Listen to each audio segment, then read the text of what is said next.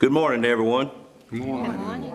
I'd like to call the Nash County Board of Commissioners June the 7th meeting to order at this time. It is customary for our board to begin each of our meetings with a prayer by a sitting commissioner, and we also like to do the Pledge of Allegiance immediately after the prayer. During the prayer, you're welcome to use this time for your own prayer. You're welcome to stand and join us with our prayer by a commissioner, or you're welcome to use it for a moment of silence, whichever you so desire. And at this time, I'd like to call on Marvin Arrington, Commissioner Arrington, to do the invocation for us, and then Wayne Outlaw to do the Pledge of Allegiance. Mr. Arrington.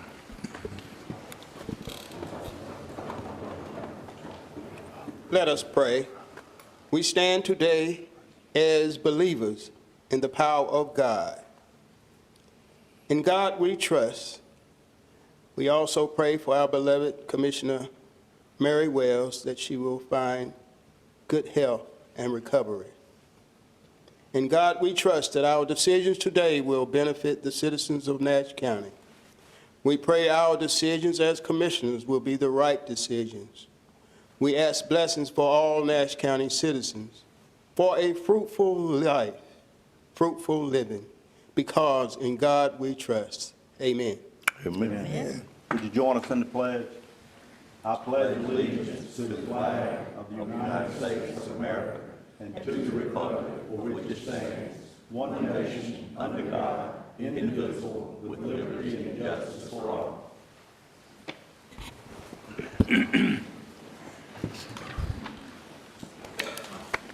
Thank you, Commissioner Arrington and Commissioner Outlaw.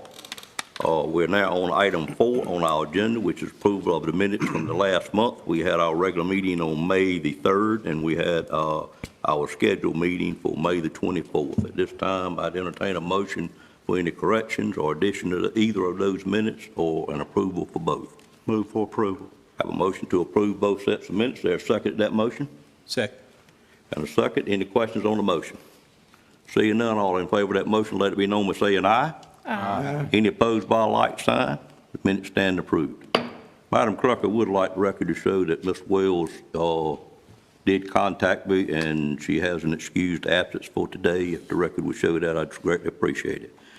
Item number 5 on our agenda is public comment section, and during this time, if there's anyone in the audience that wishes to speak on any item that's not otherwise covered on the agenda, you're welcome to come up at this time and speak. We do ask that you sign up out front prior to the meeting, and that the list is given to me.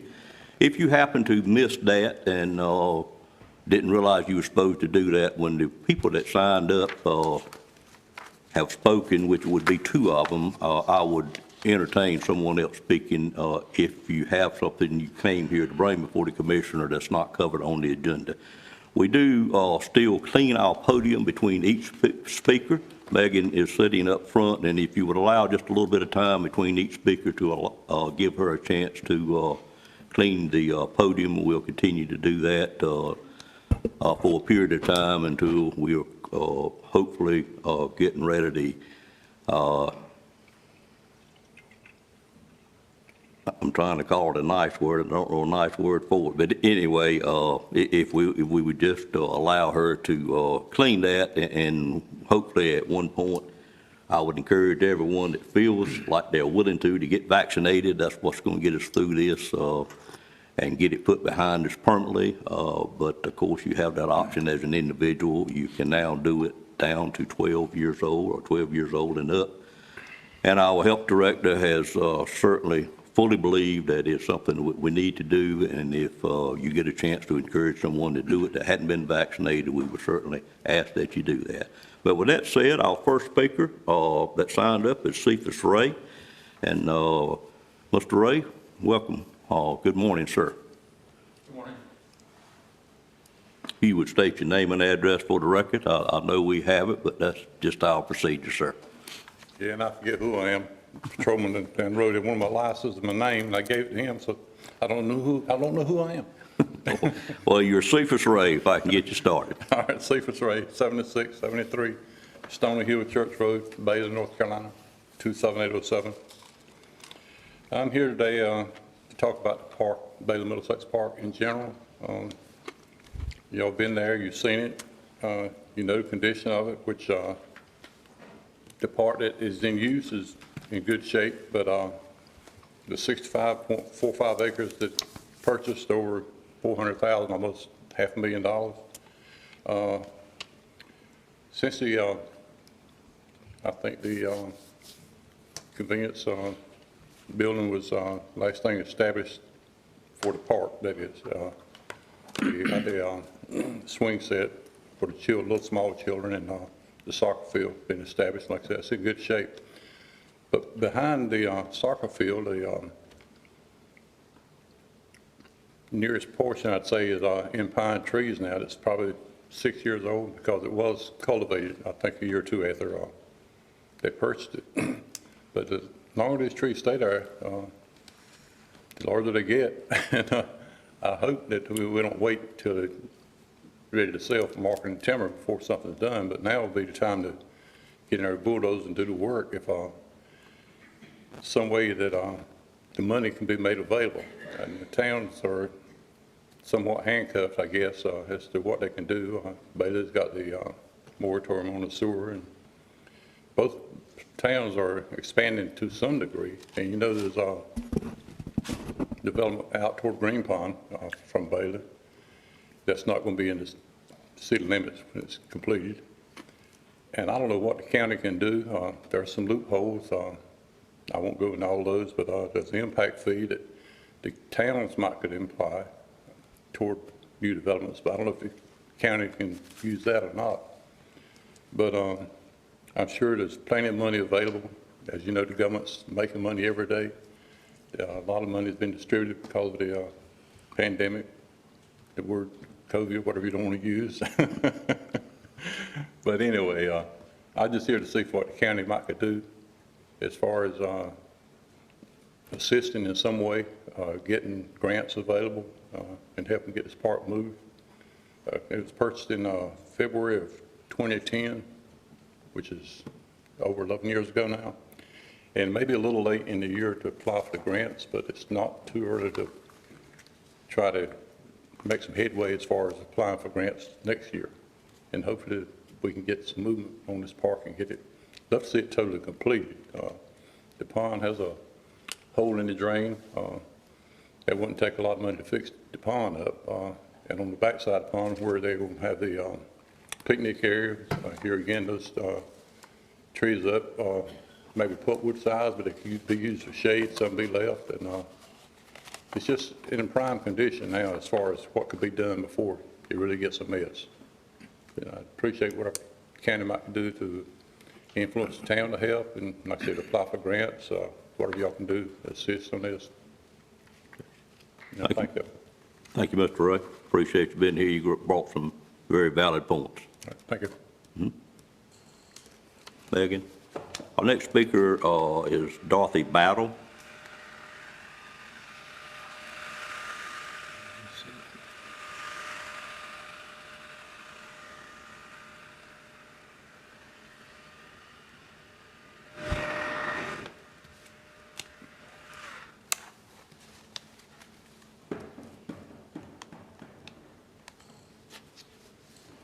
Good morning, Ms. Battle. Good morning.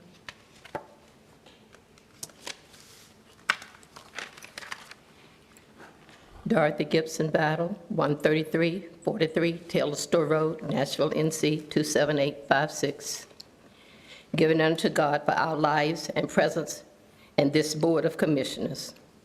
Gun violence activities continue to be paramount in the news and in our daily lives.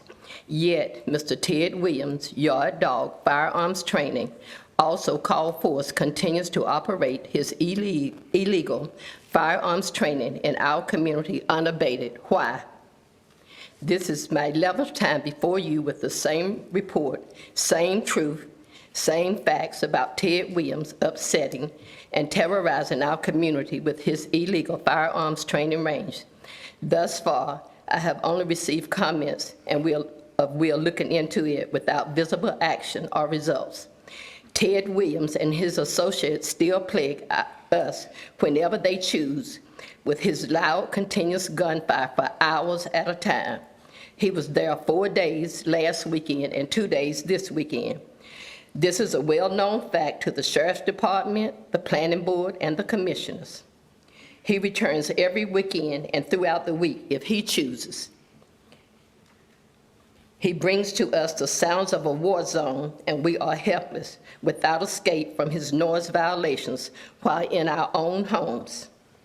He came before this board last October, and he told you he trains lawyers, judges, law enforcement, and other officials without charge.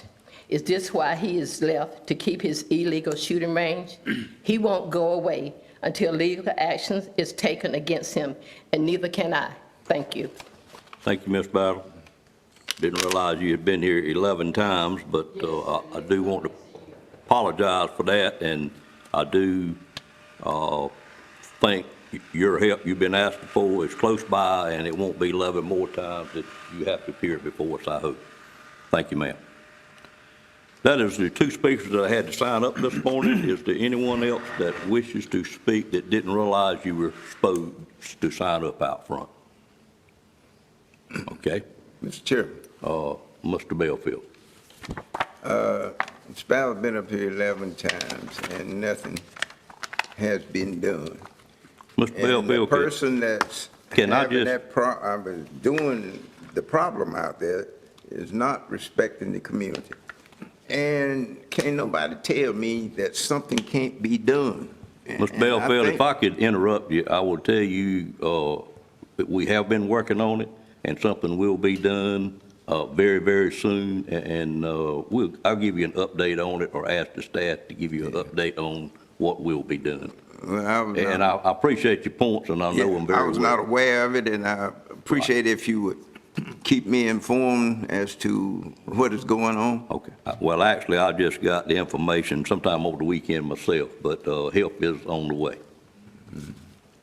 That be okay with you, sir? Oh, fine, Okay. fine. Thank you. I have no problem. I just don't, just keep coming, saying basically the same thing, and nothing has been done. It's time to act. Yeah. Well, you got to act in a legal manner. and we had to I get it understand up in that a too, row. Right. but we need to act. Sure. Thank you, sir. Point well taken.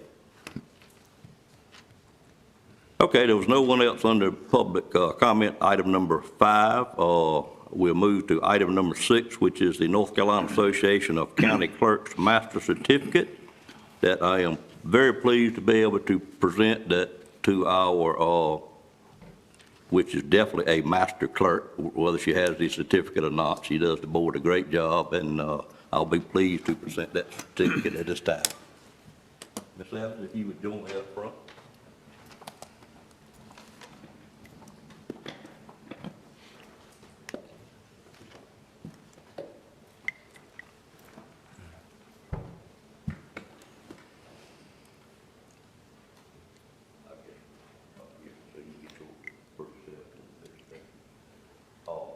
Before I read this to you, would you tell us a little bit about what it entails, how many hours and so forth you mind? I know you don't like to be in the limelight, but this is your morning, and I still appreciate the public knowing what you had to do to get this certificate.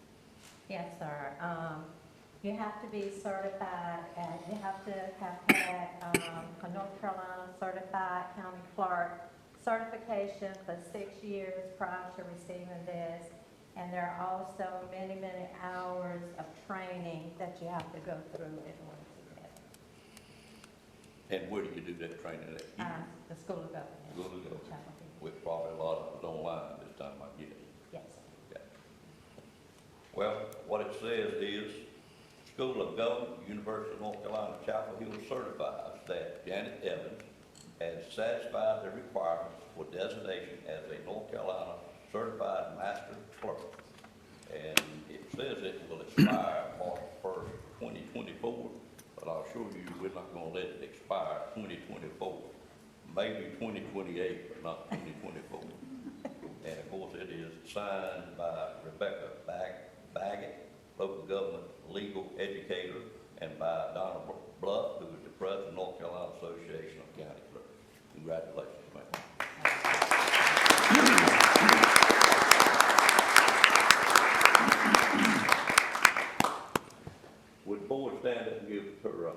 you don't mind. I certainly think she deserves it.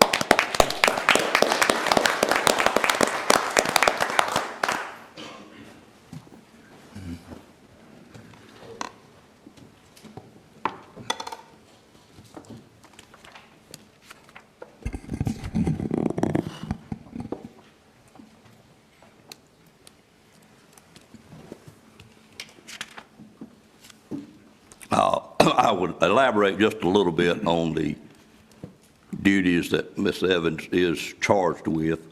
First of all, she has the 7 people that are sitting up here that she has to keep straight every day, keep us informed, keep us where we're supposed to be, tell us what we're supposed to do when we get there, give us the material that we have to have when we get there. But more importantly, I think her biggest task, and what I'm amazed at, is preparing the minutes while meetings. They always range a minimum of 100 pages. Sometimes, I don't remember the largest number, but sometimes with each quasi-judicial hearings, they may be 160, 170 pages long. What's the longest one you ever done? You probably know. This past one, 199 pages. 199 pages. She hadn't reached 200 yet, and we're going to try not to do that today, even though we got a long agenda.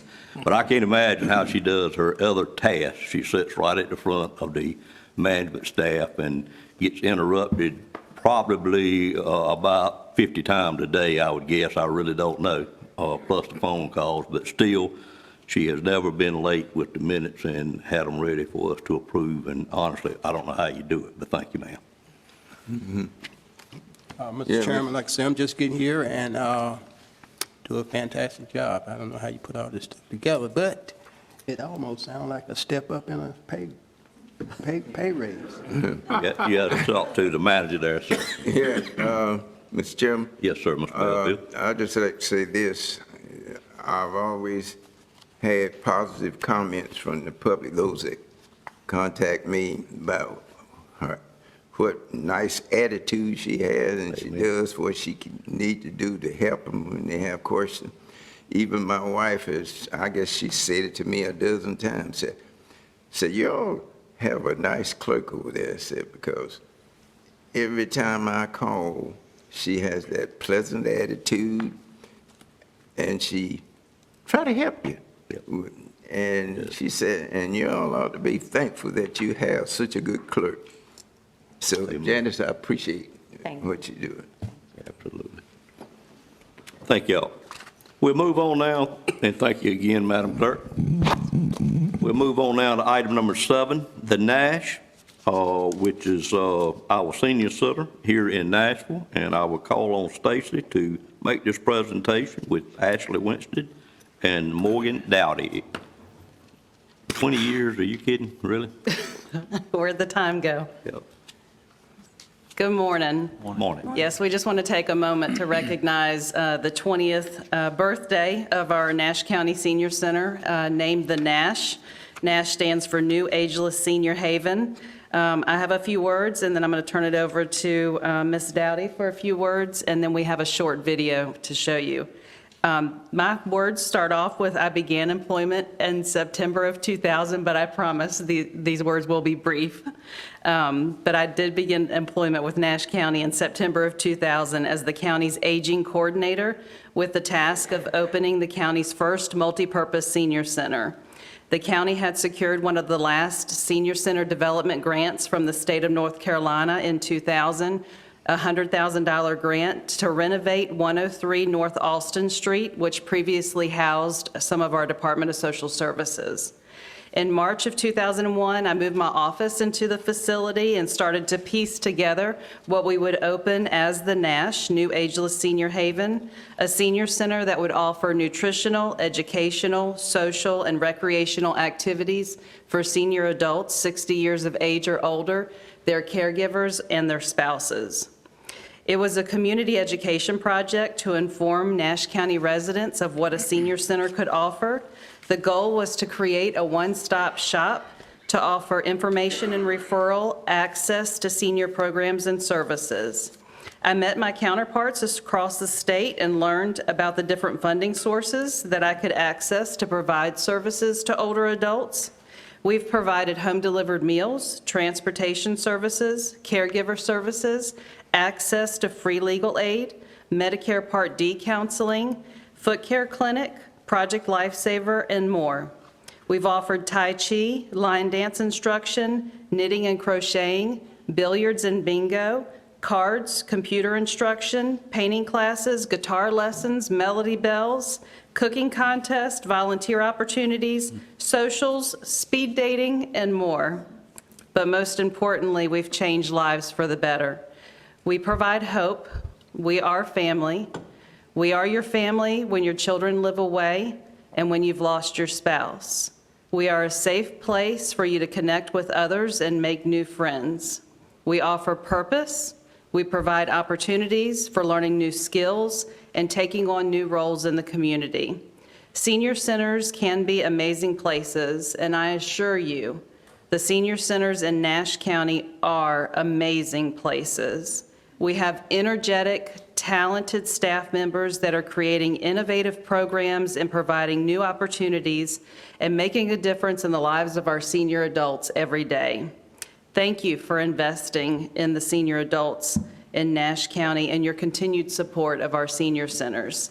Happy 20th birthday to Nash County Senior Center. In a few moments, we do want to show you a short video that Jonathan Edwards created for today. And I want you to pay close attention to a picture, a still shot that's towards the end of the video. You're going to see some seniors sitting on a couch playing melody bells. And at the very end of that couch, you're going to see a very young 8-year-old Morgan Dowdy. Morgan was raised in the senior center along with my girls, and I couldn't be more proud today that she's chosen to work with older adults as her career. We also have in our audience the rest of, or not the rest, but some of our other staff members from the senior center, and these ladies just did a phenomenal job during COVID-19 and the pandemic, and really very quickly turned it around to online, virtual, and telephone programming, and led the state as a model for how to connect with and inform seniors during a pandemic. So I applaud them. And I will turn it over to Morgan. Good morning. Morning. Everyone has the reason as to why they love what they do. I'm sure that everyone at the Nash could come up here and share the many reasons with you as to why the Senior Center is so important to them. I would like to take the time this morning to share my reason. I take it as a true honor and privilege to work at the Nash County Senior Center. Like Stacy said, I am a second-generation Nash County Senior Center employee, as my mother, Pat Dowdy, did work for Nash County from 2002 to 2007 and played a vital role in helping begin our Nash County Home Delivery Meals program. I will be having a child of my own later this year, and I cannot wait to bring my little girl to the Senior Center and watch her grow up here just like I did. I can't wait to say that we've had 3 generations of my family as a part of the Nash. When I first walked through the doors of the Nash, I was 8 years old, and now fast forward 19 years, I proudly now walk through the same doors as an employee. Oftentimes, our members will say the Senior Center is their home away from home. I can say the same, as this place has watched me grow up. The Nash County Senior Center is a special place, and I'm so thankful for all those who have played a significant role in making the Senior Center what it is today. It's truly an honor to be a part of the 20 years of service. I also want to make sure that we take the time to say thank you to Stacy for her vision and dream for the Nash. Over the last 20 years, the Nash has provided a variety of services within the Senior Center. Our SHIP program, which stands for the Senior Health Insurance Information Program, which helps Medicare beneficiaries review their Medicare junk plan. Since we began this program at the Senior Center, we have served a total of 2,535 seniors and saved them nearly $1.9 million. Our seasonal programs, such as the Thanksgiving Food Drive, the Easter Food Drive, Stockings and Santa for Seniors program, have served roughly 3,000 seniors since we began these programs in 2006. Our Operation Fan Heat Relief program, which provides a box fan to Nash County older adults who need heat relief in their home, has been able to serve 648 seniors since the program began in 2009. Pre-COVID, we had thousands of older adults who visited the Nash Senior Center within a year. We currently serve 55 homebound older adults a hot meal, and we have a dedicated group of volunteers who deliver these hot meals, but also dedicate their time to serving others through the Senior Center. We hold high honors as being a senior center of excellence, as well as being nationally accredited since 2010, and we recently submitted and hope to hold this honor for a third time. The numbers will speak for themselves, as well as the reputation that the Nash holds in the community will also speak for itself. The Nash is a place where friendships are formed, laughs are shared, and memories are made, but most importantly, everyone is a part of the family. I think I can speak for all of the staff when I say that we cannot wait to continue to serve the older adults of Nash County for many more years to come. And we appreciate all the support and guidance that is given through our commissioners, our administrative staff, and of course, the wonderful staff of the Nash County Recreation and Senior Services Department. Thank you. Thank you. In recognition of the Nash County Senior Center for 20 years of outstanding and dedicated service to the older adults of Nash County, we present this to our county commissioners on June the 7th, 2021. Thank you. Thank you.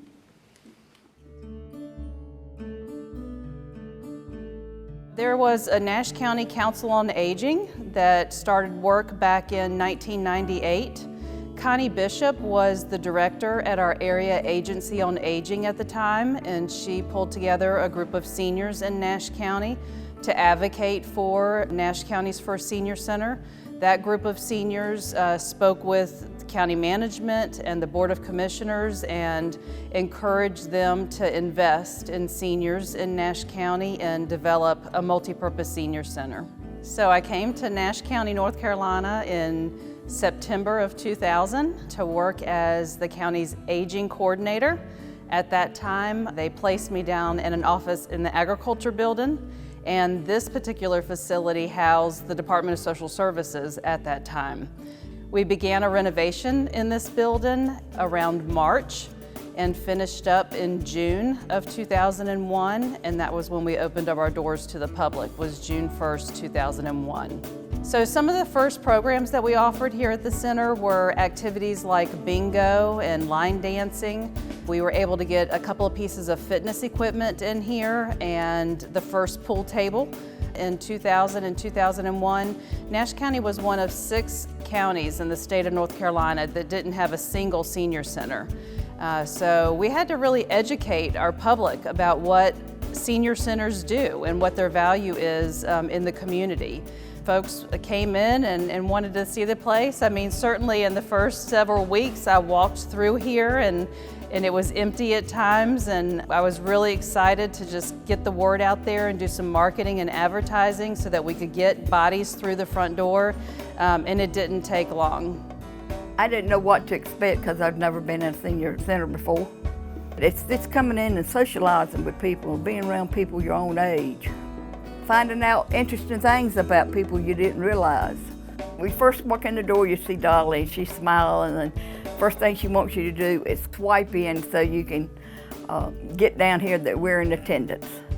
My favorite part of my job is talking to people, and that helps perk them up because a lot of people are very lonely.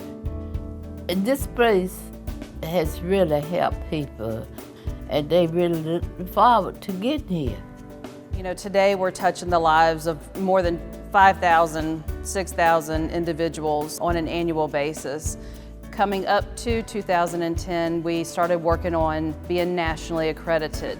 And so Jamie Wilson was working with me at that time. Jamie was our senior center coordinator for about 8 years, and her last goal before she left us was to make sure that we got nationally accredited in 2010. And so we made that achievement, and at that time we were one of only 3 senior centers in the state of North Carolina that was nationally accredited. And then we got reaccredited in 2015. So we're hoping by the summer to get the official word that we are reaccredited again for another 5 years. And we're very proud of that accomplishment and that standard that we keep for our seniors. When they fixed this space for the seniors, you couldn't ask for no better place because they don't realize, I don't know where Stacy and all the rest realize how much this place has helped everybody. Even me, even working. I said, I work, but it's my recreation too. I'll be glad when July the 7th comes when they open back up. and people can come back in and see each other. Come on back, feel comfortable. You're gonna be glad you did.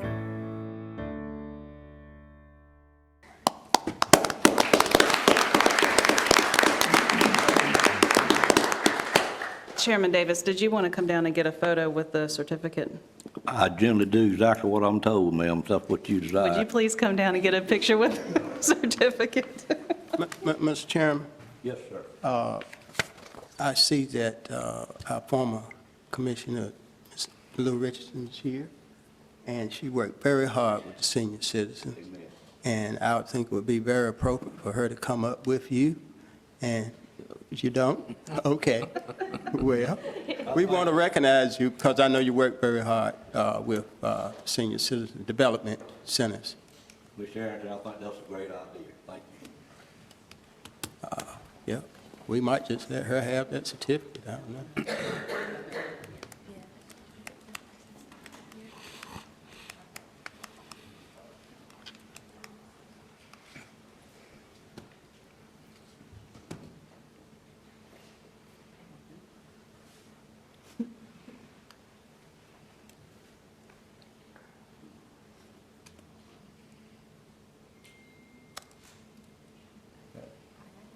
Thank you.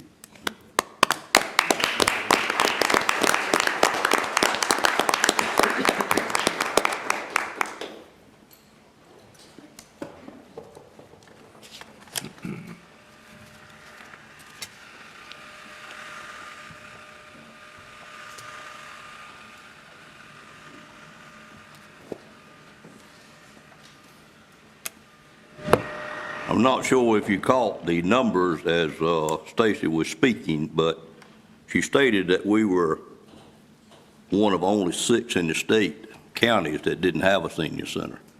She also stated that we were only one of 3 when we got accredited.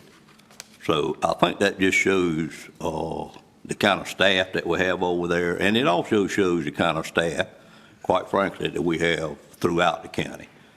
And this board is very aware of the staff that we have. We're very appreciative. And quite frankly, I said it not too long ago in something I was talking at, that it really makes our job as a board pretty darn easy just due to the staff that we've got. Stacy, I appreciate it. I know that was your baby, so to speak. And quite frankly, I enjoyed the picture, seeing what you look like then versus what you look like now. Might need to go back and look at my own self sometimes and see that time when I did not have gray hair. But I do want to thank you on behalf of the board of what you and your staff have done, and I know it's brought a lot of good things through the county. Okay, any other commissioner wish to say anything, or we good? Job well done. Amen. And it was needed. Oh, it was definitely needed. It Yeah, started by the some time say- I became a commissioner, but, or just before, really. But I'm certainly have seen the joy that it has brought over the years. I do have one question, if you don't mind. What is speed dating? Morgan? Morgan? Well, we have a program, so like if you're single or ready to mingle, or if you just need like a girlfriend or a boyfriend, just not boyfriend actually, but like someone just to hang out with. We just kind of create a space that's welcoming for them to kind of just hang out and get to know each other and all that kind of stuff. Okay. How neat. I appreciate the explanation on it. Could Ms. Dowdy introduce the other members of the? Yeah, I was fixing to ask you to have the rest of your staff to stand up if you would. I know you had some more here. Well, this is Tamika Hill's first day with the senior center. Well, welcome to Nash County then. I've been here 17 years, just first day. Oh, okay. Tamika is our senior services coordinator, so she'll work with our home delivered meals program. Wendy Perry is our senior services supervisor, so she's in charge of home delivered meals, Project Lifesaver, all that fun stuff. And then Sandy Richardson is our activity specialist, so she helps plan all the programs and activities at the Nash. Good. Thank you. Thank you, ladies, for being here.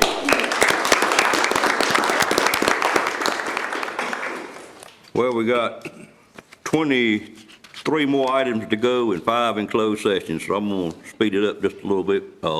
Not quite yet. We still got 2 more good things coming to us, and then we're going to speed it up some. But item number 8 on the agenda is the Sheriff's Office presentation of the Old North State Award to another retiring employee, Deborah Tyson from the Sheriff's Department.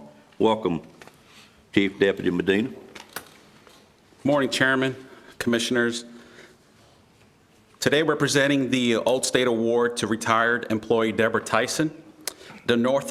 The Old North State Award can be made for individuals who have 20 years or more of service in the state of North Carolina.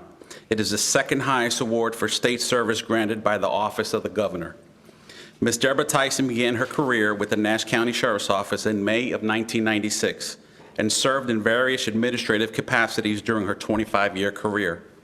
During her tenure, Ms. Tyson managed jury summons, eviction letters, executions, tax warrant letters, sheriff standards requirements, and entered training records for detention officers, deputies, and civilian employees. Ms. Tyson served as the administrative assistant for Sheriff Jimmy Grimes and Sheriff Dick Jenkins from 2004 to 2014. Ms. Tyson is married to Tracy Tyson, an employee with Braswell Family Farms, and has 1 daughter, Joni Carey, and 1 grandson, Colin. Ms. Tyson wanted us to ensure we knew that Colin is her favorite little guy. Last, Ms. Tyson has no immediate plans for retirement with the exception of getting to the ocean a bit more this summer with the family for some fishing. And I present to you Ms. Deborah Tyson.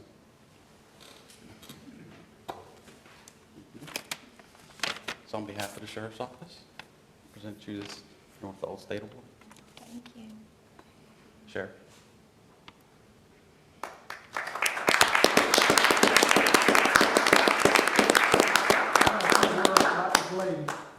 She has worked diligently, keeping up with the standards in this office. Nobody knows how important a standard is until a deputy has lost his, or there's something sitting in where his certification is revoked. We've never had that issue, and I want to thank you for service you did. You did a good job.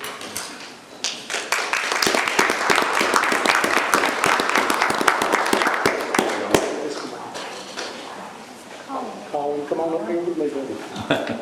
Trying to recruit you, deputy.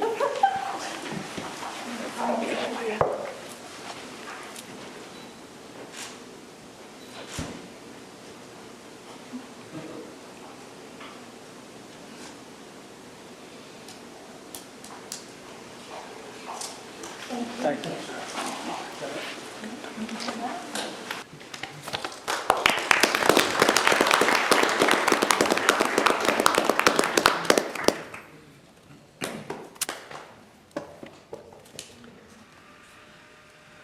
Sheriff, I have you next on the agenda.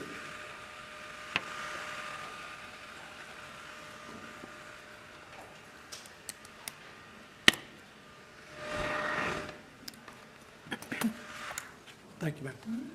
Welcome, sir. Thank you. Glad to have you here this morning. Thank you. Thank you. I wanted to come by and talk about the budget a minute. I want to thank the commissioners for what you did on the budget this fall with the Sheriff's Office. And also, I'm excited about the pay study that we're going to do, that is going to be implemented, I think, in July. I don't know the dates on that. I refer to Mr. Lamb. I think we're going to start it a whole lot sooner than that. We can put the RFP out as soon as possible. Okay. Okay, so close to that. Sure. Also, the 3% raise for the county employees, I know they appreciate that. That will go a long ways. What I wanted to touch on today is where we're at in law enforcement and our deputies' pay. I understand that a pay study is going to be done, and I thank y'all for doing that. We did an in-house pay study and found that we were actually pretty well far behind other agencies in the area.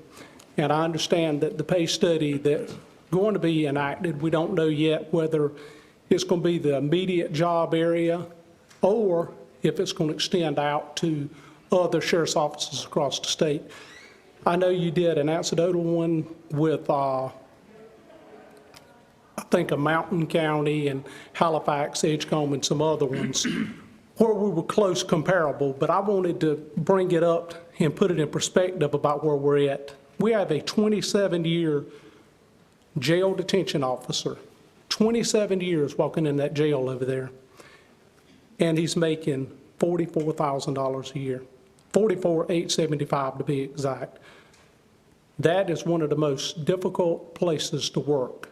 We're short over there at this time, thanks to the county manager, that we're using the lap salary money to be able to bring officers in, because it's difficult to pay a detention officer and very difficult to keep them. We're going to need 25 more detention officers to man this detention facility when we're up and running with the upgrades that we did. We can't even keep them now. I've been asking to bring their pay up to what a deputy's making so that we're in line of being able to keep people. I'll echo the words the governor used on Friday. He says the public expects and demands professional law enforcement. The expectations of law enforcement is more than it's ever been before, and it is scrutinized more than it's ever been before.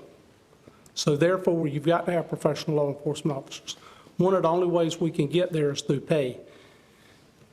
He said one of his missions is to increase the pay on his state law enforcement officers and enhance their benefit packages. I commend him for that, for he understands. Right here in our home, we've had 2 deputies that lost their life.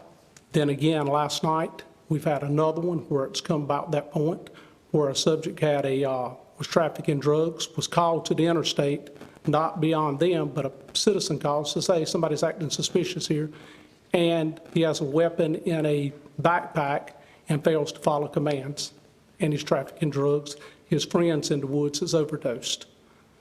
You know, we're in a trying time across America. You can see what's going on, and it's demanding public to have better law enforcement officers, better training.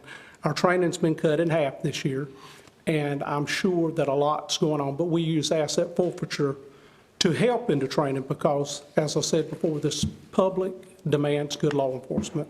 To put it in perspective of where we're at, we're about 15% behind City of Rocky Mount in pay. We're about 20% behind overall pay of Wilson. And furthermore, looking at it, a police officer here in Nashville is only making a few $1,000s less than what one of our guys here is making after 14 years. A tenured deputy here is making $45,336. We don't have any mechanisms in place to be able to move them forward as positions like police officer 1, police officer 2, police officer 3. I've got 4 in the process right now with the highway patrol. We train these people, and it costs about $70,000 to train them, and then we'll lose them.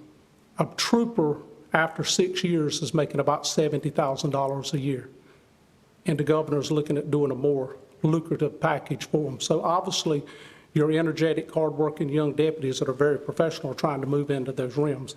I want to be able to compete with that.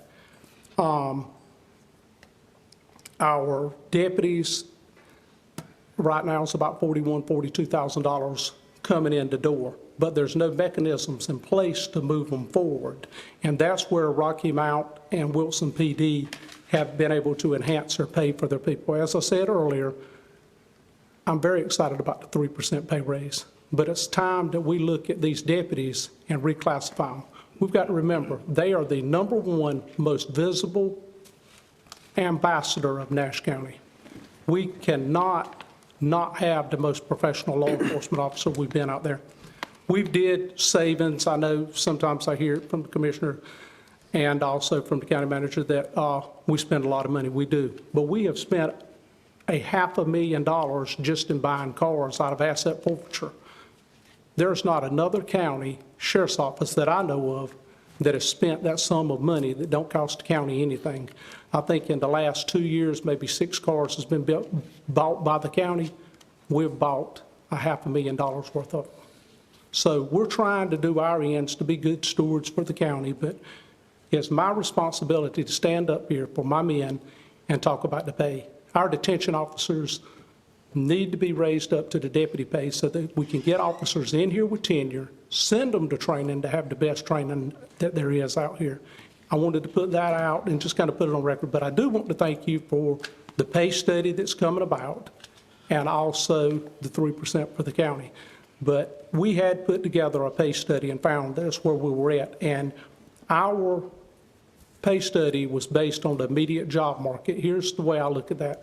Where a deputy sheriff can leave here today with the same certification and go to Wilson or drive to Rocky Mount and make more money than that. Or if they go to Wake County, which we did not incorporate, make a whole lot more money. But it's very feasible they can drive to Wake Forest or other places where they're making $55,000, $60,000 walking in the door, $10,000 more. But we have dedicated deputies that work every day, very trained, very professional, and I want to maintain those employees. But I want to thank y'all. Thank you, Sheriff, for being here this morning. And on behalf of the board, I do appreciate your cooperative spirit in coming and speaking to us. I'll assure you we'll get the pay study done, and the board will look at it very carefully. We hear you loud and clear. Thank you. I'm not able to make any commitments, as you know, this morning on behalf of the board, but we take you seriously, and I think the thing that's most appreciative is your cooperative spirit that you bring this morning. Thank you. Well, y'all have been good to the county, and I just want to continue that, but I think we need to be moved forward with the deputies reclassification. Thank you, sir.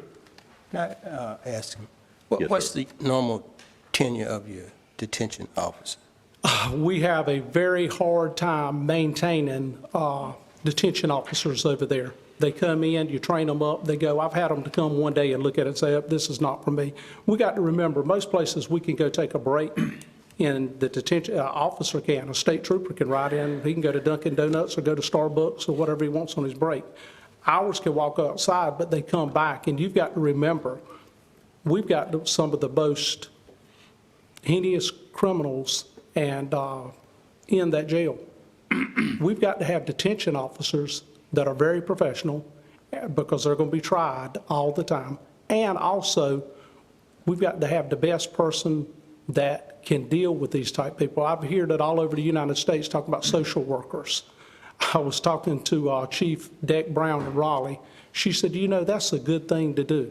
She says, but just as this mental subject on Friday or last week, whatever day it was, shoots the deputy sheriff outside, and they have to use the patrol car as a shield to go up and get him as he's bleeding to death there. She said, law enforcement, there's a place for it. Well, I can tell you, there's a place for these detention officers too. And during COVID, we didn't get to go home. They didn't get to stand back and wear masks and do things of that nature to protect themselves. They put a mask on, and they had to be right there with anything that come before them. They're true heroes. As I was thinking about it yesterday, looking at D-Day and Operation Overlord, look at those true, proud soldiers that stormed that beach in Normandy. We're losing them every day. Okay. And we always wish what we could have did more for them. I know I do, and most people do, and there's Nash County people that we lose every day was in World War II. But there's another true hero. It's these law enforcement officers, EMS workers, firefighters that's doing it every day. And the one that we forget a lot is that detention officer. Because if they're not in there doing their job, as we know before, they'll be scaled a fence and be back out there in the community. So to answer your question, we have probably out of 5 that will be hired, will make it to that 5-year mark. And, a lot of it goes to training, but you can't train when you're short-staffed. As we're a shift short now, with this new addition of this jail, will be 25 more officers, which is very needed because these people need to be locked down and not in these settings that we discussed before. So hopefully, if we can get better packages, as the governor said, and better pay, that will entice better employees that want to come in and do this. And then, as with the Highway Patrol, I was there for 30 years, you don't have much turnover with the Highway Patrol. Just because they get a good pay, they get good equipment, and I would say that most of the troopers that go through school end up staying that 5-year mark, and a lot of them go into retirement. We need to work towards that as county law enforcement and county detention. Okay, during the pandemic, did you, let's say all of them are essential workers, but did you have say the area that you would say more essential worker that were more direct contact with, inmates? Possibly contaminated people, sure. They were there with these people all the time. We had an outbreak in the jail. We didn't get to go home. We had to stay there. Same thing with our EMS people. I'm going to echo the same words for those. You know, they got to respond to that. Law enforcement, we got to respond to that. In the bad situations, our public service workers have to be there. And that's the reason I'm pushing, you know, but they got to be compensated. All right.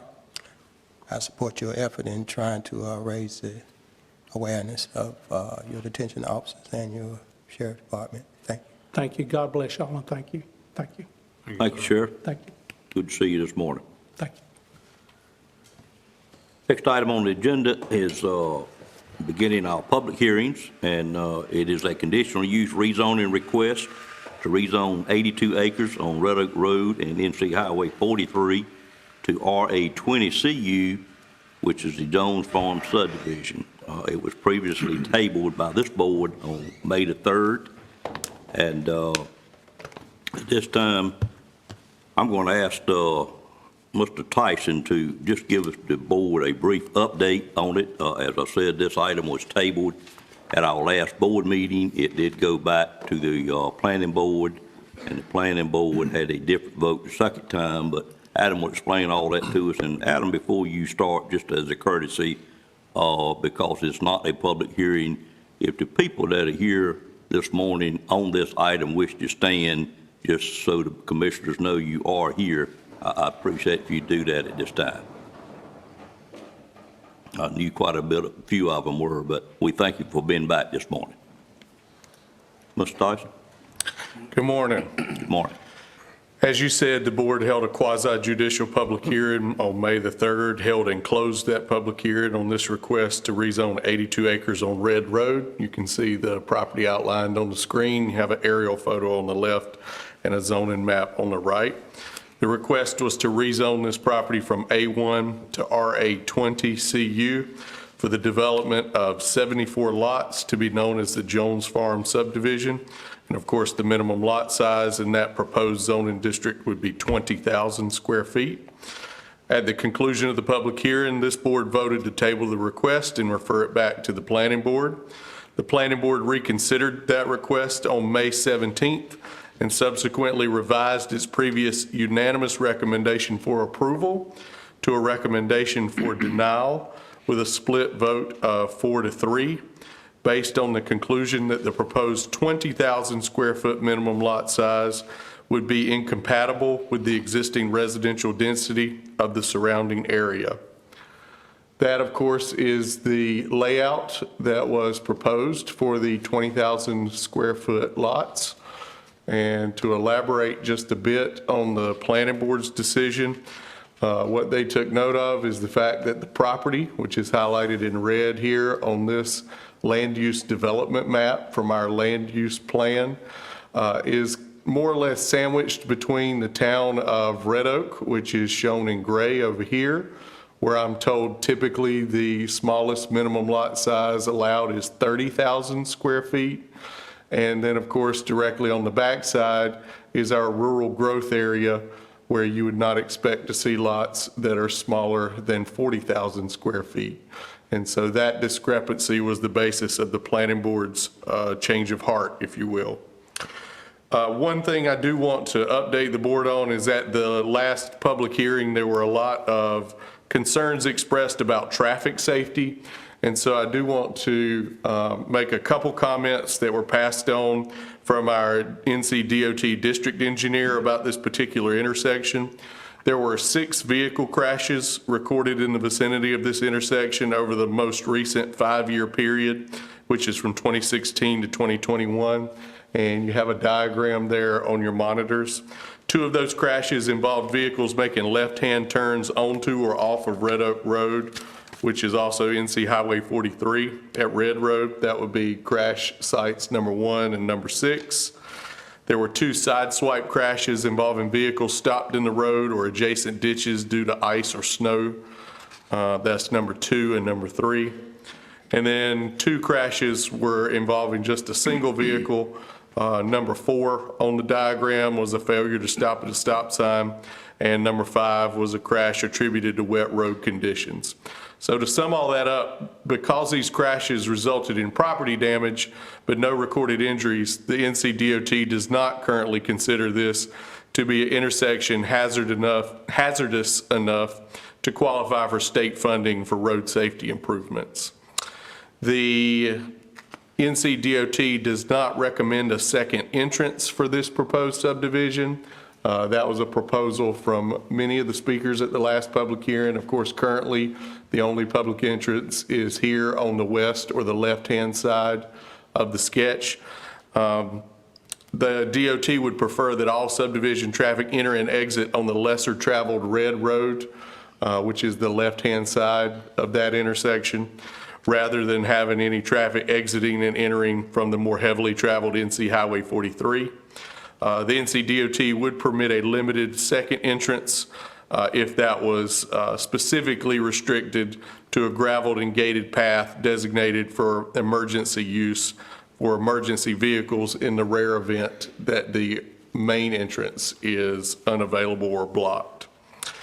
And then finally, the NCDOT performed an updated traffic count on May the 4th, the day after our previous public hearing, near the proposed subdivision entrance. They recorded 766 vehicle trips per day. They compare that to a historical traffic count from 2019, which had 750 vehicle trips per day. And based on those two counts, they determined that a new turn lane would not be necessary at the Red Road entrance, and that they typically do not consider new turn lanes with locations fewer than 4,000 vehicle trips per day. And so I just wanted to provide some context from the DOT to both the board and the public for the concerns that were related to traffic safety. The board has the remainder of the original report at your disposal in the agenda packet. This will be a 3-motion process. The board will need to first adopt a consistency statement in the decision, and then secondly, approve or deny the zoning map amendment, and finally, approve or deny the conditional use permit. And other than that, I will be glad to take the board's questions. Any questions, Mr. Tyson, at this time? Seeing none. Yes, sir, Mr. Anderson. Any communication with the developer? I'm going to take care of that in just Okay. a second All right. after I clear his Okay. presentation. Thank you, Mr. Tyson. For our board, I want to make sure we understand what we have before us today and what our options are. First option we have, of course, is to approve the request to rezone the property to the R20 CU as brought to us last month. And that's what we have before us today to approve. Our second option, of course, is to deny the request, which would start the whole process back over by the developer if he wished to come to us again with something else. And of course, it would further delay the petitioner on this particular item. The third request, as I understand it in discussions with Mr. Tyson and the attorney, is that we do have an option to do something other than R20CU that is less intense than what R20CU is. I do want to say that I got a call from the developer or one of the developers, Mr. Rose, on this item after the public hearing was conducted. It was a matter, he called me beforehand, and as many people did, many of us on the board, I wasn't able to talk to him about it because it was quasi-judicial and you just can't discuss it. But after the public hearing was conducted by this board, Mr. Durham advised me that I could discuss it with him after the public hearing. So I did have a discussion with Mr. Rose about that, and he decided that if possible, he would like to do something different than the R20CU and wanted to see if he could do it in a way that wouldn't delay him any further, of course. So his representative, I don't see any of the developers here, but his representative is here. Kevin, are you prepared to tell us what that is? I don't think I should be doing it, what the proposal is. And of course, since it is a CU and we would require to see a plan that would tie it to a plan. I hope we have something available that this board could potentially look at, because as we all know, if we were to change it to, say, an R30, for instance, it could still be developed pretty much as drone, because you could cluster this particular thing because you have a lot of extra land, and it could still be developed as R20. But, Mr. Varnell, if you don't mind, let us know what your client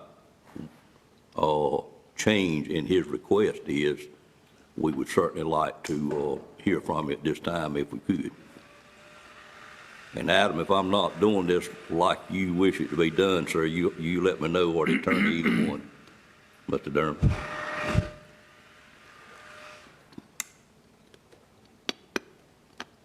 If you would state your name and address for the record, and I'm assuming you're here with authority to speak for. I am. My name is Kevin Varnell with Stocks Engineering, representing the developer, and our address is 801 East Washington Street, Nashville, North Carolina. Mr. Chairman, just like you mentioned, after the meeting, we went back to the developers and just kind of discussed a few options. And what we have decided to do was to request the commissioners to change our application to a R30 CU, which is a conditional use as well. And we have provided a revised map to the planning department. If Adam can bring that up. I know there were some concerns about potentially doing a cluster subdivision and still allowing the same number of lots with the same layout. So this layout provides all 30,000 square foot lots minimum. All of the lots are 110 foot wide, which exceeds the county's minimum for the R30.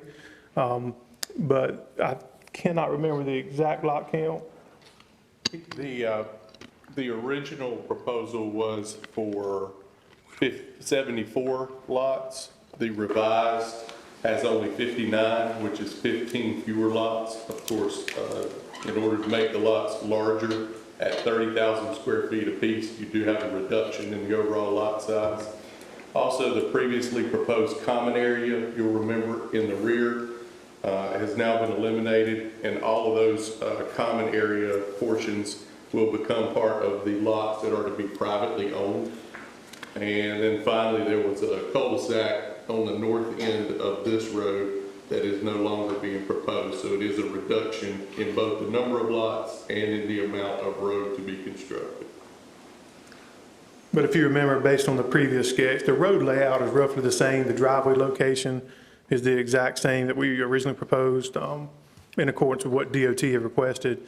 So the road layout is roughly the same. It's just the lot layout is slightly less, I guess, intensive than what we had originally proposed. Mr. Varnell, do you still have the same number of lots fronting on Highway 43? We do. So originally we had three before. large lots there. Right. And just to get the general layout of the parent tract ends up where you have that triangle shaped piece that's left at the end. So the same lots there were the same on the previous map. I'll also note for the board that the RA30 zoning district, as the chairman noted, is less dense and therefore less intensive than the previously proposed and considered RA20 zoning district. And both the RA20 and the RA30 have substantially the same land uses. So there's not a meaningful difference in the types of land uses that can be permitted within the original proposal and the revised proposal. Any question from board members? We really need to understand what they're proposing now versus what we had before. But I'm assuming, Kevin, since these are 30,000 square foot lots, all these still have individual driveways. Correct. Okay. That's right. Okay. So I guess the only three that you're concerned about are the ones at front 43, and that's the same as it was on the previous development. And then all the other ones are internal to the subdivision. Okay. the real question, there are no shared driveways. That's correct. That's correct. Yep. Other questions, Mr. Arrington, I know you know this, but it's your district, and do you have any questions about it? We don't normally get a change this significant at our meeting, but it was one way of not having to start the whole process over again. I think is the way your client looked at it. That's right. No question, you explain. Thank you. Mr. Chairman, is this the right plat? The one on the, It is. Got the initial one, the new one's on the screen. That's the original. I don't think so. What you've got here is not what's up there. Really? We can't read, hardly read that, so, Mr. Lamb, I don't know whether it's right or not. Oh, I see, I got it. Okay, I'm sorry. But it's a reduction of 15 lots, is what I heard. That's correct. Okay. Any questions? Thank you, Mr. Thank Barnett. Adam, do you, excuse me just a minute, Adam.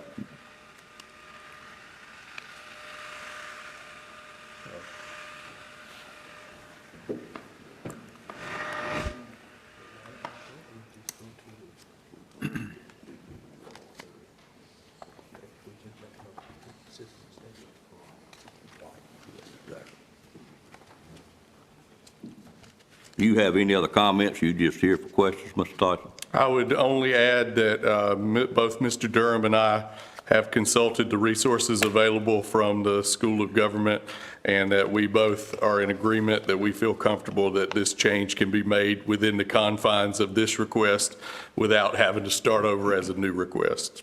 Okay, thank you. Other questions of Mr. Tyson? Thank you, Mr. Tyson. As Mr. Tyson said, or I said earlier, we will not have another public hearing on this item. So we're now down to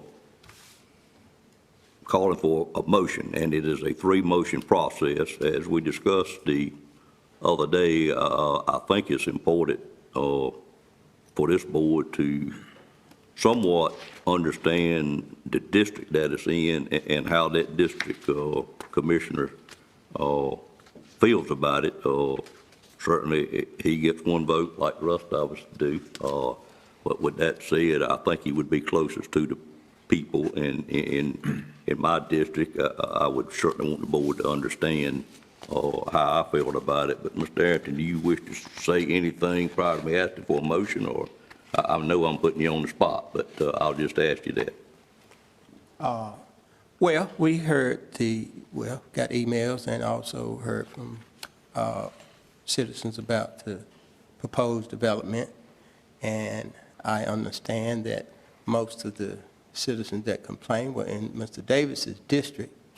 And this new development would be really new citizens in District 1. But I understand that the concerns that the citizens on the other side within Red Oak have about R20. So we have taken those considerations in our decisions and the process that we have taken. Thank you, Mr. Arrington. The first notion I would need is a call for a motion for adoption of a consistency statement A or B, and at this time, I'd entertain a motion. Mr. I'll Chairman. make a motion to adopt the consensus statement. Is this as revised? It's really not revised on consistency statement. There will be some revisions in the second two motions, and I'll highlight those as we get there. Right. In the consistency statement, there's no need to make any edits. You can go for A or B as written. Okay. All right. I have a motion for consistency statement A and the reason stated under consistency statement A from Commissioner Arrington. Is there a second to that motion? I'll second. Okay, second by Commissioner Belfield. Any questions on the motion? I want to be certain we all understand what we're doing. Seems like we do. Okay. All in favor of the motion, let it be known by saying aye. Aye. Any opposed by a like sign? That motion carries. The second motion that I need is a motion to approve or deny the zoning map amendment. And Mr. Tyson, if you would just let the board know what changes would entail from what we have presented in the original documents versus what we would actually be doing this morning with the R30 CU. So for the record and to assist the clerk with the minutes, If the motion is to approve the zoning map amendment, then that would be subject to a revision of the very last line, substituting RA 30 CU, single-family residential conditional use, in place of where it says RA 20 CU, medium-density residential conditional use. So it is simply changing the zone at the end of the motion to RA 30 CU, single-family residential conditional use. Mr. Tyson, which motion would tie it to the new map that we have to be clear that we wouldn't have clustering? That would be under development conditions, and we'll handle that in the third motion. What I thought. I just wanted to be sure. All right, this time I'd entertain a motion to approve or deny the rezoning map as amended. Mr. Chairman, I make a motion that we approve the rezoning map as presented as R30CU. Okay, have a motion. Is there a second to that motion? Second. And second by Commissioner Combs, and that would include those items listed under there. Any questions on that motion? All in favor, let it be known by saying aye. Aye. Any opposed by a like sign? Motion carries as well. Third motion that we need is to approve or deny the conditional use permit. And Mr. Tyson, if you could tell us that change. So there are two sections under this motion. If the motion is to approve, you'll be doing it subject to 5 conclusions with supporting findings of fact. Those do not need any revision. But under development conditions, I would suggest that condition number 1 be revised to read, the subject property shall only be developed in accordance with the subdivision sketch plan approved June 7th, 2021 for the Jones Farm subdivision that does not utilize the cluster development option. And I would also recommend a revision to item number 2 under development conditions, which again is just a switch out of the name of the zone. We would change it from RA 20 medium density residential to RA 30 single family residential. And so that would be a slight revision to development condition number 1 and number 2. All right, I'd entertain a motion at this time to approve or deny the conditional use permit with the changes as outlined by Mr. Tyson. So move, Mr. Chair, that we approve the rezoning permit to revise the proposed property to not allow cluster. Okay, have a motion. Is there a second to that motion? It's 1 and 2. Second. Second by Mr. Belfield. Any questions on that motion? All in favor of the motion, let it be known by saying aye. Aye. Any opposed by a like sign? Motion carries as well. And I do thank the people for being here, been involved in this process. I do hope that y'all understand it was the developer that requested this change, and it may not be exactly what you want, but it is an improvement over what it was to start with. Thank y'all for being here again.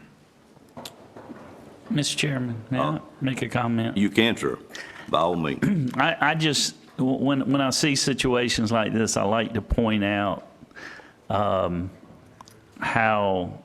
government is supposed to work.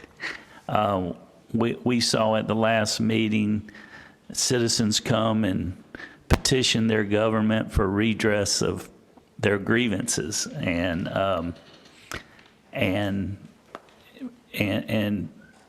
it's such a healthy thing that that they came and spoke and let the commissioners know their opinion. As a student of political science and public policy, this could almost be a textbook case of how things happen. I also want to thank the developer who probably didn't have to compromise, yet he was willing to compromise for the good of the community and to keep people happy in his community. And again, whenever you get this interaction of citizens and government and, in this case, a developer, and it comes out with a solution that everyone hopefully can live with, I think it just says a lot about our democracy. Thank you. Thank you, Mr. Lamb. Your next career must going to be a professor somewhere at the School of Government, maybe. Yeah. I did teach a course at Duke in politics and policy process, so that's sort of related. Thank you, sir. That was my intent when I offered a motion for the two sides to get together and work on it and come to a solution. Thank you, Mr. Bellfield. They don't understand that in Washington with the Congress, which it ought to be dissolved. You don't really need it because they can't work together. Well, I have a long agenda and a board that likes to get out of here before 5:30, so I'm going to keep moving, but your comments well taken. I won't comment on what you had to say there. Everybody okay to keep moving, or we need a break here? You okay? All right, we'll do another quasi-judicial hearing. It's item number 11 on our agenda, which is a request to reissue expired conditional use permit CU 040801 of the Old Spring Hope Road Phase 2 subdivision. Mr. Tyson, what you got here? The subject property is 49.5 acres. It is outlined in red on both the aerial photo and the zoning map before you. It is owned by, today, Williams Builders of Rocky Mount, LLC. It's on the southeast side of East Old Spring Hope Road. The town of Nashville would be to the west and the city of Rocky Mount to the east. This site is part of a larger 74-acre tract of land. You can see it in this light-colored, light green triangle is the entire 74-acre tract of land that was rezoned by the Board of Commissioners way back in September 2004 to R20CU. That was based on the availability of Rocky Mount Municipal Water Service, which comes, of course, from the east and then turns down Old Spring Hope Road. The site was rezoned specifically to authorize the development of the Old Spring Hope Road subdivision. In order to secure access to that municipal water service back in 2004, the previous landowner petitioned the city for voluntary annexation of the property. And although annexation has not occurred yet, it does appear likely once the entire subdivision has been constructed. You'll note that Phase 1 of the Old Spring Hope Road subdivision already exists. That was recorded in April 2008. It's 14 lots that are directly along Old Spring Hope Road. You see them here, and then a few more on the north side of the subject property. And then there are 10 lots around what was then the newly constructed Eggers Road right here. And so all of these lots and these consist of Phase 1 that was recorded in 2008. However, because of the economic recession that began in 2008, those lots remained undeveloped until residential construction began just about 2 months ago, and that is currently underway on the Phase 1 lots. The subject property is undeveloped and partially cleared. It's located in the Tarpam River Basin, the WS4 PA Watershed Protection Overlay District. It is not in a regulated floodplain, and the prospective developer, you'll see, has identified the locations of the existing wetlands and the riparian stream buffer areas that will need to remain undisturbed. The property is also immediately adjacent to the railroad right-of-way along its southern boundary, and so that would be down here is the existing railroad line. The zone is a conditional use zone, and so of course all development within a conditional use zone must be specifically authorized by the issuance of a conditional use permit. The zoning that was done in 2004 stands, but what the board is being called upon to do is to renew the conditional use permit that goes hand in hand with that zoning. And of course that old permit expired after development on Phase 2 was discontinued for a period of 1 year, and it's been multiple years since then. So the reissuance of this conditional use permit is required.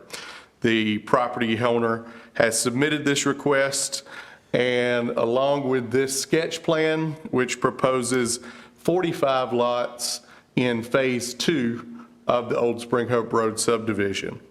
This plan was developed by Joyner Keeney. It serves as the required site plan for the conditional use permit. 44 of those lots would be served by the new internal roads, which there's a network of 3 internal roads you can see here. There would also be 1 lot found here that would be developed with direct access to East Old Spring Hope Road. There's about 12.25 acres in this common area here, and a conservation easement for stormwater management purposes that would be owned by a homeowners association. And then there's about a 5.5 acre tract that consists almost completely of existing wetlands that is planned to be retained in the ownership of the developer. All of these proposed lots either meet or exceed the 20,000 square foot minimum lot area and 100 foot minimum lot width that are the standard requirements of this RA20 zoning district. You'll note that the plan provides for potential future connectivity with the adjacent property to the east with this stub road right here. And so additional development here could connect through the same road network. And the developer, of course, will be required to construct new water lines coming from the existing mains along East Old Spring Hope Road, along the new roads to serve each lot. There is, of course, as there often is, a catch. The NC DOT traffic count for East Old Spring Hope Road exceeds 3,000 vehicular trips per day already without the addition of these lots. And of course, by now the board's familiar that we have additional lot width requirements for new lots that are subdivided for roads that have, with direct access to roads that have over just 1,000 estimated vehicle trips. And so in this case, lot 55, the 1 lot that will be accessed directly off of East Old Spring Hope Road, does not have the required lot width to be on a high traffic road. And therefore the developer has requested a waiver of the required additional lot width and area. And they have provided 5 justifications that I will review with you now. Number 1, to justify the waiver, it is based on a revised master sketch plan for the Old Spring Hope Road subdivision that was previously approved by the county, depicting lot 55 as currently proposed. Number 2, the developer previously acted in good faith by following that master sketch plan and constructing phase 1 of the subdivision in accordance with that plan. Number 3, denial of proposed lot 55 would, in the developer's opinion, result in an inefficient use of the viable area of this subject property right here. Number 4, the developer has already paid for the installation of a water meter to serve proposed lot 55, again, based on the previous approval of that master sketch plan years ago by the county. And finally, the issuance of the waiver would only result in the creation of 1 additional lot along East Old Spring Hope Road, and that lot would be extremely similar in width and size to the other lots that are existing already along East Old Spring Hope Road, immediately adjacent to the north and on the other side of phase 2 to the south. The Technical Review Committee considered this request back on April the 30th and recommended approval of the permit, but denial of the subdivision waiver because it found no technical basis to establish that the subject property presents an unusual and unnecessary physical hardship, or that the approval of the proposed waiver would result in equal or better performance than the standard ordinance requirements. I'll remind the board that the TRC typically restricts their recommendations as much as possible to the technical aspects and merits of a request. And so, of course, it is entirely possible that there are other practical concerns as outlined by the developer that would factor into your decision on this particular waiver. The planning board met on this request on May the 17th. There were no members of the public other than the applicant present to address the board. With a split vote of 7-1, the planning board recommended approval of consistency statement A, finding that the conclusions with supporting findings of fact for approval were valid for the conditional use permit, Number 2, they recommended approval of the subdivision waiver based on the 5 justifications provided by the developer for Lot 55. And number 3, the board recommended approval of the conditional use permit to authorize the development of Phase 2 overall. This is going to be a 3-motion process. Motion number 1 is to adopt a set of conclusions with supporting findings of fact. The board will need to determine that, number 1, the development meets all the standards required by the ordinance, which of course the staff has checked on your behalf. Number 2, that it will not materially endanger the public health or safety. Number 3, it will not substantially injure the value of adjoining or abutting property. Number 4, it will be in harmony with the area in which it is to be located. And number 5, it will be in conformity with the Nash County Land Development Plan. And of course, the plan designates this area as suburban growth area. The development of 20,000 square foot lots is supported where public water service is available. The public water service is available from the city of Rocky Mount, and permitting this residential development will help to accommodate the significant residential growth anticipated for this area. The second motion will be to actually approve or deny the subdivision waiver request. And then finally, the third motion to approve or deny the conditional use permit. And with that, I'll be glad to take any questions from the board. I would ask that when we open the public hearing that the board accepts the contents of this staff report as well as the case file into evidence for this particular case. Any questions of Mr. Tyson at this time? Mr. Outlaw? I just got a question, comment. For clarification, this plan was approved in 2004, which would allow for petitioned annexation into the city of Rocky Mount. Correct. Voluntary annexation if elected by the property owner, which is my understanding the property owner at that time, who was a different property owner from now, did follow through with that in order to secure the provision of public water from the city. I understand that. So this is a satellite location for annexation. So I Correct. just want to make sure that's very clear. Satellite location simply means this particular location, it's not contiguous with the city of Rocky Mount, so the surrounding area that is not currently in the city of Rocky Mount would not go into the city of Rocky Mount with this annexation.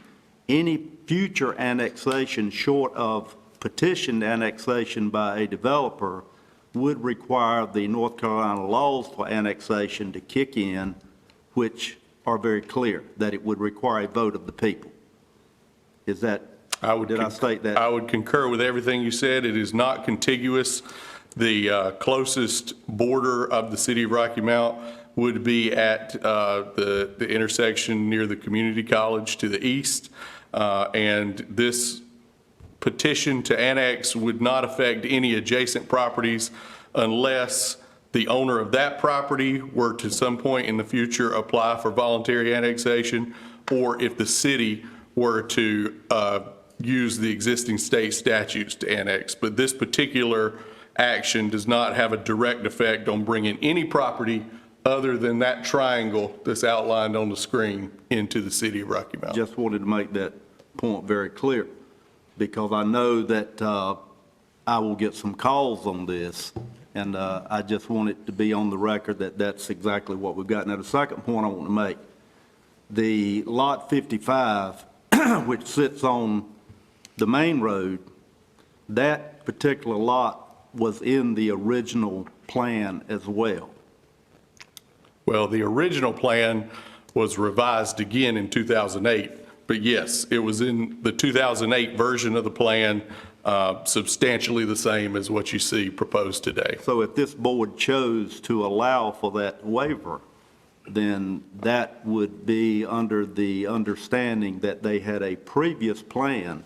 I guess you could call that grandfathering or whatever you want to call it. It's not like we are being inconsistent with what we have recently done in terms of lot width. Correct. Thank you very much. I just wanted to clarify those 2 points. Other questions from commissioners? Mr. Tyson? Yes. When did that originally approved permit expire?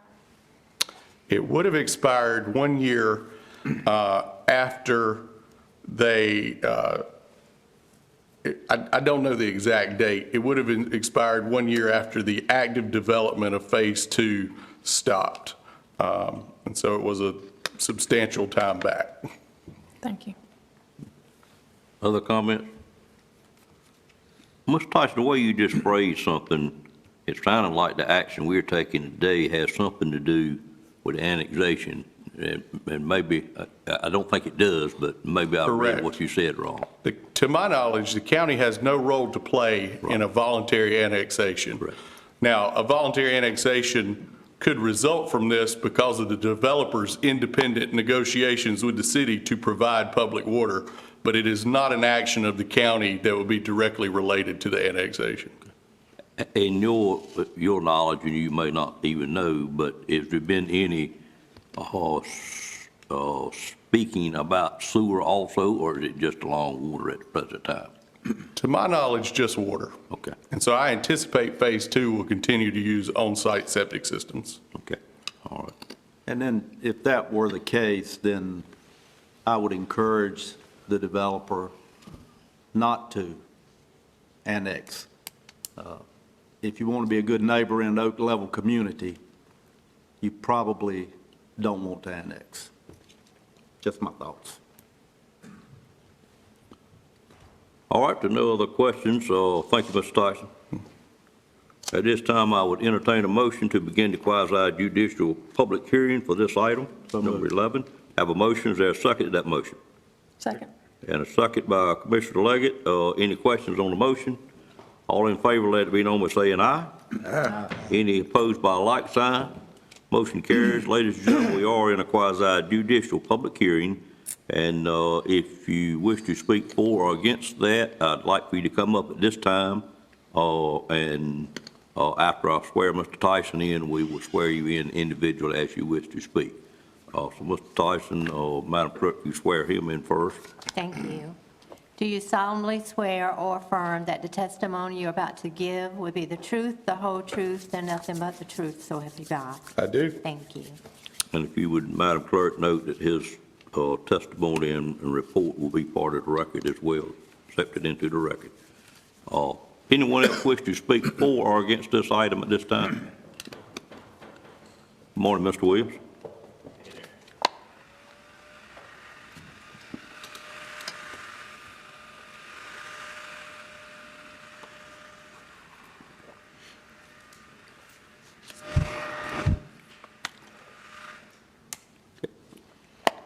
You would have Madam Clerk swear you in.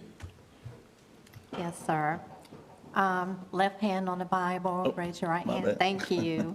Do you solemnly swear or affirm that the testimony you're about to give will be the truth, the whole truth, and nothing but the truth, so help you God? I do. Thank you. Go ahead, sir. If you'd state your name and address for the record. Yeah, I'm David Williams, 8820 Thomas Road. I purchased the property back in, I think we closed on in February this year. I believe it was early February. Worked on it for like a year trying to get this done, but the lot that fronts on Old Spring Hope Road was done earlier, so I would just ask that it would be continued to, as it was approved previously. The subdivision, as far as the water, be honest with you, when I was purchasing the property, I assumed that it was Nash County water, but I soon found out, once we got ready to start pulling permits, that it was not. So that threw us into the issue with the annexation and stuff. So that's the reason for that. I'll just leave it at that. But that was kind of found out just as soon as we got ready to start pulling permits, and then it came back and says, well, where's the water coming from? So anyway, I would just ask that y'all would, since it's just one lot, it's not, we're not trying to do the whole, there are already lots already approved across or recorded across the front of the road frontage there, but I would just ask that y'all would work with me on this one lot. That's all I would ask for. Any questions? Questions of Mr. Williams? I'm trying to ask one that I want to phrase it right.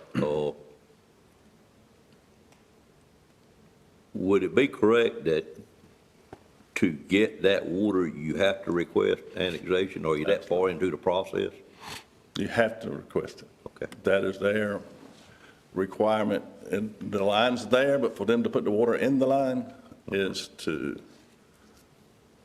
And I'm thinking they would do a study and decide whether it was in their best interest or not. Has that study been done, and do you know that they are going to annex you, or they have I'm an pretty sure option? that they will annex it at the second phase in. They will probably, right now it's to do a strip paved street, which is just a normal street.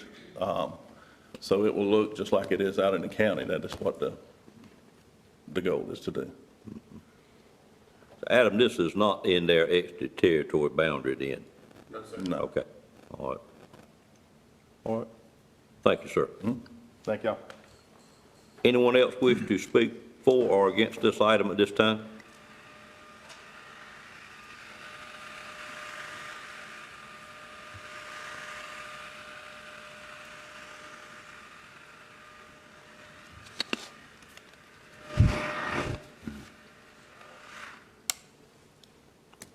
Was there anyone else who wish to speak?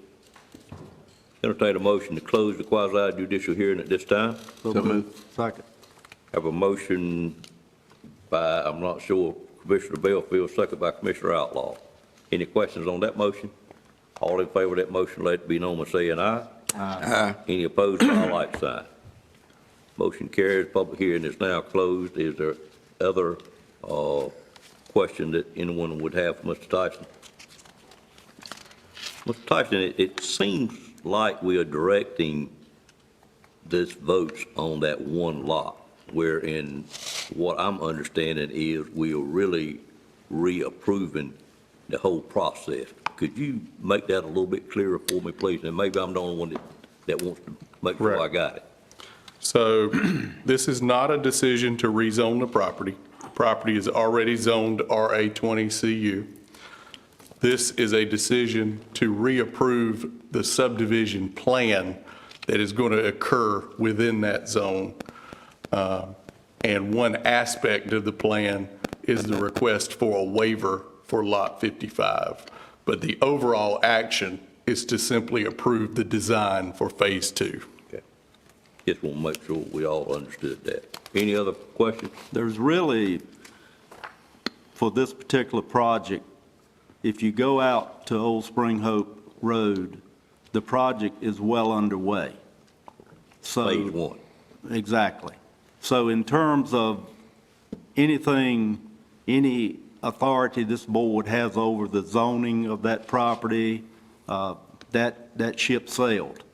That's a done deal. So nothing we're going to do today would prevent the developer from satellite annexing that property, the city of Rocky Mount.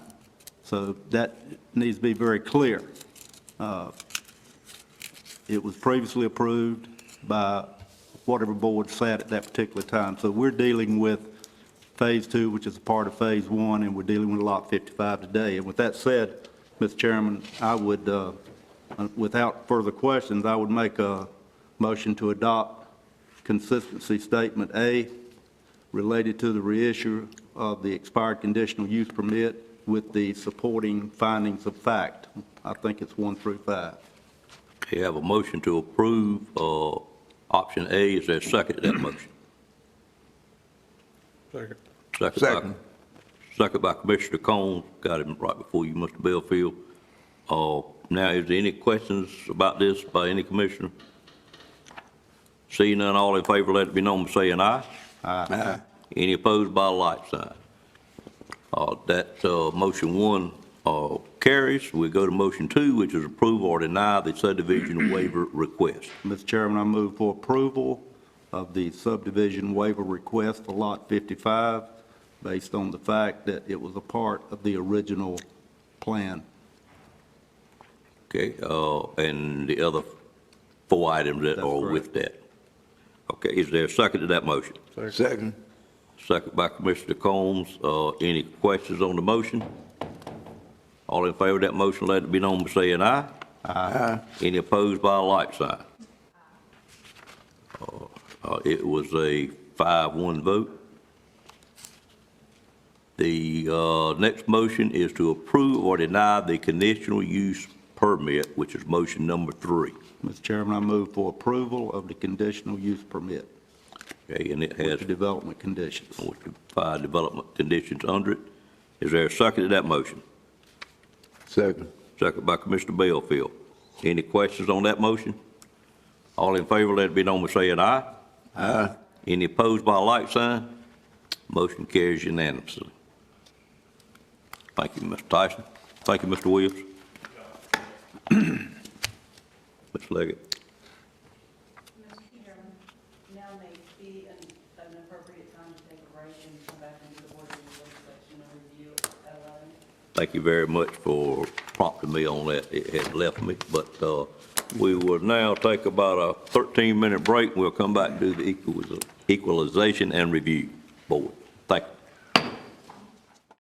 I will call the Nash County Board of Commissioners meeting back to order at this time, and I would immediately ask that the board go into recess, and at this time I'd entertain a motion to open the Board of Equalization and Review. So moved. Have a motion, is there a second? Second. Any questions on the motion? All in favor of the motion, let it be known by saying aye. Aye. Any opposed by a like sign? At this time, I would ask the clerk to swear the members of the Board of Commissioners in as the Board of Equalization and Review. Do I not do that? No, it's not necessary at this point. You've Pardon me? already been sworn in for this year. Okay. That's okay. Ain't no problem.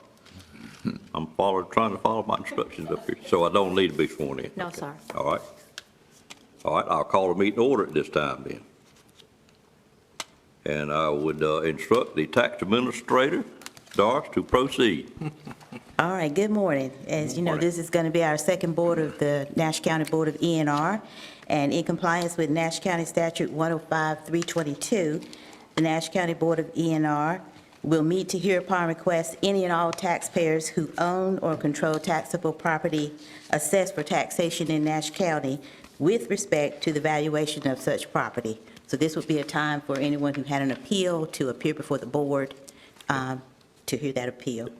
And at this time, we do not have any appeals docketed with the tax department for your consideration this morning. I don't know if there's anyone here that may have an appeal. Is there anyone in the audience that was here to have an appeal to a tax value? I probably could, but I won't. So I'm assuming this would close it? We would adjourn. Adjourn? Yes, sir. Okay. If there is no, there are no appeals available docketed, or if no one's available, then the chair would entertain a motion to adjourn the 2021 Board of Equalization and Review. And you don't have any more unfinished business for the year? No, sir. Okay, so we would reconvene about this time next year? Yes, sir. Okay, all right. Last call. Entertain a motion to close the Board of Equalization and Review at this time. So moved. Moved by Commissioner Combs, there a second? Second. Second by Commissioner Bellfield. Any questions on the motion? All in favor of the motion, let it be known by saying aye. Aye. Any opposed by a like sign? That motion carries.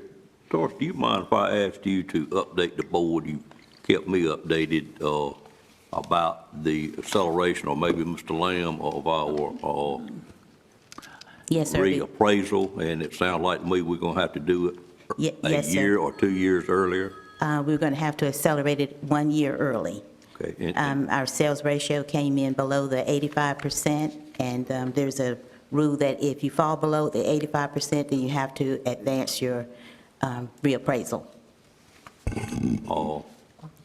That seems awful severe to me. But do we have any options on that? No, sir. We did ask for an appeal and a review with the state, and went through a thorough review of our sales, and that's what it indicates, that we are below that 85%. And that's a good thing in a way, I guess, Yes, sir. because our values have gone up quite a bit. Yes, sir, and we have a very healthy real estate market, and we have lots of sales going on. So, Mr. Chairman. I didn't get the answer I wanted yet. I Can you know. give me a different answer, or the attorney give No. me a different answer? Yes, sir, Mr. Lamb.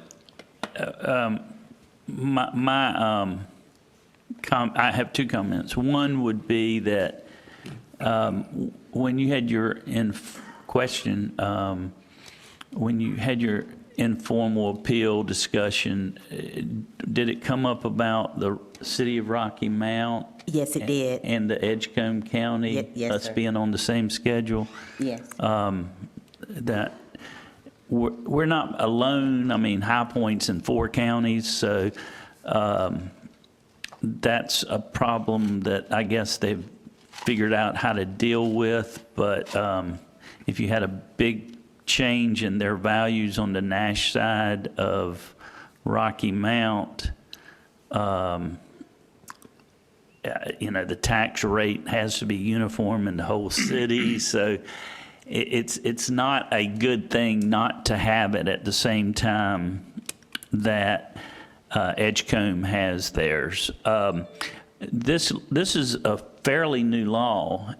Yes, it's about maybe 5 or 6 years. Yeah, it came about because during the Great Recession, actually it's 15 above or 15 below percent, and it came about during the Great Recession because we had people in this county and other counties across the state that had a tax value of $100,000, and the value of their property to sell had dropped dramatically, yet for 7 years, as many as 7 years, they had to live, and we saw that in our county, they had to live with that higher value and pay tax based on that higher value. So it was really a protection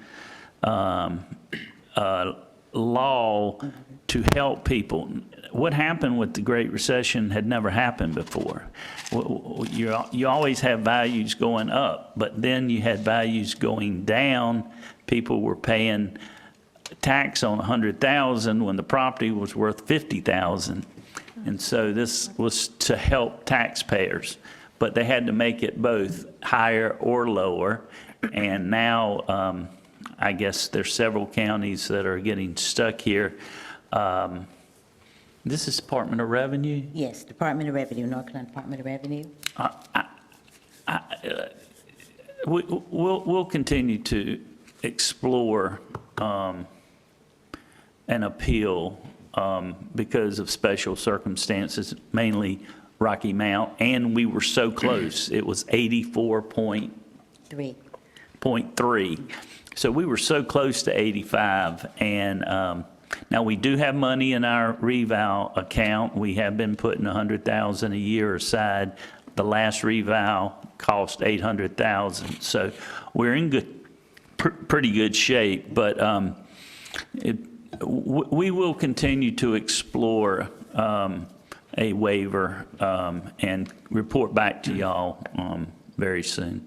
Have we been in touch with Edgecombe that this is getting ready to happen, so because they could accelerate theirs also, I would think, couldn't they? So Yes, sir. keep it the same. I did speak with the tax administrator in Edgecombe County, and she's aware that we may have to do that, accelerate the reappraisal. Right, And she is aware. okay. Yeah. I mean, it's just like that make a real mess if we don't keep it at the same time.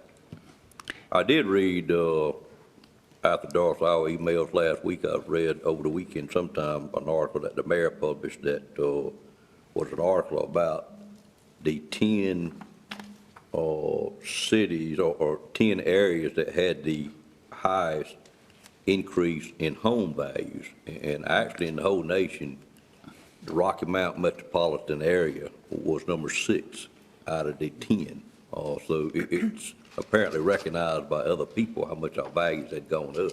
Yeah. And I think a lot of that value is in the city of Rocky Mount because the homes up there have just gone back where they should have been all along. So that documented the fact of what the state is telling us, I think. But he had it online if you want to look at his Facebook page. The mayor published a real good article about that. Mr. Chairman, Yes, sir. you think it would be a good idea to maybe officially notify Edgecombe and the city of Rocky Mount of this pending potential revaluation? Have you done I know that the He tax said, administrator is officially. aware of that, but I'm talking about that? Yeah, we could do that. city manager, the Yep. county manager, and just make sure they are aware of it. Yeah. Yes, sir. Do you, are one of y'all prepared to tell us what that schedule would be? When does it have to start? And, go ahead. It would be effective for 2024, so we'd have to get When started would you have to employ a firm? almost as soon, very Well, I'm thinking soon. your email to me said you got to employ somebody quick. Yes, sir, so that we could get someone on board to start that revow. It takes about 18 months or more, Right. so. Yeah, the values would be effective January 1, 2024 instead of January 1, 2025. Gotcha, okay. I apologize for bringing that up without mentioning it, but I knew I'd been hearing about it from you and felt like the whole board needed to know what was going on. Yeah. Yes, so we worked really hard, but maybe if we can, Were they willing to pool additional? well, we did look at our other sales, and we were just below. Huh? We were just below the 85%. When you pulled additional ones? Yes, when we talked to them. I'm not surprised at all. I'm surprised it's that close, quite frankly. Yeah. With, what I see going on. Yeah, I didn't realize we had actually pulled them. I thought she had just had a conversation and they were not willing to entertain it. But we'll still, I'll make a phone call with her and call up to revenue and find out what. Right. But as Mr. Outlaw said, I think it would be a good courtesy to officially. Yeah, we'll do that If you're too. not successful, to let them know. Yeah. Particularly Edgecombe, because if they're going to stay with us, they're going to need to be employing someone as well. I don't think they'll be forced to, though. No, I understand Yeah, that. yeah. But it just seems like that would be the right thing to do.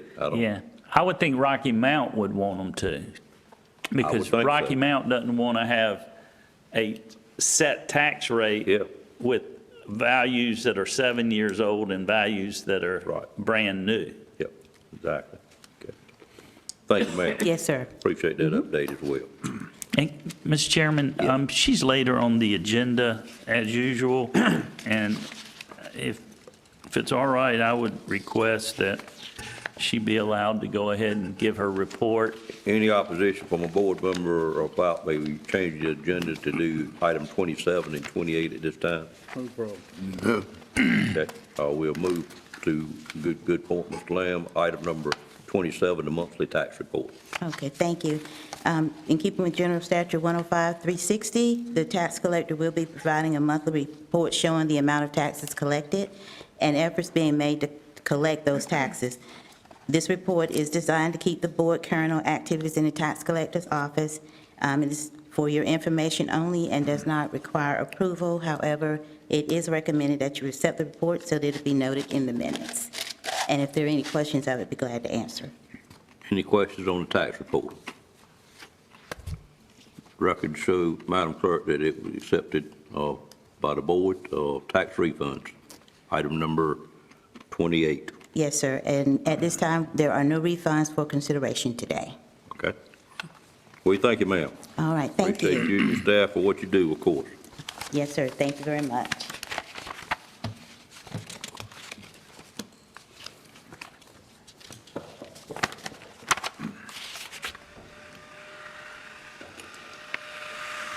Adam, I need to be on item 12, am I correct?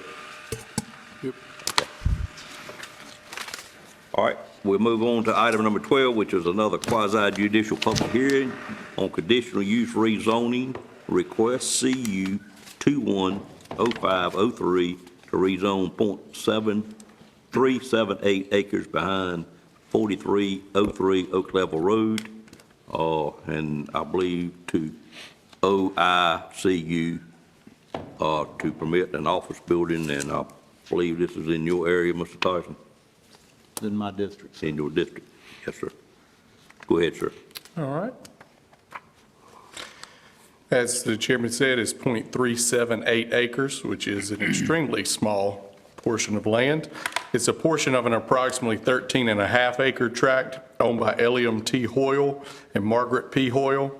It's behind and immediately south of the home at 4303 Oak Level Road, and it's currently zoned R30, which you can see the large area there in that green color is zoned R30. Property is southwest of the city of Rocky Mount. It's just west of Interstate I-95, which you can see in the bottom right-hand corner there. And it is immediately adjacent to the Country Lane Acres subdivision, which would be these lots to the west and the south of the subject property. Subject property contains a former guest house that was converted over 20 years ago, around 1998 or 1999, for use as an office operation with approximately 9 employees in support of what was then Carolina Industrial Resources, and which is now known as CIR Flexible Packaging. Same firm, they've just kind of evolved and changed their name over the years. CIR Flexible Packaging is an engineering and brokerage firm specializing in innovative flexible product packaging solutions, including various types of bags, pouches, films, and foils. The conversion of that guest house was evidently done in violation of the zoning requirements of the UDO because, as you can see, the property remains zoned for residential use. The firm CIR Flexible Packaging has now contacted the Planning and Inspections Department regarding construction permits needed to convert that garage space of the former guest house into additional office and conference room areas. However, prior to construction, we will need to get the zoning classification correct in order to allow for commercial activity.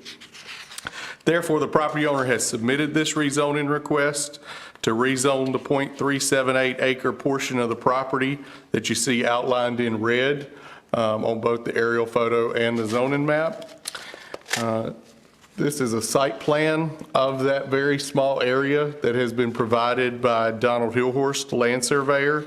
And you notice that that area includes just the former guest house used as an office building currently, and then the associated asphalt parking immediately behind it, as that is the only portion of the property that's used commercially or is planned to be used commercially.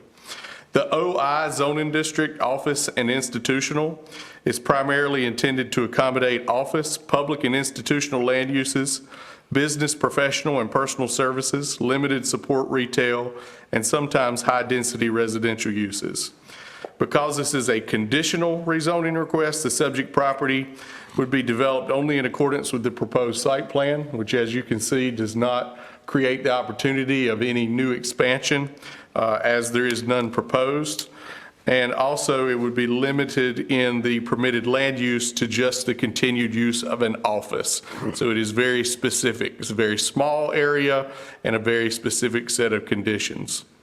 It is in the suburban growth area, as you can see from this map, and it is mostly inconsistent with all the recommendations of the Nash County Land Use Plan. The one way it would be consistent is that the plan does recommend limited commercial land uses within this area, and certainly this particular commercial land use will be limited with the relatively small land area, the relatively low intensity of an office use. But the actual area to be rezoned does not satisfy any of the specific locational criteria we typically look for in a rezoning. For instance, the area to be rezoned does not have frontage along or direct access to a major state highway or secondary road. It is not located at a major intersection. It's not located in proximity to other similar land uses, and it is not significantly spatially separated from adjacent existing residential development. Also, it would definitely be considered spot zoning. One look at the maps would tell you that. But it may be a unique case of reasonable spot zoning because what we have here that we don't have in other cases is a 20-year track record of this business operating without any known complaints or concerns from the surrounding neighborhood. And so that makes this a unique case. There are 4 statements there under the spot zoning analysis. Number one, the area and structure requested for rezoning have previously been used as an office for more than 20 years with no evident record of complaints or concerns from the neighbors or the surrounding community. Number two, the request would allow only very limited commercial use of the subject property in terms of the total area and intensity. Number three, the request does not allow for any future expansion of the facility or rezoning area without requiring additional zoning hearings and the explicit approval of this board. And number four, approval of the request would be beneficial to the continued operation of the existing business at this location while having little to no anticipated impact on the neighbors or the surrounding community. The Technical Review Committee considered this request on April 30th and recommended approval based on its determination that although the request is mostly inconsistent with the land use plan, it is in the public interest and it is a unique case of reasonable spot zoning. The planning board met on May 17th. There were no members of the public other than the applicant present to address the board. The planning board voted unanimously to recommend approval of consistency statement A, finding the request to be mostly inconsistent with the land use plan, but still in the public interest and a unique case of reasonable spot zoning. Number two, approval of the request to rezone the property from R30 to OICU. And number three, approval of the requested conditional use permit to authorize the continued use of the building as an office. This will be a three-motion process. First, to adopt a consistency statement. Second, to actually approve or deny the zoning map amendment. And thirdly, to approve or deny the conditional use permit. I do want to briefly review the development conditions. Conditions number one and number two were suggested by the Technical Review Committee. Number one, the subject property will be approved for office use only. Number two, the subject property should be developed and used in accordance with the approved site plan only. And then development conditions 3 and 4 were added by the planning board. Number 3, the existing well and septic system serving the former guest house shall be evaluated by Nash County Environmental Health Division and brought into compliance with the applicable water supply and wastewater disposal requirements for a commercial office. Currently, that office building shares a septic system with the main house, and I believe in order for it to be compliant with the commercial standards, it will likely need to install its own separate septic system. But the applicant is in communication with our environmental health department on that topic currently. And then finally, the planning board suggested that the office structure and its related parking area always be visually screened from the immediately adjacent residential subdivision. So that would be the subdivision lots along the western side. There is currently a privacy fence and a vegetative landscape buffer. And so condition number 4 would require that to be preserved, maintained, replaced, and or supplemented as necessary in order to provide effective visual screening as long as that building is used for commercial purposes. As a planner, this one hurts my feelings a little bit. This is certainly not how we like to see businesses develop in the county. On the other hand, it has a 20-year track record of not only being a viable business, but also of doing so without disrupting the neighborhood. And so it is the board's task to weigh those two things together and to make the decision today. And with that, I'll be glad to take any questions that the board has on this. Questions from board members?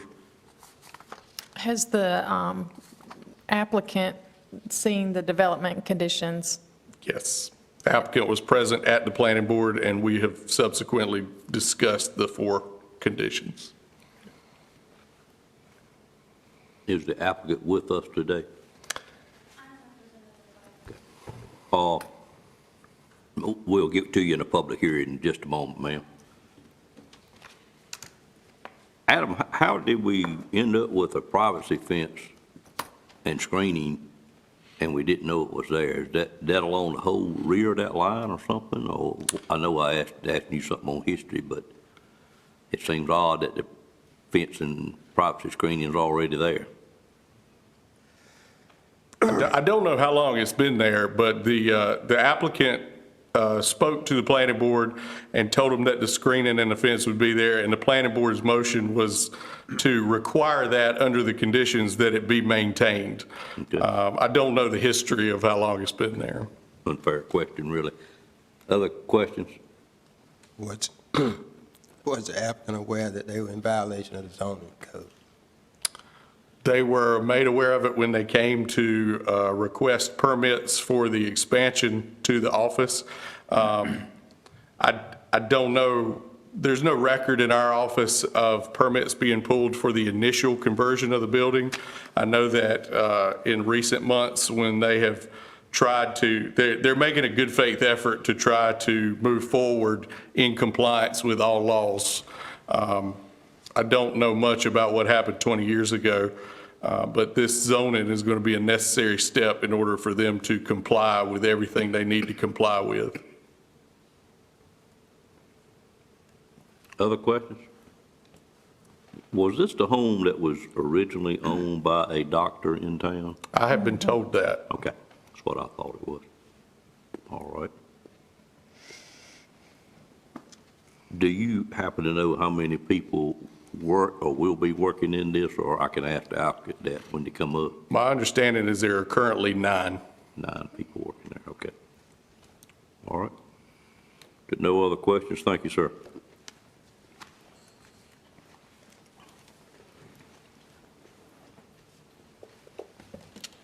This will be another quasi-judicial hearing, and if anybody wishes to speak, we will need to have the clerk swear you in when we come up, and at this time, I'd entertain a motion to go into a quasi-judicial hearing on this matter. So moved. Moved by Commissioner Outlaw, is there a second? Second. Second by Commissioner Leggett. Questions on the motion? All in favor of that motion, let it be known by saying aye. Aye. Any opposed by a like sign? Ladies and gentlemen, we are now in a quasi-judicial hearing to hear item number 12 on the agenda, and I would ask the clerk at this time to swear in Mr. Tyson. Thank you. Do you solemnly swear or affirm that the testimony you're about to give will be the truth, the whole truth, and nothing but the truth, so help you God? I do. Thank you. And Mr. Chairman, I would ask that the board accept the contents of the staff report and the case file into evidence for this particular hearing. Madam Clerk, if you would note, the board has chosen to do that. Yes, sir. Thank you. Is there anyone that wishes to speak for or against this item at this time? If so, I'd ask you to come forward and we will have the clerk swear you in.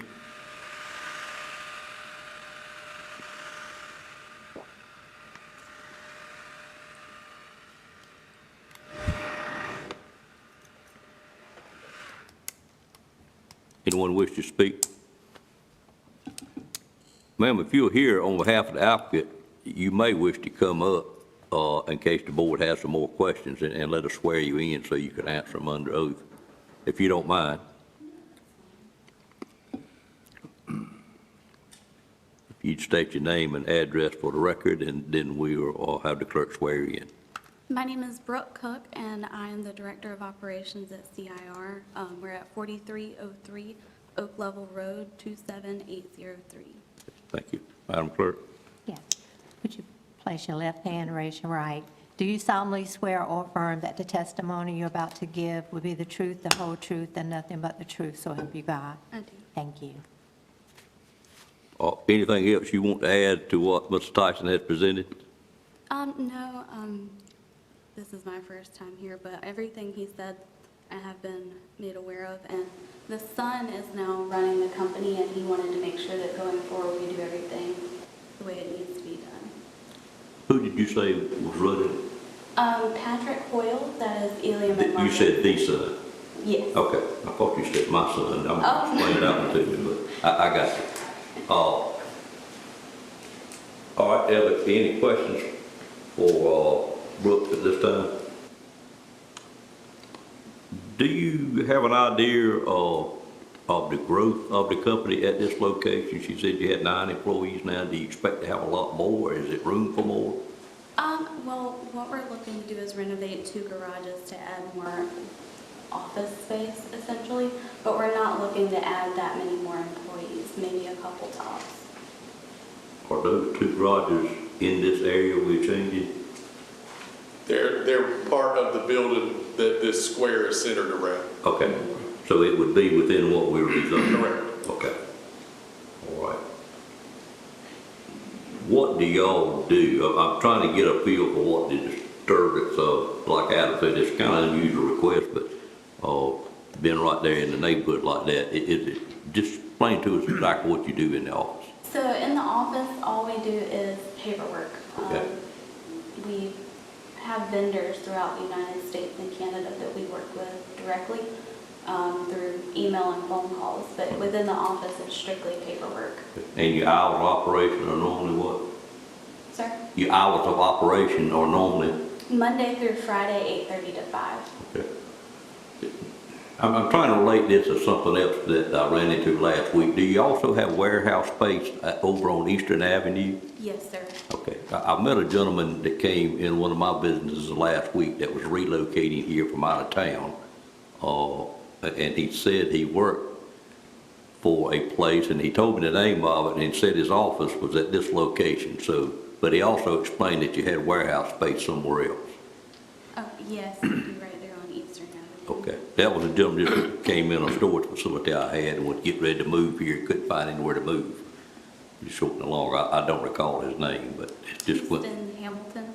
that's exactly what it is. Okay, it's coincidental that this would show up. After he explained that to me the other day. Any other questions?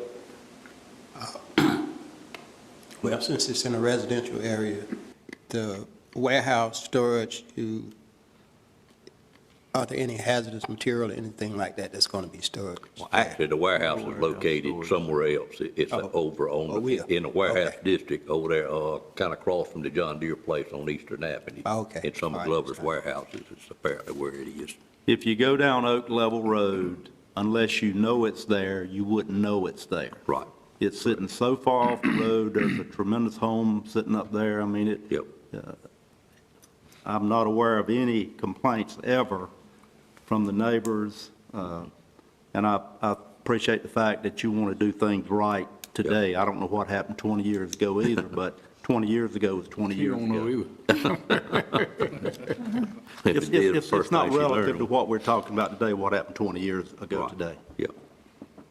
I think that house that you're actually closest to, that 4883 maybe, is actually my brother-in-law, and I've never heard a complaint whatsoever from him, so, must not be too much. If you're headed towards Nashville, once you pass the overpass on 95. Right. And there's a little small home sitting there. Right. Look to your left. See, gotcha. Way back off the road. Yep. Thank you for being here, man. Appreciate it. Thank you. Any other person wish to speak for or against this item at this time? Seeing none, I'd entertain a motion to close the public hearing. So moved. Moved by Commissioner Leggett, second by Commissioner Belfield. Any questions on that motion? All in favor of the motion, let it be known by saying aye. Aye. Any opposed by a like sign? Adam, anything else we need to know? Any other questions for Adam?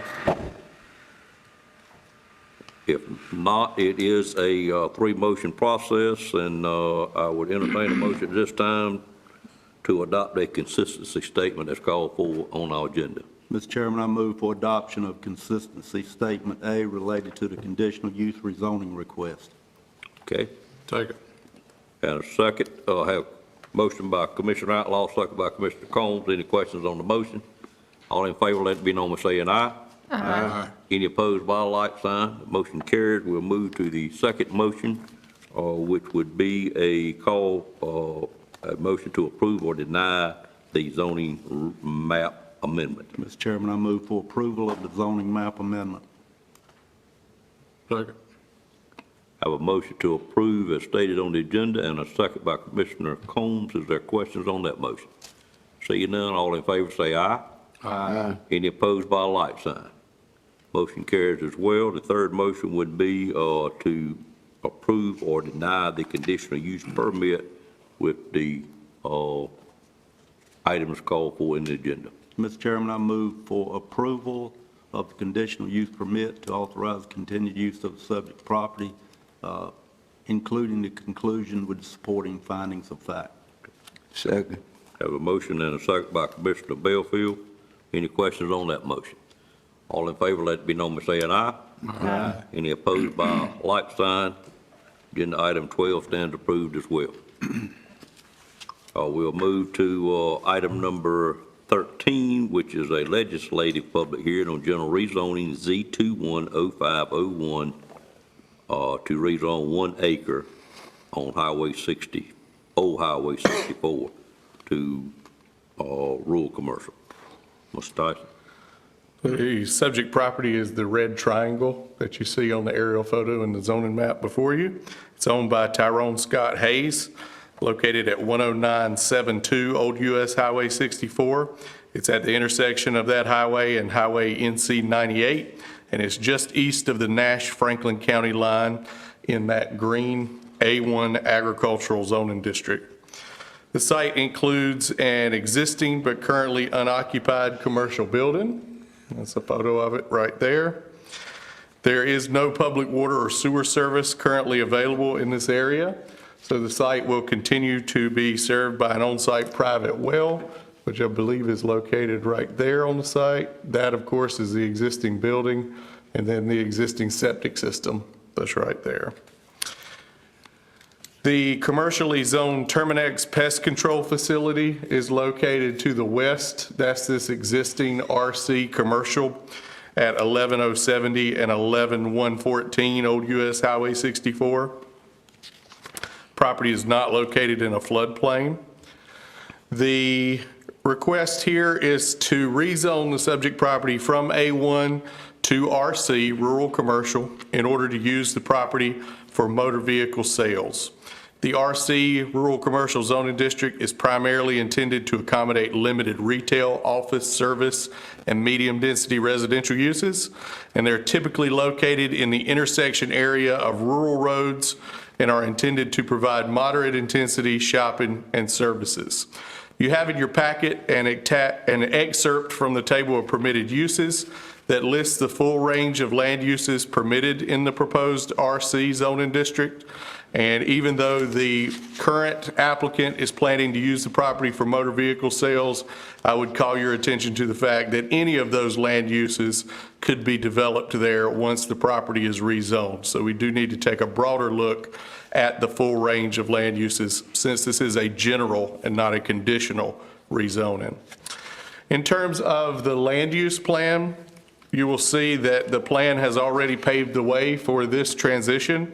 This property is already part of a rural commercial area node that is centered around the intersection of those two highways.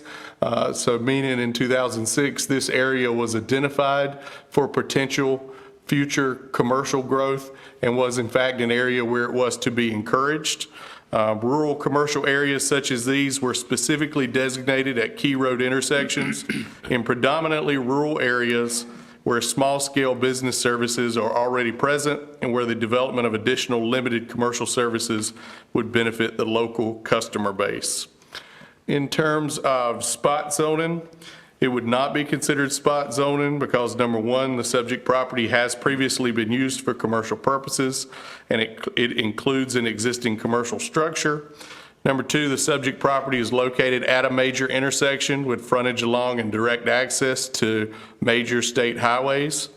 Number three, the subject property is located east of and in proximity to the already commercially zoned Terminex property to the west. And number four, the request is consistent, as we just discussed, with the recommendations of the land use plan. The Technical Review Committee considered this on April 30th and recommended approval. The Planning Board considered it on May the 17th. Mr. Mitchell Edwards was present to address the board on behalf of his grandmother, Geraldine Edwards, who is the owner of the property to the north, directly across the highway there, regarding concerns about future vehicle parking on the subject property. The Planning Board voted that night to unanimously recommend consistency statement A, finding the request to be reasonable, in the public interest, consistent with the land use plan, and not spot zoning. And they also recommended approval of the request to rezone the property from A1 to RC. This is a two-motion process. The board needs to adopt a consistency statement and to approve or deny the zoning map amendment. And this is a legislative public hearing, and so we will not need to swear in any speakers during the public hearing. And with that, I'll take any questions. Questions for Mr. Tyson on item number 13? Seeing none, thank you, Mr. Tyson. At this time, I'd call for a motion to go into public hearing on this matter. So moved. Moved by Commissioner Combs. There a second? Second. Second by Commissioner Outlaw. Any questions on the motion? All in favor of that motion, let it be known by saying aye. Aye. Any opposed by a like sign? Motion carries. Ladies and gentlemen, we are now in a legislative public hearing. If there's anyone here that wishes to speak for or against this item at this time, the board would be glad to hear from you if you would come up and state your name and address for the record.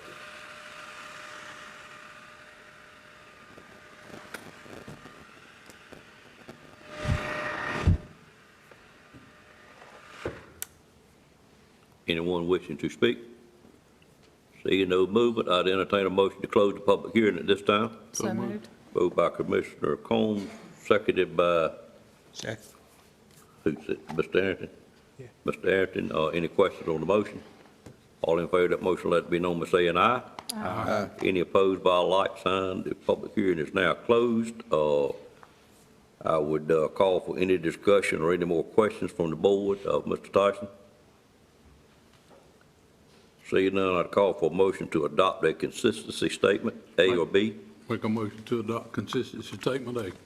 I have a motion to adopt a consistency statement E with the, A with the items stated. Thank you, sir. Is there a second to that motion? Second. Second by Commissioner Outlaw. Any questions on the motion? All in favor of that motion, let it be known by saying aye. Aye. Any opposed by a like sign? That motion carries. The next motion would be a motion to approve or deny the zoning map amendment. Make a motion to approve the zoning map amendment. Have a motion. Is there a second to that motion? Second. Second by Commissioner Belfield. Questions on the motion? Seeing none, all in favor, let it be known by saying aye. Aye. Any opposed by a like sign? Motion carries as well. We have two more public hearings. I will go to item number 14, which is a legislative public hearing on general rezoning request Z 210502 to rezone 1.87 acres on East NC Highway 97 to general commercial. What's that? All right, in the zoning, the area proposed for rezoning is highlighted in red on the aerial photo and in yellow on the zoning map on the right side of your screen. As the chairman stated, it's 1.87 acres. It's a portion of a larger, approximately 37.08 acre tract. So it is right now just a portion of this larger acreage to the east that exceeds the scope of what we're looking at on this aerial photo. It is owned by the Minnie D. Bullock heirs, located on the south side of East NC Highway 97. And as you can see from the green color, it's currently zoned R30. Property is immediately adjacent to the commercially zoned but currently undeveloped out parcel of the Joiners Crossing at Mill Branch Shopping Center. That would be this vacant parcel right here. And a cell tower that's existing at 10679 East NC Highway 97. That would be the dot right there. And it is across the road from the Dollar General, which is a GC commercial zoning district right here. The property is undeveloped with the exception of a small existing equipment pad. Nash County Public Water is available to the site via an existing 12-inch water line installed along East NC 97, and Nash County Public Sewer Service is also potentially available in this area. The site is not located in a regulated floodplain. It is in an airport height limitation zone due to its proximity to the Rocky Mount Wilson Regional Airport, and so the development of very tall structures would be prohibited. The request is to rezone the property from R30 to GC, which is the same zoning classification as the Dollar General across the road and the ABC store, which was recently rezoned by the board at this site. We've discussed in the past that GC would be a more appropriate classification for the entire shopping center. However, the property owner has not necessarily pursued that, but it would be supported by the land use plan and would be very appropriate. The GC zoning district is primarily intended to accommodate a wide range of retail, service, office, and high-density residential uses. They're typically located with access to major thoroughfares and urban services, such as public water and public sewer, and are intended to accommodate intensive commercial uses such as shopping centers, strip centers, and business parks, as well as freestanding highway-oriented business establishments. Included in your packet is an excerpt from the table of permitted uses that lists the full range of land uses that can be developed on this property if it were to be rezoned to GC. When we consult the land use plan, you will see that the subject property is partially located within this general commercial area that's been designated around the Joiners Crossroads in the 2006 land use plan. It covers the front left corner there of the subject property. And the general commercial areas are typically designated at major highway intersections that are served by both public water and sewer in order to accommodate both small and large-scale commercial land uses. And as we noted, the subject property does have potential access to both public water and sewer from Nash County. And so this property is partially located in that node. That node is not necessarily scientifically devised. It's a signifier that the county is interested in encouraging commercial growth at that intersection. So I'm not troubled by the fact that it doesn't cover the entire property. Clearly, the indication is that areas adjacent to this existing commercial development should be considered for future commercial development. In terms of spot zoning, it would not be considered spot zoning because the subject property, as stated, is immediately adjacent to the commercially zoned Joiners Crossing at Mill Branch Shopping Center and across the road from the Dollar General, which has the exact same zoning classification as is being requested here. The TRC considered this on April 30th and recommended approval. The Planning Board considered it on May 17th. Mr. Ronnie Peed, who's the owner and resident of the property on the far northeast side of this larger tract, so a little bit off the map up in that corner, did address the board regarding a stream that's located partially on the subject property across the back corner and the potential future development of the remainder tract. The Planning Board then voted unanimously to recommend consistency statement A, finding the request to be reasonable in the public interest, consistent with the land use plan and not spot zoning. And they voted unanimously to recommend approval of the rezoning itself from R30 to GC. This also is a legislative public hearing, so we will not need to swear in speakers. This is a two-motion process to adopt a consistency statement and then approve or deny the zoning map amendment. And I'll be glad to take the board's questions. Questions of Mr. Tyson on this item? Mr. Tyson, I've got a question. Yes. Is there already a business that's wanting to locate here, or is this just the owner trying to make it marketable as commercial? To my knowledge, it's the owner trying to make it marketable. Mr. Kevin Varnell is here to represent the applicant in the public hearing, and perhaps he can elaborate on that. But no particular commercial use has been identified to me yet. Thank you. Other questions? Thank you, Mr. Tyson. At this time, I would call for a public hearing, legislative public hearing to go into public hearing for this item. So moved. Moved by Commissioner Outlaw. Is there a second? Second. Second by Commissioner Combs. Any questions on the motion? All in favor of the motion, let it be known by saying aye. Aye. Any opposed by a like sign?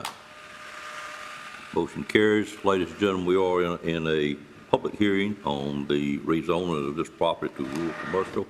And if there's someone here that wishes to speak for or against this item, at this time, we'd ask you to come forward, state your name and address for the record. We'd be tickled to hear from you. Mr. Varnell. Good morning again. Kevin Varnell with Stocks Engineering, representing the owner. Address is 801 East Washington Street, Nashville, North Carolina. And to answer your question, Ms. Leggett, there is a potential business, which is why the shape is sized the way it is, and the whole property is not being requested at this time. But again, this is ultimately for general commercial zoning for that specific area, but there is a business looking to locate. And I'll be happy to answer any other questions you have. Questions of Mr. Varnell from board members? Thank you. Anyone else wish to speak for or against this item? Seeing no one, I'd entertain a motion to close the public hearing at this time. Second. Moved by Commissioner Bellfield, second by Commissioner Outlaw. Questions on that motion? All in favor, let it be known by saying aye. Aye. Any opposed by a like sign. Public hearing is now closed, and any other questions for Mr. Tyson or staff members? Seeing none, I'd call for a motion to adopt the consistency statement. Move for adoption of consistency statement A for approval. Have a motion to adopt consistency statement A. Is there a second? Second. Second by Commissioner Combs. Any questions on that motion? All in favor of the motion, let it be known by saying aye. Aye. Any opposed by a like sign? That motion carries, and we would entertain a motion to approve or deny the rezoning map amendment. Move for approval of the zoning map amendment. Moved by Commissioner Outlaw, a second. Second. Second by Mr. Outlaw, Mr. Bellfield. Any questions on that motion? All in favor, let it be known by saying aye. Aye. Any opposed by a like sign? The motion carries as well, and the rezoning is done. Thank you. Thank you, sir. Board members, we're at 12 o'clock. We do have one more public hearing that we should conduct because it was a public hearing and may potentially have someone from the public. After that, it looks like we still got at least maybe another hour and a half of items here, at least an hour. Do y'all wish to do that public hearing and then take a lunch break and then come back? Because a couple of you got on me when I run so long the last time. What's the pleasure of the board? Let's take a lunch break. Let's take a lunch break. Take a lunch break after this last public hearing. Seems to be a consensus. At this time, we are on item number 15. I just wanted to say that for the staff's benefit in case staff members have something else they need to do. We'll take about a 30-minute lunch break after this. But item number 15 is a public hearing on the fiscal year 21-22 budget. And I would call on Mr. Lamb at this time to make the presentation, and then we'll hold a public hearing. Mr. Lamb? Thank you, Mr. Chairman, members of the board. At the last meeting, we did present the budget to the board. It was the result of a lot of negotiations for the last 3 or 4 months, and we are very pleased with that board. After the public hearing, I would request that the board adopt the budget ordinance, which has been the practice of this board after public hearing.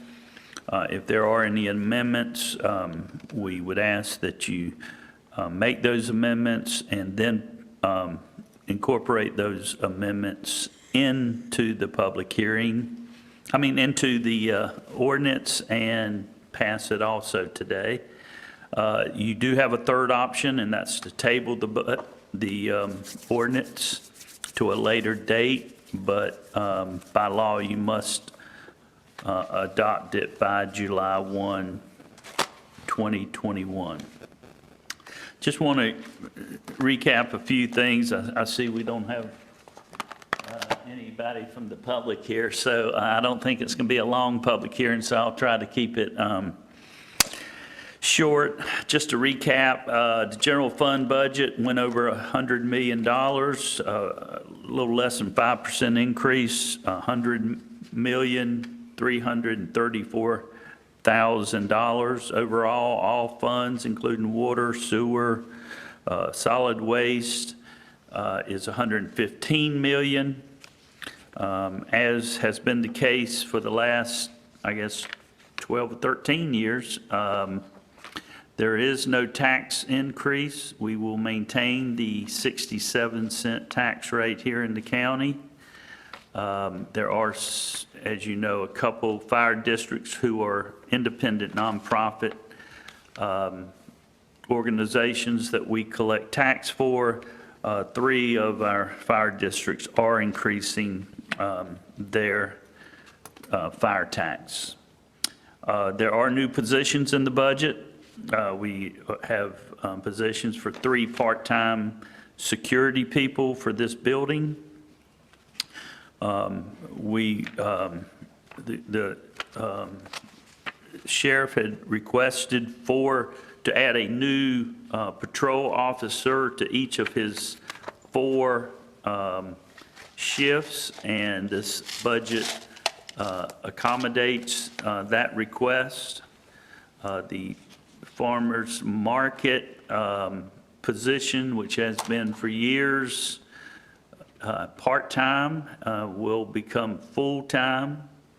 And as part of our new communications department, led by Jonathan Edwards, we are requesting a support person for him, a communications specialist. And that is all the new positions. I do want to thank the commissioners for the generosity that y'all have shown to our employees over the last 36 months. Raises of 5%, 5%, 3%, and this year in the proposed ordinance, another 3%. Compounded, that's 16.96% increase, rounded to 17%. That this board has provided our employees, and I can tell you 90% of them very much appreciate the raises that y'all have provided and are planning to do here. We do support a pay study and fund one in this budget. As I had told the sheriff several times and told him again today, that process will begin immediately. It will be up to the commissioners when to implement it. Once the data is provided to the board, we hope that we can get something going in the next couple months and have a finalized pay study by an outside, independent human resources company. But again, whether that is implemented by this board January 1 or next July will be a decision of this board.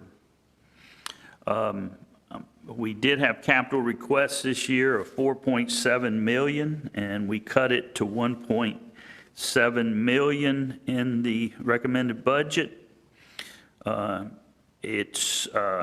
that sounds like a lot of cuts, I do believe we had quite a few requests this year that could be deferred, and on our CIP, we have deferred most every one of them for 1 or 2 years. And that 1.7 million actually is a doubling from the current year capital budget of $811,000. So the commissioners are doubling the amount of current expense. I will say that 26% of the budget will go towards public safety, 25% of the budget will go towards human services, and 25% of the budget will go towards education. As I mentioned last time, 10% of the total budget, which includes about 15 or 16 different agencies in county government, will account for 10% of the total budget. The commissioners over the last couple years and into next year will be funding the Red Oak Elementary debt service. We'll continue to fund the Rocky Mount High School debt service. And I feel there's been a lot of discussion lately about whether or not we're spending enough money on the Edgecombe side of our school district. And I just want to remind people that the Rocky Mount High School, although Edgecombe students represent only 11% of our total student population, they do represent each year 35 to 40% of the students at Rocky Mount High School that this board has been paying that debt service on. So there is equity, and I think that is a fact that is not always understood. Y'all have also, as we saw a presentation today, supported the senior center and built a new senior center. And again, $25 million going to education, the high school, the school system, and the community college. Commissioners are paying for new courthouse debt. The new courthouse that was built a few years ago, that debt is continuing. You are doing planning and will be adding I'd like to say $10 million addition to the jail. Unfortunately, that might rise a little bit because of the cost of construction. But this board has been working as quick as possible to get that process going. It does look like that addition probably won't be available until 2023. But we are doing the planning. We are getting billed monthly by the architect, and we are spending money towards current renovations at the jail. I think over $2 million this board has spent on the existing jail over the last couple years.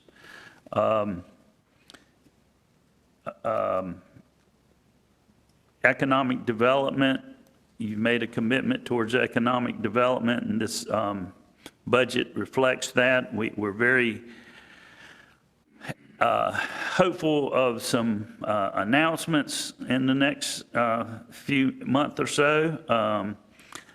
Things are moving, and we do think we're going to have some new businesses here in the county. As we've discussed and the chairman highlights monthly, housing starts are increasing like we haven't seen in a long, long time here. Our tax base is increasing, even though we presented it as $7.98 billion.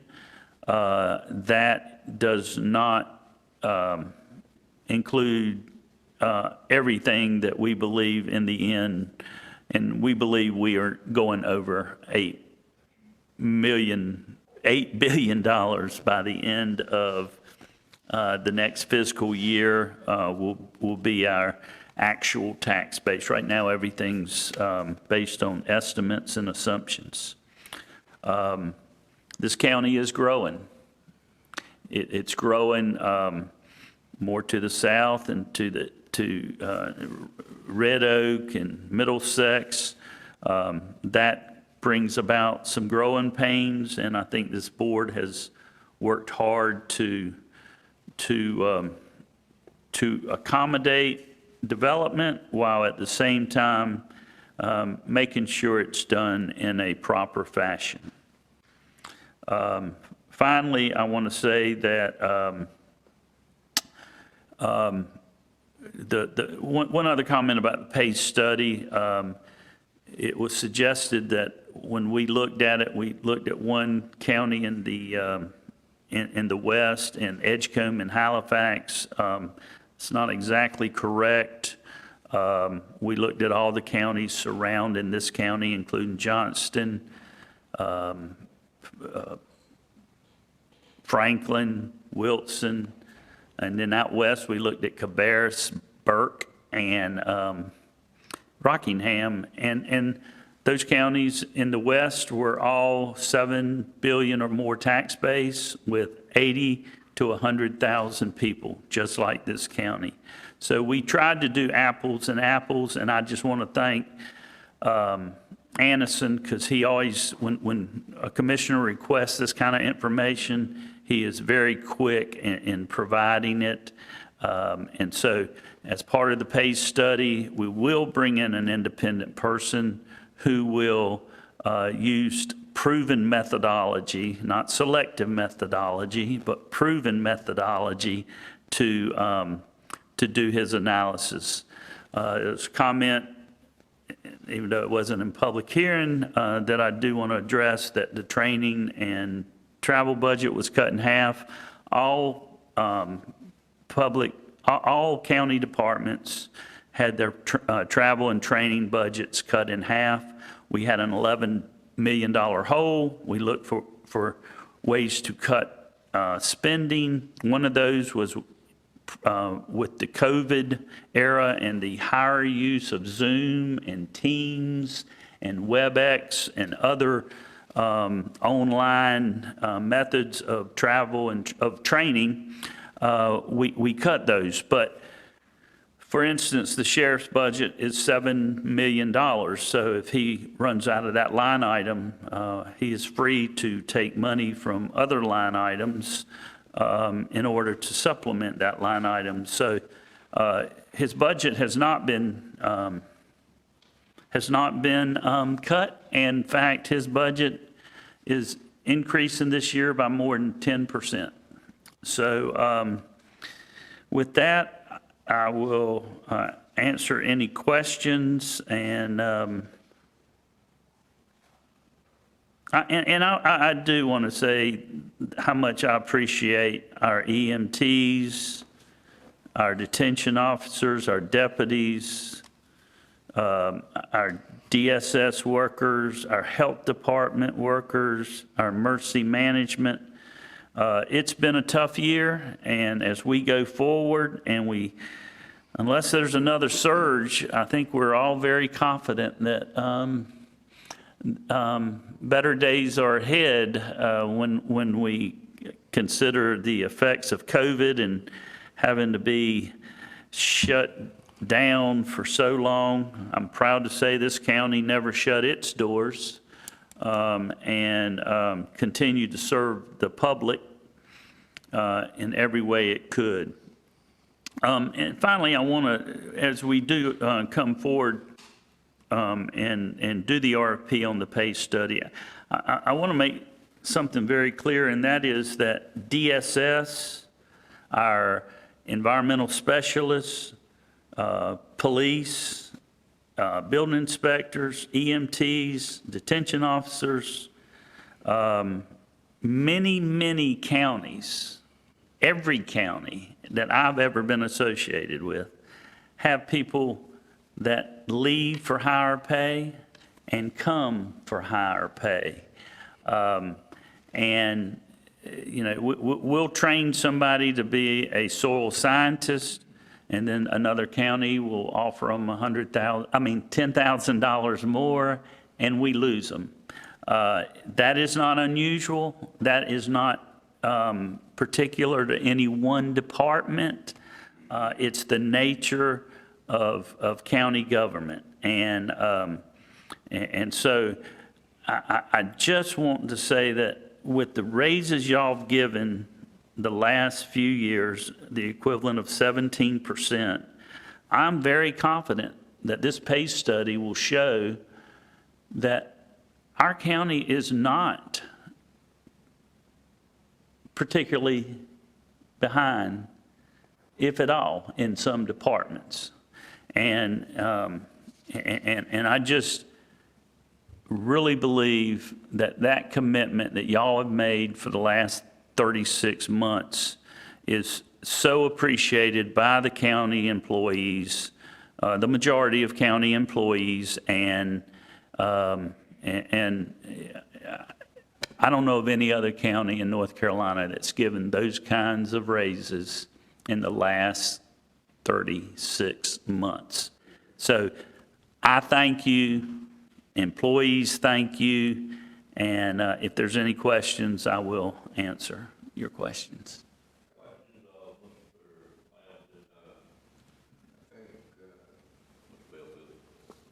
Environment, probably, in my opinion, probably would take presidents over big salary increases. I think we have here, as long as I've been on this board, a good working environment for the staff. And I haven't seen a whole lot of them, I've noticed rather, a whole lot of people leaving for more money. Not unless they're, especially if they're pretty much settled down. Some employees basically look for, I'm going where I can get the highest amount of salary increase or Right. I'm just a mobile type person, not settled, but most settled people. And I've noticed this even when I was working for the county. You didn't have a lot of people jumping ship, going to another county, because most of them were local people, somewhere within the vicinity of Nash County, and they just stayed on the job. And I just think we have a good working atmosphere here. One question I wanted to ask you, when you mentioned about, what, 30 or 40% of students on the Edgecombe County side at Rocky Mount High School. It changed every year, but it's between 35 and 40% of the students in the 9th through 12th grade at Rocky Mount High School live on the Edgecombe side. So even though they're only 11% of the overall school system, Yeah, but I was. that building that y'all built and that debt service that you're paying on that building is accruing to Edgecombe County residents at a high rate. And that sometimes, even though it's not physically located in Edgecombe County, it does serve Edgecombe County. Yeah, but the reason I was asking it because I remember they had some of those students that were going to high school, especially out of the Planters Oil Mill section at Nash Central High. And so I was wondering about, that's what, when you mentioned it, I wondered, would it be that high at Rocky Mount High School? Because not unless they have changed the school zoning, and I'm not aware of it being changed, but they had the Planters Oil Mill section on Edgecombe County side. Going to Central. For those high school students to attend that Central. Yeah. The number I got originally about 2 years ago was 37% of the students at Rocky Mount High were Edgecombe County students. And I believe that's pretty consistent, plus or minus a few percent year to year based on, the new 9th grade class and the graduating 12th grade class. So it's, yeah, go ahead. One other question.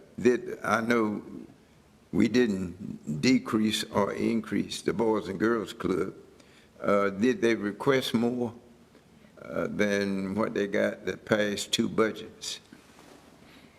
I know it's been consistent. Yeah. Yeah. I was just wondering if they requested more. I think next year will be the final year of the payback, right? That's correct. And they did request more, but since there was the payback, that was part of the recommended as the county manager. So they requested more. But they got the same amount in the payback. Minus the payback, right? Okay.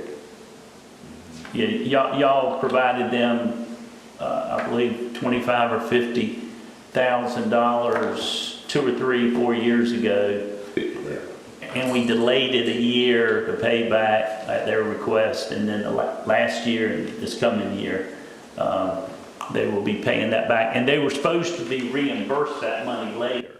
It was really money that they were going to get later, but they hadn't received it yet. So we provided them that money, and so eventually they were to get that money from another source. Any other questions, Mr. Lamb? Go ahead. Go ahead, Mr. Aaron. Thank you for presentation. Again, I want to iterate that, about the fire district assessment. Basically, yes, we have kept that 67-cent tax rate base for the city of Rocky Mount.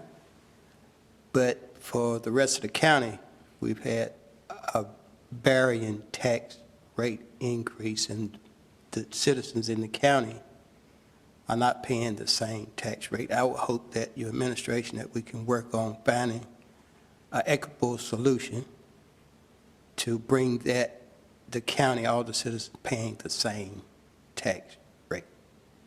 Well,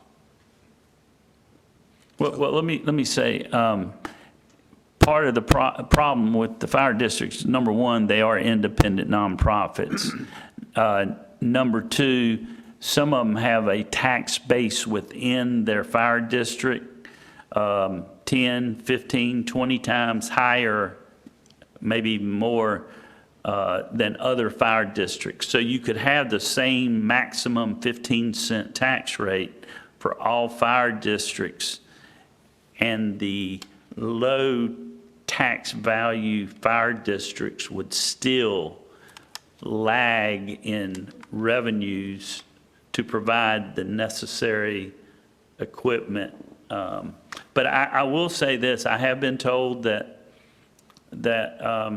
there's a lot of sharing, there's a lot of cooperation between fire districts.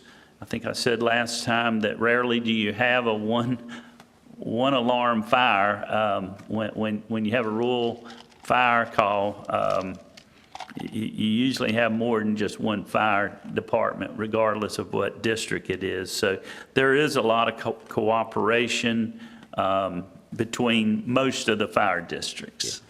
I don't doubt that. Yeah. The only thing that I want to see is all the county citizens pay the same property tax rate, regardless of how we accommodate the fire district. We got to accommodate them because we want our citizens to be protected. Right. But hopefully we can find a way where, wherever you live in the county, that when you come before us, we'll say they pay the very same tax rate. Yeah, I understand. I hope that, we'll work on that. Understood. All right. Mr. Outlaw?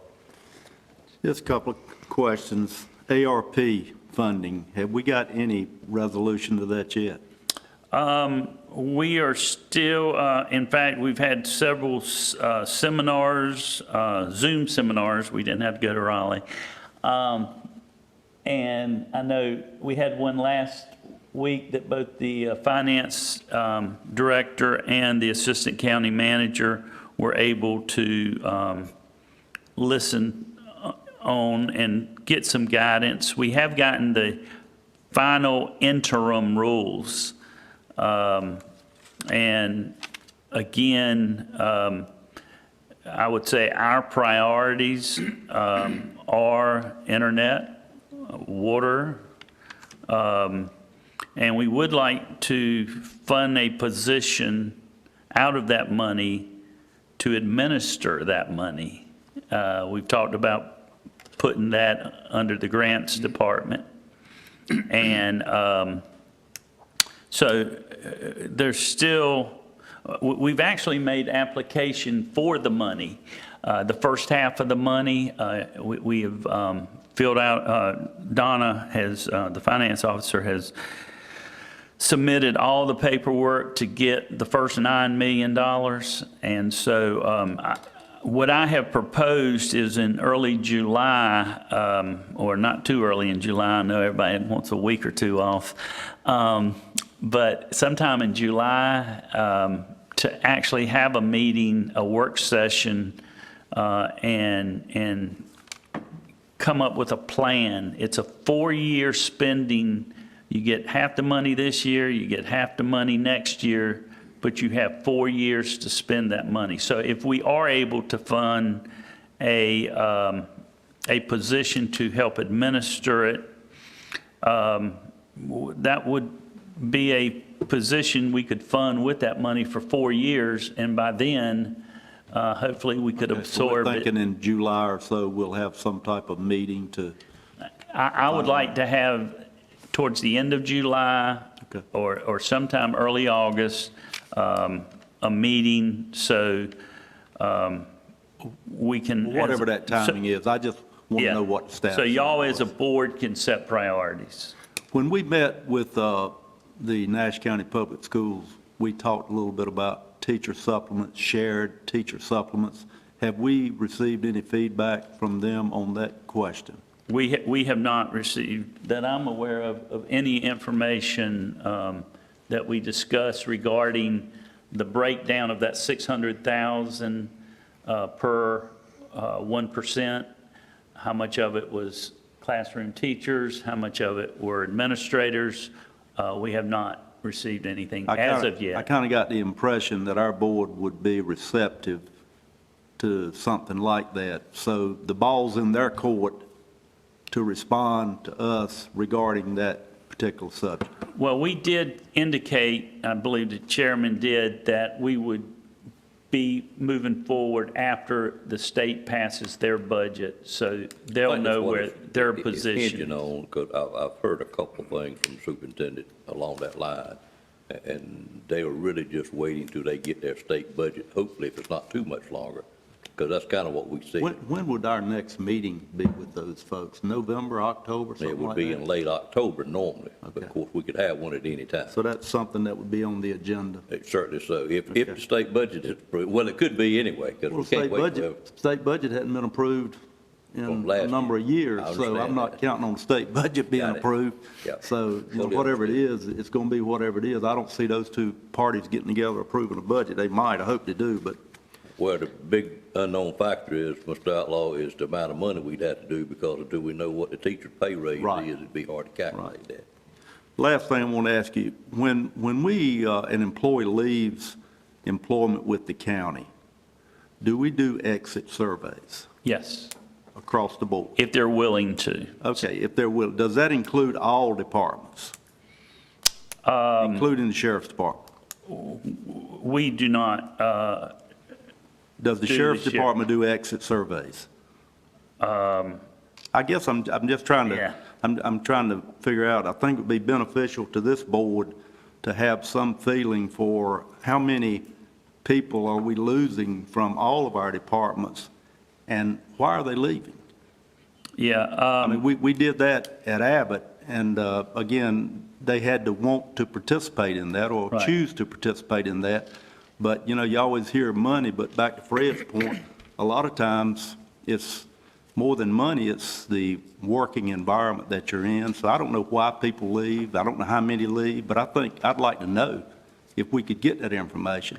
yeah, we If are we can't not, get an exit survey, maybe we can get a listing of the number of people that have left in the last year or so. I think. Do it the same across the board. What we have from the sheriff's office and our personnel department is basic information.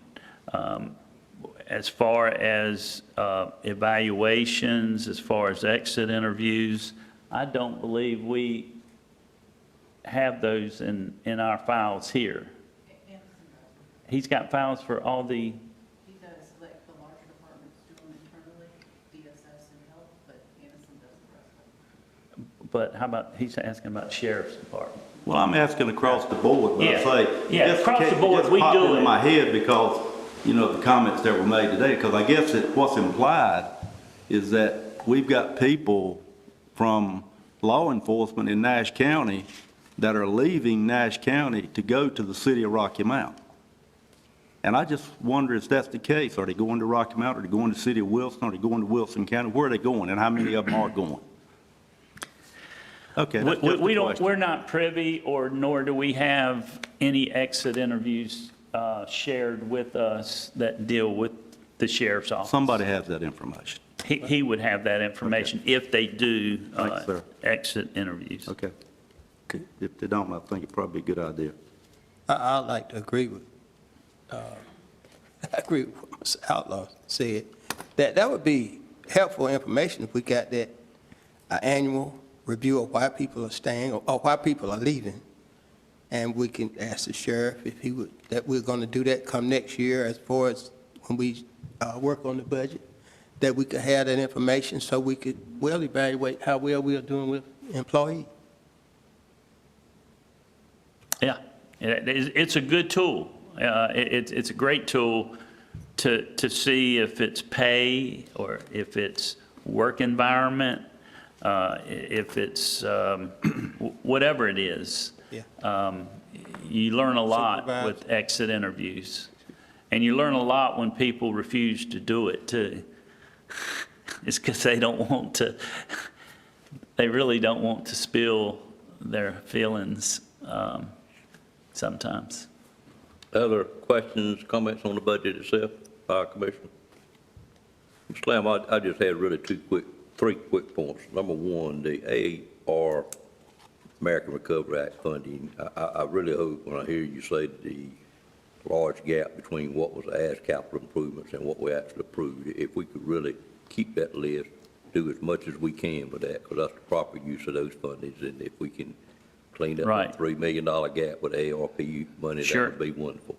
I Sure. listened, and I had this thought even before this morning about Mr. Arrington's comments about the volunteer fire department, and if you really think about it, I agree with what you said, that you, I mean, I'd like to sit down and talk to Mr. Arrington and you, maybe the finance director, sometime and discuss this, and anybody else that want to participate, but there is a large gap between, I'm going to use the example of my district and Mr. Arrington's district, in what the fire department receives per penny for each penny on the tax and what the revenue is. I mean, we can't change that. I mean, hopefully it will get better over time. But on the other hand, in his case, those fire departments got a very, very large area to cover. I do know we do shared calls, and they join up to do a wonderful job of all of that. But in the two seminars that I've watched on the American Recovery Act, then we got a real good sheet last week from the Association of Questions and Answers that I spent a lot of time studying the weekend. And short and long of it, you got a lot of latitude with this money. I mean, you can, and maybe we could look at those smaller fire departments, see what those needs are. And I did see where I thought, in my interpretation, a little bit too loose sometimes for you and Vince both, but I do think there might be a possibility there to help those underserved 5 fire departments that you got severe equipment needs. I think that might be a case where we could do some catching up, because we can't totally fix the problem that you're asking about, but we may could help it with this one-time funding thing, potentially, without getting too much feedback. It's a very vocal group. I would tell you that, Mr. Arrington, these fire departments are, and once we go to messing with them much, we hear a whole lot about it. But that might be a way we could look at and possibly help close the gap a little bit, particularly as it relates to equipment needs. The only way to approach, to realize what he wants in Nash County under our fire department setup would be to have a unified fire department with stations all over the county in those 18 districts with a uniform tax. And I don't think that's... I'm not even hearing what you're saying.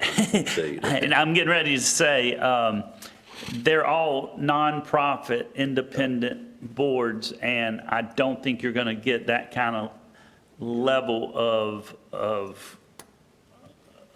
cohesive or cooperation. That's not a good word. You're not going to be able to do that. There's a lot of pride in those fire departments. A lot of history. And so I'm not sure how much revenue equalization would even be possible. There will be in the future, though, a need, and I've said this before, to combine certain fire departments.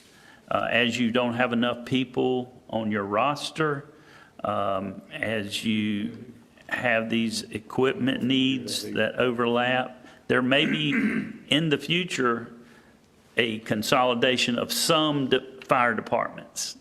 I think that's going to be a natural process, but I don't think you're going to have a unified fire district in Nash County that would totally equalize to the extent that you're suggesting.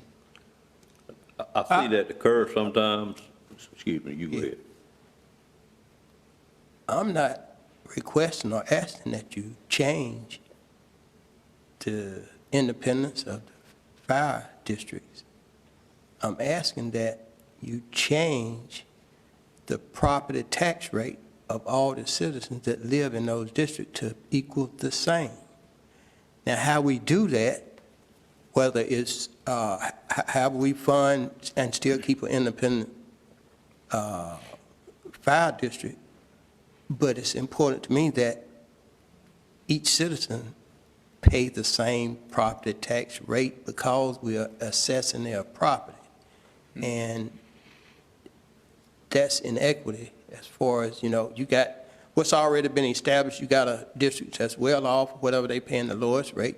And then you got a district on the other side that don't have all the things they paying the highest rate. So in order to be, when you make those little small increases, even though they're 2 cents, whatever, you're increasing the property tax rate of those citizens. So what I just want to see each citizen in the county to pay the same tax rate.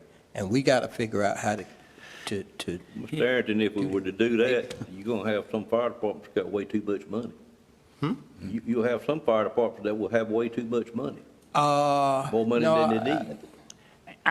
No, it's you're going to have to be able to do it where and you're going to have to figure out what their funding is and the amount it is in each one of them, and then come back and figure out what will be the tax rate to do it all. Yeah, the fire districts were originally formed based on area and communities of interest, not necessarily the wealth of any one district. I would say our fire districts are akin to the difference between Nash and Edgecombe County. We have an $8 billion tax base with a 67-cent tax. They have a I forget what the latest is, $1 billion tax base with a tax rate in the 90s. 97. It's the same thing with our fire districts. We have some fire districts that can provide the same service for less money because they have a high tax value in that fire district than other fire districts that have a very small tax base, are taxing at 14 cents, 15 cents, and they don't get a third of the money that another fire district that might have a 7-cent tax rate is collecting. Let's move this on, Okay. if we could, and have a work session on this one subject. Mr. Lamb, Sir, can I just You make- explain the fairness of that then to the taxpayers that are paying. Well, it ain't fair. There's no Well, question it's not fair. That's why we got to correct it. Could I make a recommendation? Sure. Just, Yes, sir. just maybe a dumb recommendation, but we're talking about the fire association. Right. The chiefs association. Yeah. Why don't we let Mr. Arrington meet with representatives from the fire association, the fire chiefs, and pitch the idea that he's got and get their feedback on that particular idea? And I'd be glad to go with them. Sure. Honestly, I think more Mr. Arrington than to do that. Well, I can tell you, I'm being facetious. I know you were. I Because hope you it's were. not going to go well at all. It ain't gonna- We'll, it ain't we'll gonna go. try I'd like again. to add another recommendation in addition to what Commissioner Outlaw said. I think all these fire districts know the tax value in their district. That's how they come up with their recommendation as to if they want, they already know that. Yes.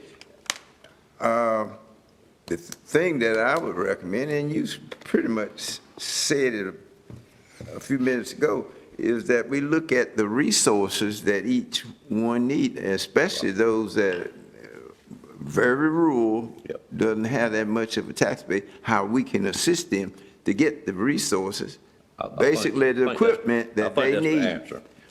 That's what we need to That's the look at. best recommendation's been made on this subject. Yeah, well, we've got an And that's opportunity. a one-time thing with a hopefully Right, it's a one-time non-recurring. thing where we could potentially do that. Yeah. But we spent a lot of time on it, and we're on item 15, and we got 30 to complete here, so. You had I one more? call for a question on the motion at hand. You have one more question? No, sir. Okay. My two questions were to dwell again on capital improvements, to accomplish as much as we could, knowing water and rural internet is gonna be the highlight of it, but to clean up as much as we can with the one-time money we got. And I'd really like to look at the fire situation. I just see a point we could look there, and I'd invite the commissioners to, I'm sure we all got that list from the association last week. There's a long 4, 5, 6, 7, 8 pages of infrastructure, because I've gotten a few calls from the smaller towns, particularly my two, asking to help decipher some of it, and give them a little bit of advice on what they could and couldn't do. I'm very gentle in what I'm saying, but I don't mind talking to them about it, but they're all trying to figure out how to spend the money. But any more questions on the budget itself or comments? Thank you, Mr. Lane. If not, I'd ask that you call a public hearing. Getting ready to do that, sir. No more questions. I'd entertain a motion to go into a public hearing on the fiscal year 21-22 budget. Moved. Moved by Commissioner Outlaw, second by Commissioner Combs. Any questions on that motion? All in favor of the motion, let it be known by saying aye. Aye. Any opposed by a like sign? Ladies and gentlemen, in the audience, and hopefully some looking online, we are in a public hearing for the very important fiscal year budget coming up. And at this time, if anyone here that wishes to speak, we'd like to hear from you. If you state your name and address. Seeing no one move, if there's someone in the public that has any more questions about it that's seeing us online, we'd invite you to call the manager's office or the finance director's office, or your commissioner, and they'd be trying to answer any questions you have. But with that said, I'd entertain a motion to close the public hearing, and I really do wish, as a commissioner, we would have more input from the public, but apparently the staff and the manager and finance directors have done a great job of putting the budget together. And without any citizens' questions about it, I did go to a public hearing on one last week that wasn't anything like this one, quite frankly, in a local municipality. But with that said, I'd entertain a motion to close the public hearing at this time. So We moved. close the public hearing. I think I got Ms. Leggett first as a motion, and Mr. Bellfield second. Any questions on that motion? All in favor of the motion, let it be known by saying aye. Aye. Any opposed by a like sign? Motion carries. And I do think at this point, it would be in order, correct me if I'm wrong, Mr. Lamb, to entertain a motion to adopt the budget as presented by the staff? We would request that, yes. Okay. I'd entertain a motion to adopt the budget, and I don't think there's been any changes to your book that you had earlier, and certainly keep in mind that any amendments that need to be made during the year, we do them all the time at every meeting. But I'd entertain a motion to approve the 2022 budget for Nash County. And ordinance. And ordinance, yes, sir. I have a motion by Mr. Bellfield. Second. And second by Commissioner Outlaw. Any questions on that? And before we do that, the commissioners greatly appreciate all the work put into it by the staff.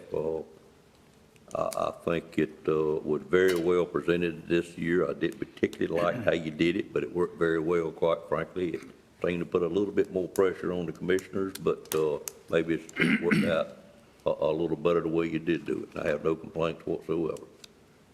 So thank you. Have a motion and a second. All in favor of that motion, let it be known by saying aye. Aye. Any opposed by a like sign. Motion carries, and I'm sure Ms. Wells was able to attend. She would indeed vote for it as well, just on the comments I've heard from her. Thank you. Job well done. Yes, sir. Thank you. And that's probably why there was nobody here for the public hearing on it. Had quite a bit to do with it. Yes, sir. We're completed 15 items. The request was made by the board to have about a 25-minute lunch break at this time.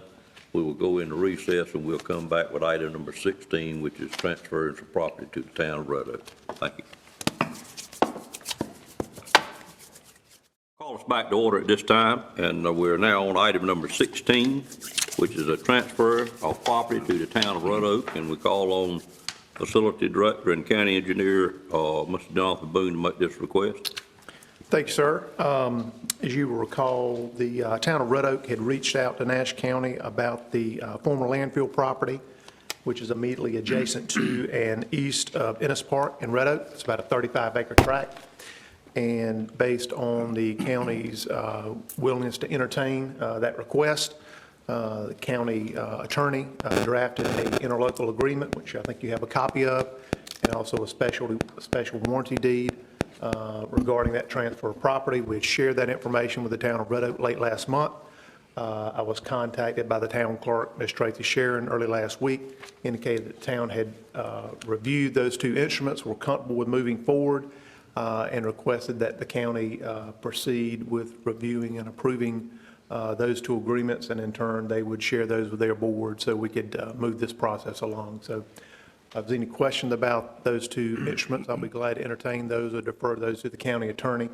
But I think they're relatively straightforward. The main issue there was making sure that the town understood if they decided to move forward with the development of that property before the North Carolina Department of Environmental Quality were to step in and develop and implement a remedial action plan, that the town would do so at their own expense and to a certain degree at their own risk. So that was the main concern that was addressed in the interlocal agreement, which you should have in front of you. Any other questions, be glad to entertain those. Yes, I have one. Landfill, even though it's been closed all these number of years, is that a suitable site to expand the park? I guess the best answer I could give to you is, it's my understanding that the town is looking to develop additional passive uses, so walking trails, things of that nature, maybe some additional parking. And I think you could probably find numerous examples across the state, or really across the nation, where decommissioned landfills have been used for those types of purposes. Golf courses, not that the town, I think, is entertaining a golf course, but certainly I'm aware of other projects within the state of North Carolina where decommissioned landfills have been developed for open space, for recreational uses. But again, it's my understanding at this point that the town is interested in developing, expanding their walking trail and providing some overflow parking. If you've ever been out to the park on the weekends when they're hosting a tournament or at other times, certainly now they've expanded the park, added some additional amenities. You can see that there are times that there is more demand for parking than there are parking spaces. So I think that's the town's near-term goal. What the future holds for the full 35 acres, I can't be certain. That is something that's an issue that the town will need to wrestle with. But at this point, the matter we have before us is just merely the transfer of the property from the county to the town. Wouldn't we be required as a county before we sell it or deed it to town of Red Oak to check for environmental contamination in that soil? Well, again, the interlocal agreement spoke specifically to that issue. Are we required to conduct any kind of environmental assessment? No, sir, we are not. But certainly the town is aware of the issues with that site. They know it was a former landfill. and understand that before they would proceed with any plans to develop that park portion of the property as an expansion of the park, that some of that legwork would need to be done. But in terms of just transfer the property from the county to the town, I'm not aware of any legal requirements upon the county to conduct any kind of assessment above and beyond the documents that already exist associated with that property that you can find online at the North Carolina Department of Environmental Quality regarding their assessment of that property in terms of evaluating the risk that property poses to properties adjacent to the landfill. Again, that was a pre-regulatory landfill decommissioned in the mid to late 1970s. So again, we are aware there are issues there. The state continues to conduct, currently looking at some groundwater issues, particularly on the north side of the park. But again, I'm not aware of any legal requirement for us to do anything above and beyond what has already been done in terms of evaluating the property. Other questions or comments? I tell you, I just think it ought to be tested, to see if there any contamination that can really be harmful.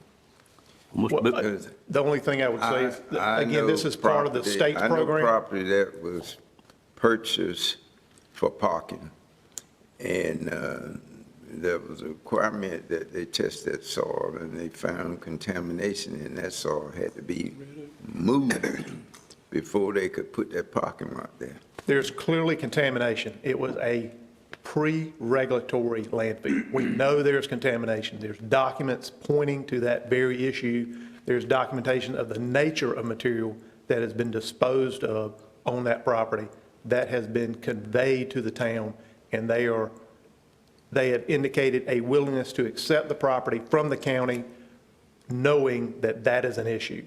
And with that said, they also understand that they can either wait for the state to complete that evaluation and to abate any known issues on the property, or they can move forward on their own timetable and accept the economic implications or accept the responsibility for funding that remediation if they want to move quicker than the state does. But we know there are environmental issues. It was a pre-regulatory landfill. So they're going to be checking with the state in connection with testing to see if there is contamination. We know there is contamination. Yeah, the pre-regulatories didn't have liners or leachate systems, so they dig a hole and it'd go in the ground. So just about all the old landfills have some contamination. That's what I'm thinking. Yeah. I wouldn't want to personally own an Yeah, and I hate to see the county get into something like that and later on you find.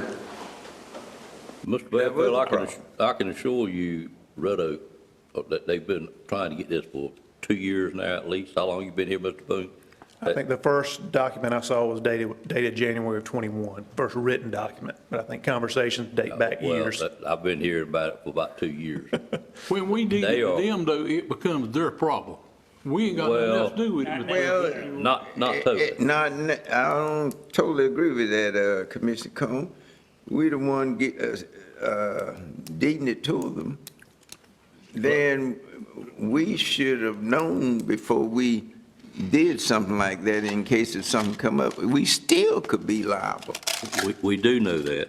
And what Mr. Boone is saying in layman's terms is that whole situation has been made very aware to Red Oak. The state knows we're doing it. It is on a fund and monitored by the state as it has been with monitoring wells for many years. They know at some point when the funding is available, the state would clean it up. But it's on that Superfund list that's always more to do than more money available. So what Red Oak has chose to do is take the land now and probably wait some period of time to see if the state will clean it up. And if they get anxious, then they can determine what the cost is and clean it up ahead of the state if they want to. It's what they're telling me they're going to do. Is that what There's one more, another point. important point to make. Yep. At least in the documentation that I have reviewed. Again, this is a 35-acre tract. I believe there's about 23 acres that house the former landfill. So there is some acreage that potentially could be developed that does not encroach into the area where the material was disposed. So again, we entirely up to Red Oak how they want to proceed. It may be that they decide to develop portions of the property that are not currently the home of materials that were disposed of in a pit that was dug in the 1970s as a part of phase one, and then wait for some phase remediation of the property and further development. Again, that will be entirely up to the town, but that is the crux of the issue that the county attorney has attempted to address in the draft of the interlocal agreement that you have in front of you today.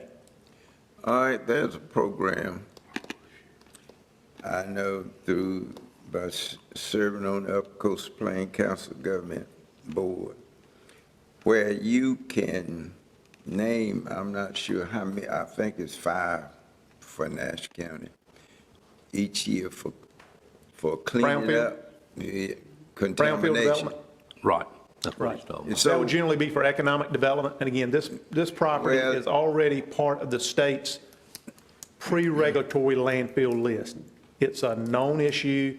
It's part of the state's program through the Department of Environmental Quality. So we don't have to designate it now for that. We do not. It's a known issue that landfills have contamination. It's on the list. The state has it on the list. And typically brownfields are industrial properties targeted for redevelopment. This would, even if it was not on the state's list for remediation based on, some prioritized evaluation, it would, unless it was a site we were targeting for some type of industrial development, it would not qualify for the brownfields program. Well, it's going to be redeveloped. Not for industrial purposes, not for economic development. Are they proposing, I know not for economic, but you're proposing use of it? It would not qualify for brownfields redevelopment. All right, any other questions on this item? If not, I'd call for a motion to approve or deny the request, and it's in my district, and if the board doesn't mind, I'm going to make a motion for approval. Second. Got a second? Any questions on the motion? All in favor of that motion, let it be known by saying aye. Aye. Any opposed by a like sign? No, I'm not comfortable with that. It could come back to haunt us later on. Well, I fully understand that, Mr. Bellfield. And that's not against Red Oak. Right. This is an exchange of property between the county and the municipality. Correct. And I'm just not comfortable. At their request. Without being assured that sometime before it's used for anything else, that is checked for contamination. All right, that motion carries on a 5-1 vote. We'll move to item number 17. And I would call on Donna Wood, the Finance Director, implementation of Government Accounting Standard Board, required budgetary changes.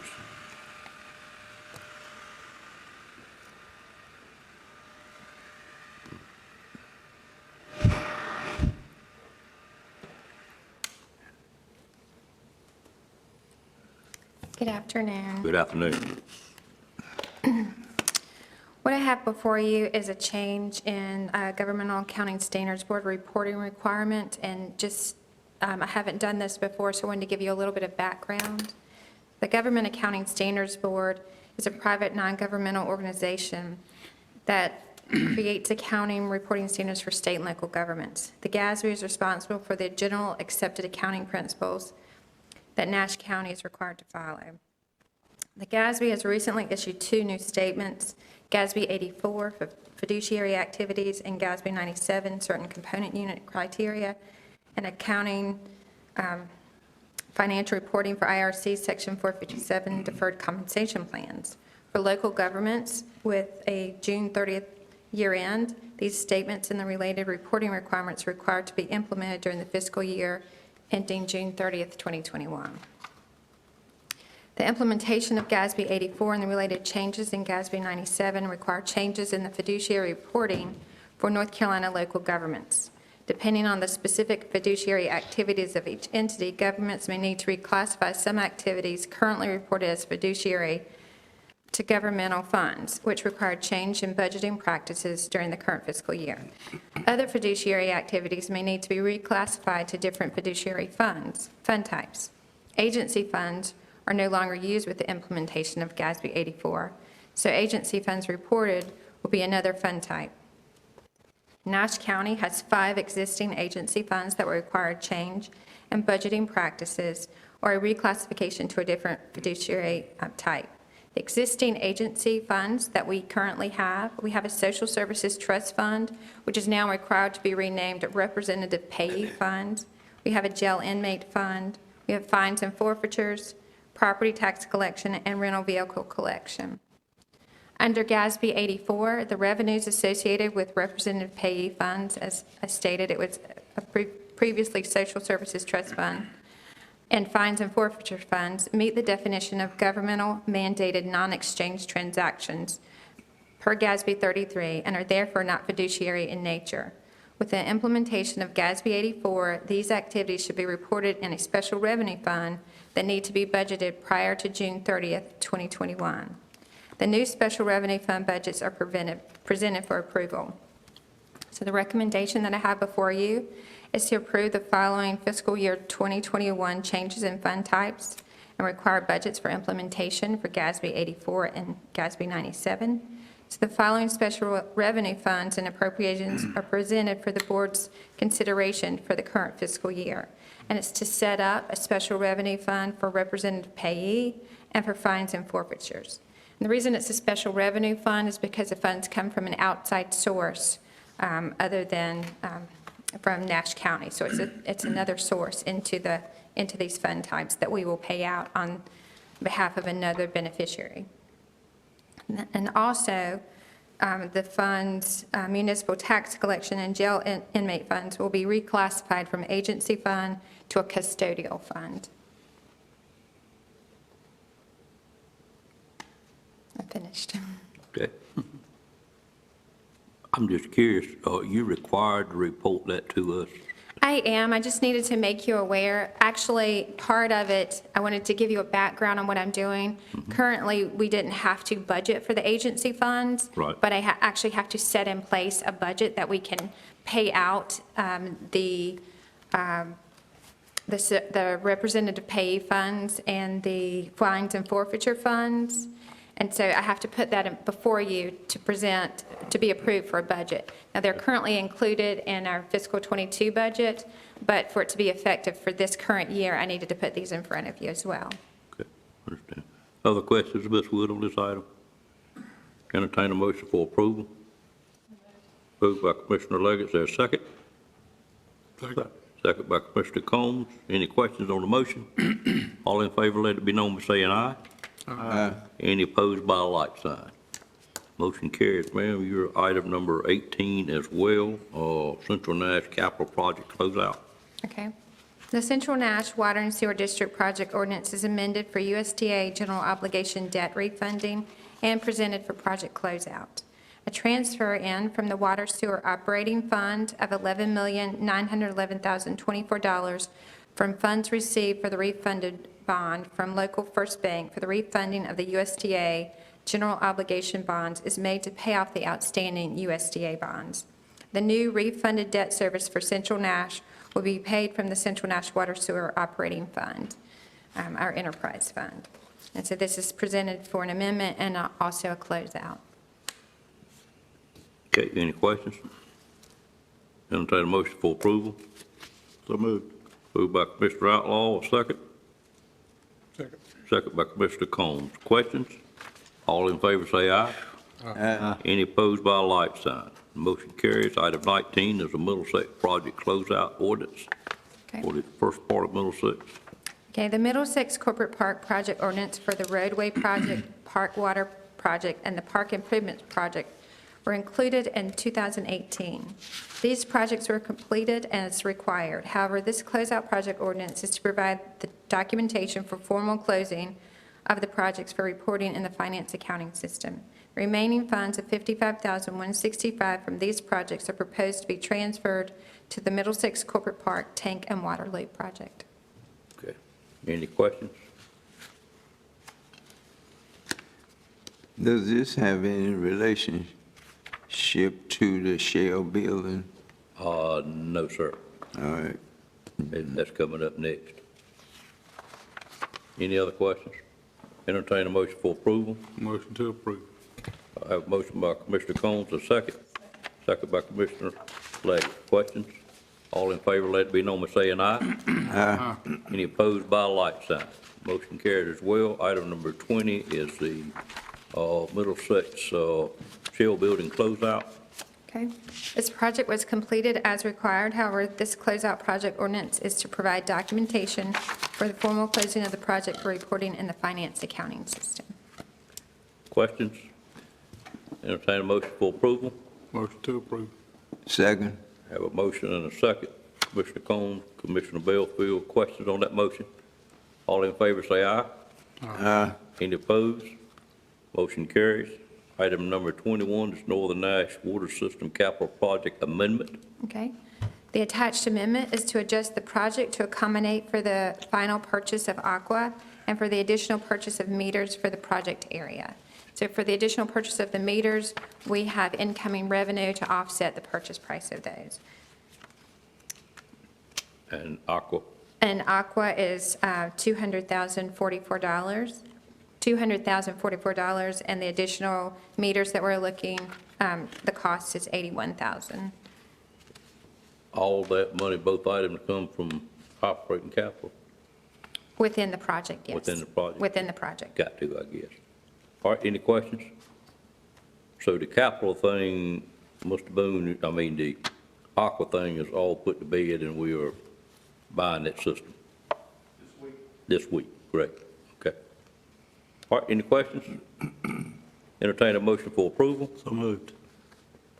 Second. Motion by Commissioner Outlaw, second by Commissioner Belfield. Questions on that motion? All in favor, let it be known by saying aye. Aye. Any opposed by a light sign? One part of that's been a long time coming. Item number 21 is Northern Nash Water System, and that was what we just did. Let's go to item number 22, LCID Capital Projects Ordinance Amendment. Ms. Wood? The attached amendment is updating the project ordinance to reflect a change order with Sawyer's Land Developing Incorporated of $5,321.46 for the LCID landfill construction project due to the increase in excavated and backfill soil quantity and an increase in turf reinforcement matting. These What? funds are being moved from contingency. Questions? Entertain a motion. So moved. Second. Have a motion by Commissioner Outlaw, second by Commissioner Arrington. All in favor, let it be known by saying aye. Aye. Any opposed by a light sign? Motion carries as well. 23 is budget amendments. Ms. Okay. Wood? The following budget amendments are presented for the board's consideration for the current fiscal year. The first item is with insurance proceeds for the sheriff's office. This budget amendment is to budget insurance proceeds received for 2 sheriff's office vehicles identified as totaled. These funds will be used to purchase and upfit a replacement vehicle. It's $34,190. The next item is with Department of Social Services. This budget amendment is to budget 100% federal funds for heating and cooling expenses for qualified citizens. It's $85,002. No county funds are required. The next item is with Federal Asset Forfeiture Fund. This amendment is to budget funds for 2 surplus vehicles, taxes, tags, and radio kits to outfit the vehicles, $30,000. No county funds are required. And the final budget amendment for this meeting is to budget the Series 2021 budget refunding proceeds and insurance issuance costs, as well as the transfer of funds to Central Nash Capital Project to pay off the refunded bonds. It's $11,378,000. Any questions on those? Entertain a motion for approval. So moved. Motion by Commissioner Arrington, is there a second? Second by Commissioner Leggett. Any questions? That's an unusual low number of budget amendments, or we're going to get bombarded at the last meeting in June. There will be more budget amendments at the last meeting in June. Hopefully Well, not you always think. an exorbitant number. Right. We hope that at that meeting in 2 weeks, we can anticipate everything. Right.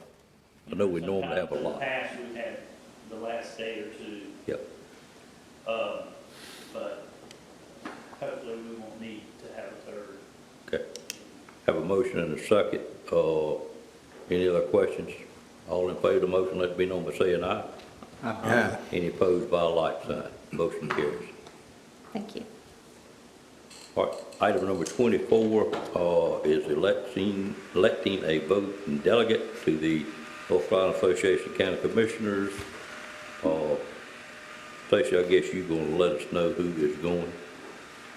Who is going? Yes, or Madam Clerk. Can you let us know who's going? I've got registered Mr. Bellfield, Mr. Arrington, Mr. Davis, Ms. Wells, Mr. Lamb, and myself. I've met board members, so okay. Oh, okay. That's good. Who we had to elect from, unless you want to be the delegate. No, thank you. Yes, she'll be out of town. Did she say your name? No. No, she did not, because I will be out of town. Do you want me to table this one? Okay, all right. All right, so what you have to have, 4 commissioners planning to go, and we need to elect a voting delegate like we do each year. What's the pleasure of the board? Who was the delegate last time? Honestly, I do not remember unless somebody else remembers. I believe it was virtual, and I believe it was Mr. Belfield. Yeah, Last year. the last one was, which we canceled Right. the site, and we Right. did it through Virtual. Zoom. Right. And I believe I was the voting delegate. Yes, sir. Yeah, Yeah, I that's was what the you voting did say. delegate for that. Okay.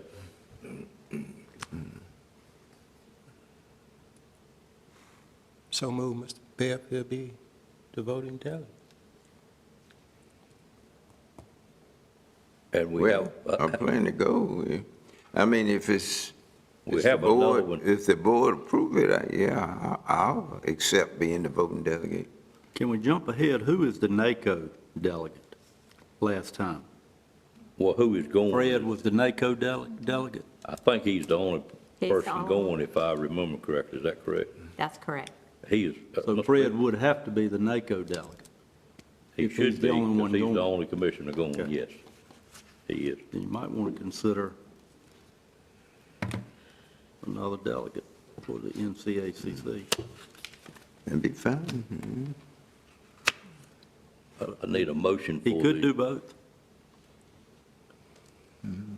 Well, I'm on item number 24. I need a did you make a motion, Mr. Arrington? Yes. that Okay, for Mr. Bellfield. Is there a second to that motion? Second by Commissioner Leggett. Any questions on the motion? All in favor of that motion, let it be known by saying aye. Aye. Any opposed by a like sign?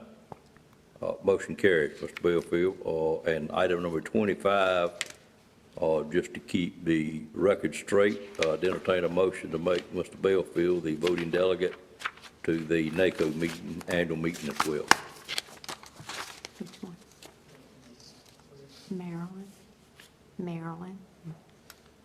You need a motion? I need a motion, yes. I would make that motion, sir. Okay, have a motion by Commissioner Outlaw, second by Commissioner Combs, to make Mr. Bellfield the NACO Annual Conference voting delegate. Any questions on that motion? All in favor, let it be known by saying aye. Aye. Any opposed by a like sign? Motion carries as well. You'll be a busy man, Mr. Bellfield.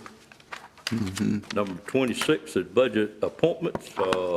Stacey, while you're there, go ahead and do those as well.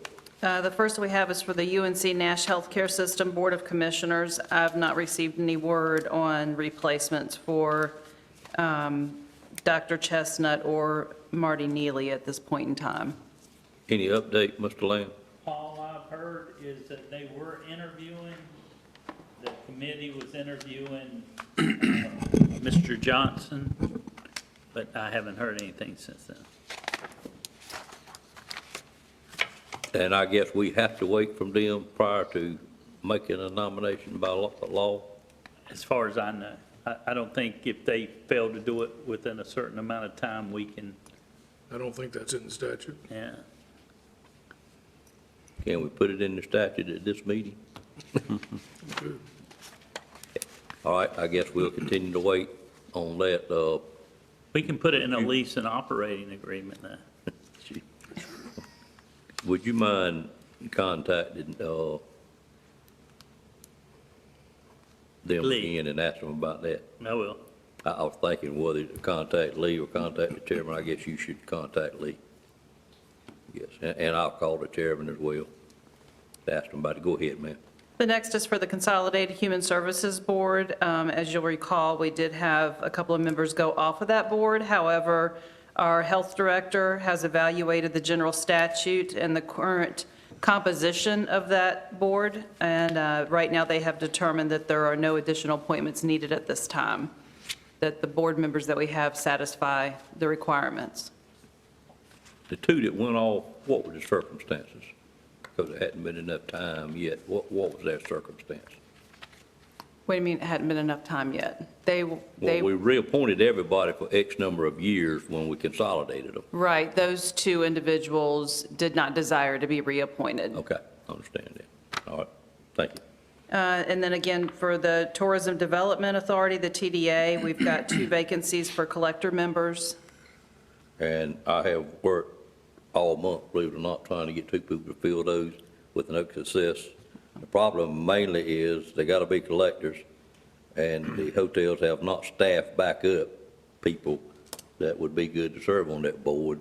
We've got some that they're hiring and bringing in. I feel like hopefully next month I'll have some people to choose from.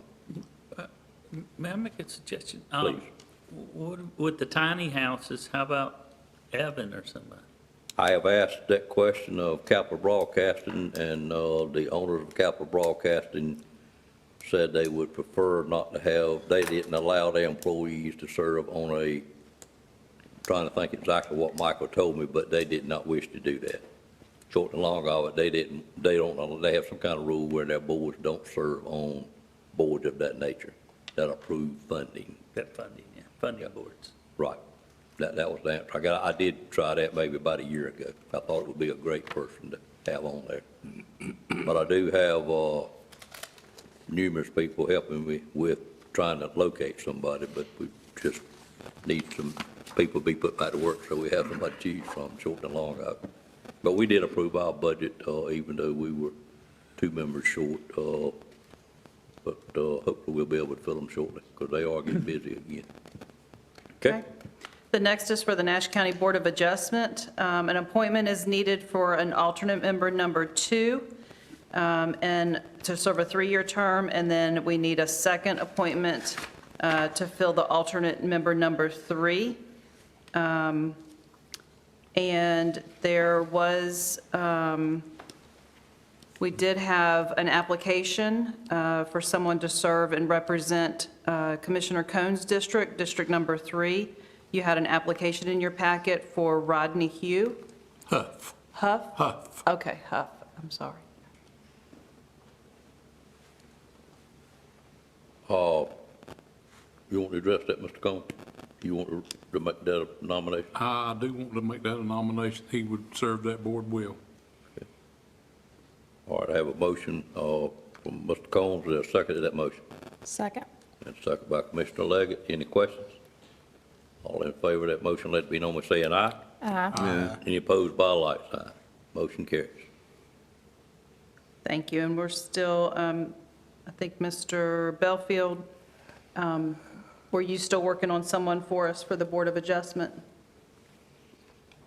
I don't have anyone at this time for the board. I hope that I can have one for our next regular monthly meeting. Yes, sir. So the next is for the Turning Point Workforce Development Board. Terms for Corey Nixon, Mark Froman, and Eddie Coates expire for the Turning Point Workforce Development Board on June 30th, 2001. Mr. Froman and Mr. Coates are eligible, willing, and recommended for reappointment. Mr. Nixon is no longer employed at the Rocky Mount Engine Cummins plant and will need to be replaced. And the Workforce Development Board is working on a recommendation for a business representative to replace Mr. Nixon for us. But if the board would like, you can reappoint Mr. Froman and Mr. Coates. Entertain a motion to appoint the two that can be reappointed. Mr. Chairman, I move for reappointment of Mark Froman and Eddie Coates. Have a motion, is there a second? Second. Second by Commissioner Arrington. Any questions on the motion? All in favor, let it be known by saying aye. Aye. Any opposed by a like sign?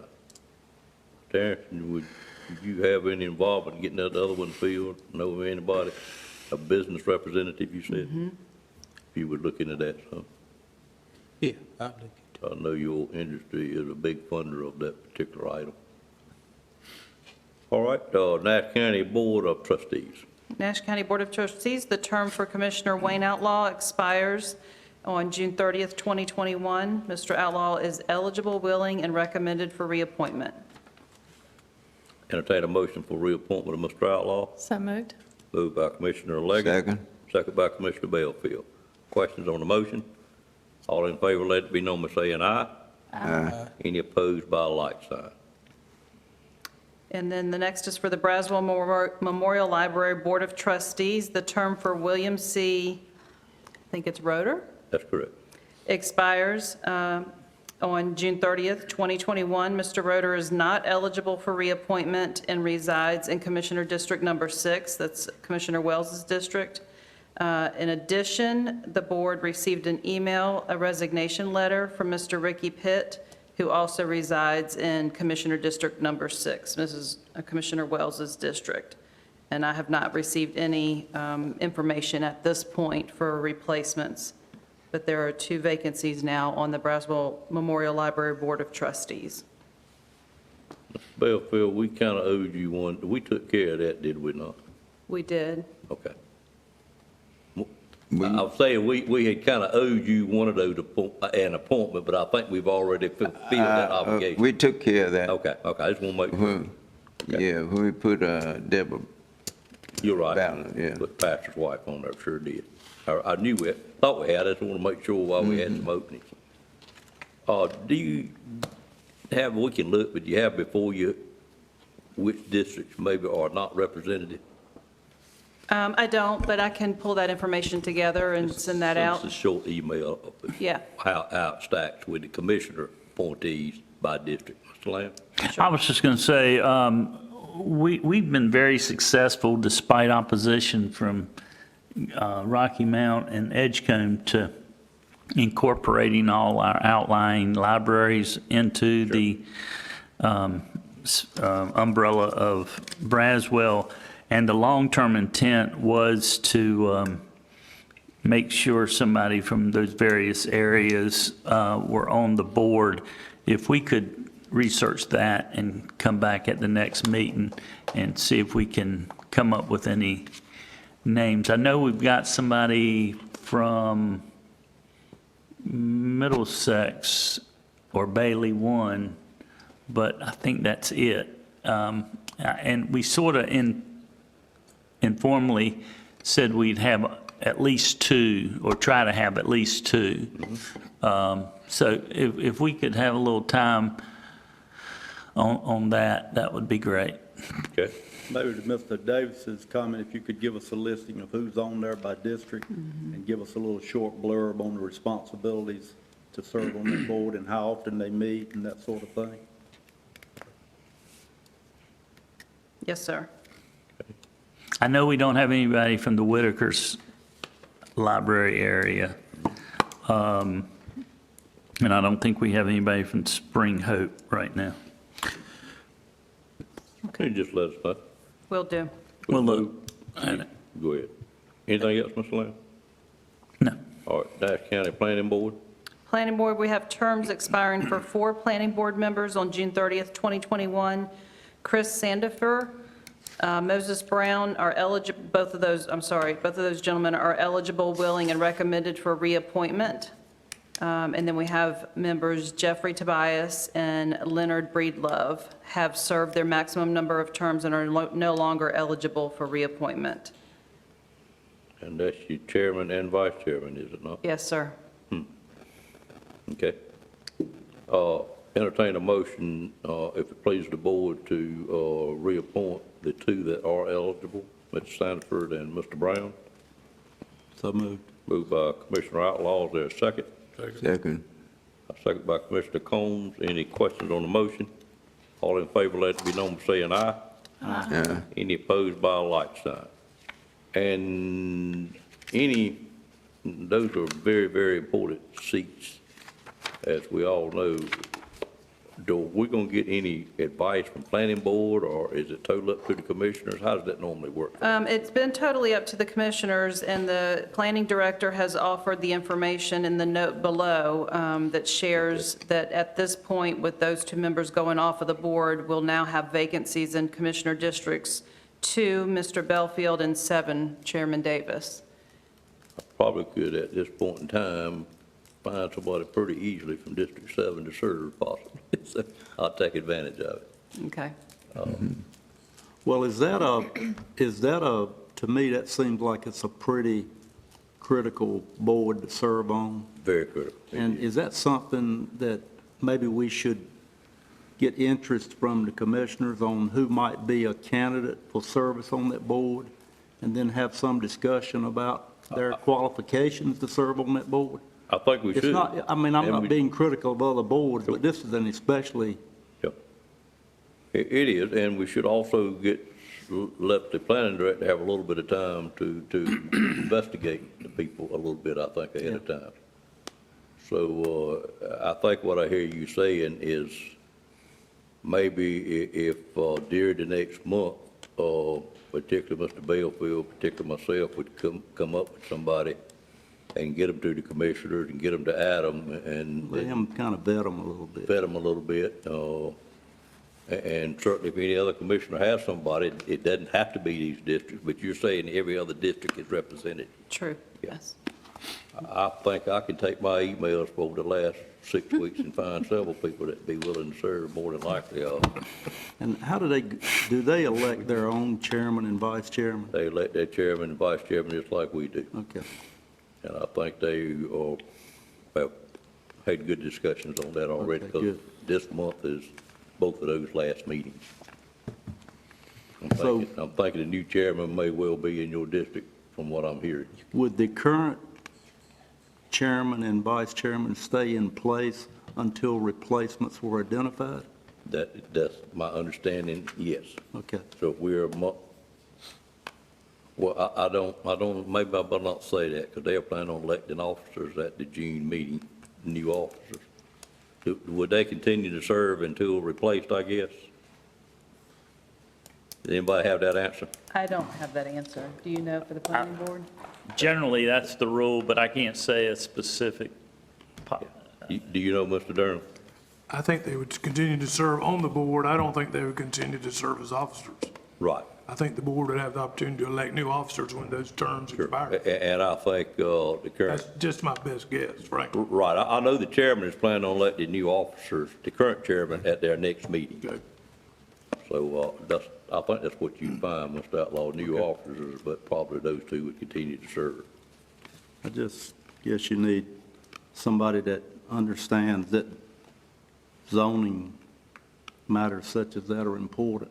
Absolutely. So I'll let it go at that. Okay. Okay. The next is for the ABC Board. Terms have expired for 2 ABC Board members, Julia Coggleton Bryant and Ernestine Neal. Ms. Bryant is eligible, willing, and recommended for reappointment. Ms. Neal is not eligible for reappointment and will need to be replaced. And then that board has also asked Ms. Bryant to be the chair again for another year. So they've asked for this board to approve her reappointment as well as being appointed chair for another year. Okay, we'll take Ms. Bryant first, entertain a motion to reappoint Ms. Bryant. So moved. So moved. Moved by Commissioner Ayrton, is there a second? Second. Second by Commissioner Combs. Mr. Chair, Yes, sir. did she say that she's eligible, I mean, that she want to be reappointed? Yes, sir. Okay. I'm reading that, but I understand where you're going. Well, I'll just But leave it at that. If she said. Right, yeah, it says here that she does. The information I received Right, I said, understand. I know I haven't seen her out too much lately, but we'll take it at face value, and then if we need to do something down the road, we will. But I have a motion and a second. Any questions on that motion? Do you want to include her reappointment as chairman in that motion? Do it all in one? I was gonna do it at two different Okay, motions, just fine. to keep it correct, because that's a once-a-year thing. All in favor, let it be known by saying aye. Aye. Any opposed? Seeing none, I'd entertain a motion to also give the board their request to reappoint her as chairperson. So moved. Moved by Commissioner Outlaw, is there a second? Second. Second by Commissioner Ayrton. Any questions? All in favor of the motion, let it be known by saying aye. Aye. Any opposed by a like sign? Motion carries as well. okay, so the last one is for the Nash County Jury Commission, and the term for R.L. Bass Jr. For the Jury Commission expires June 30th, 2021, and I'm currently in contact with Linda Thorne. She's awaiting final word from the Administrative Office of the Courts to finalize that appointment, so I may need to bring that one back to you in your second June meeting this month on June the 24th. Does that mean Mr. Bass is not eligible, or he may be eligible? Is that what's been checked on? He is eligible. He's only served one term. I'm not sure exactly what direction Mrs. Thorne is waiting for, but that was the instruction I was given. Understand.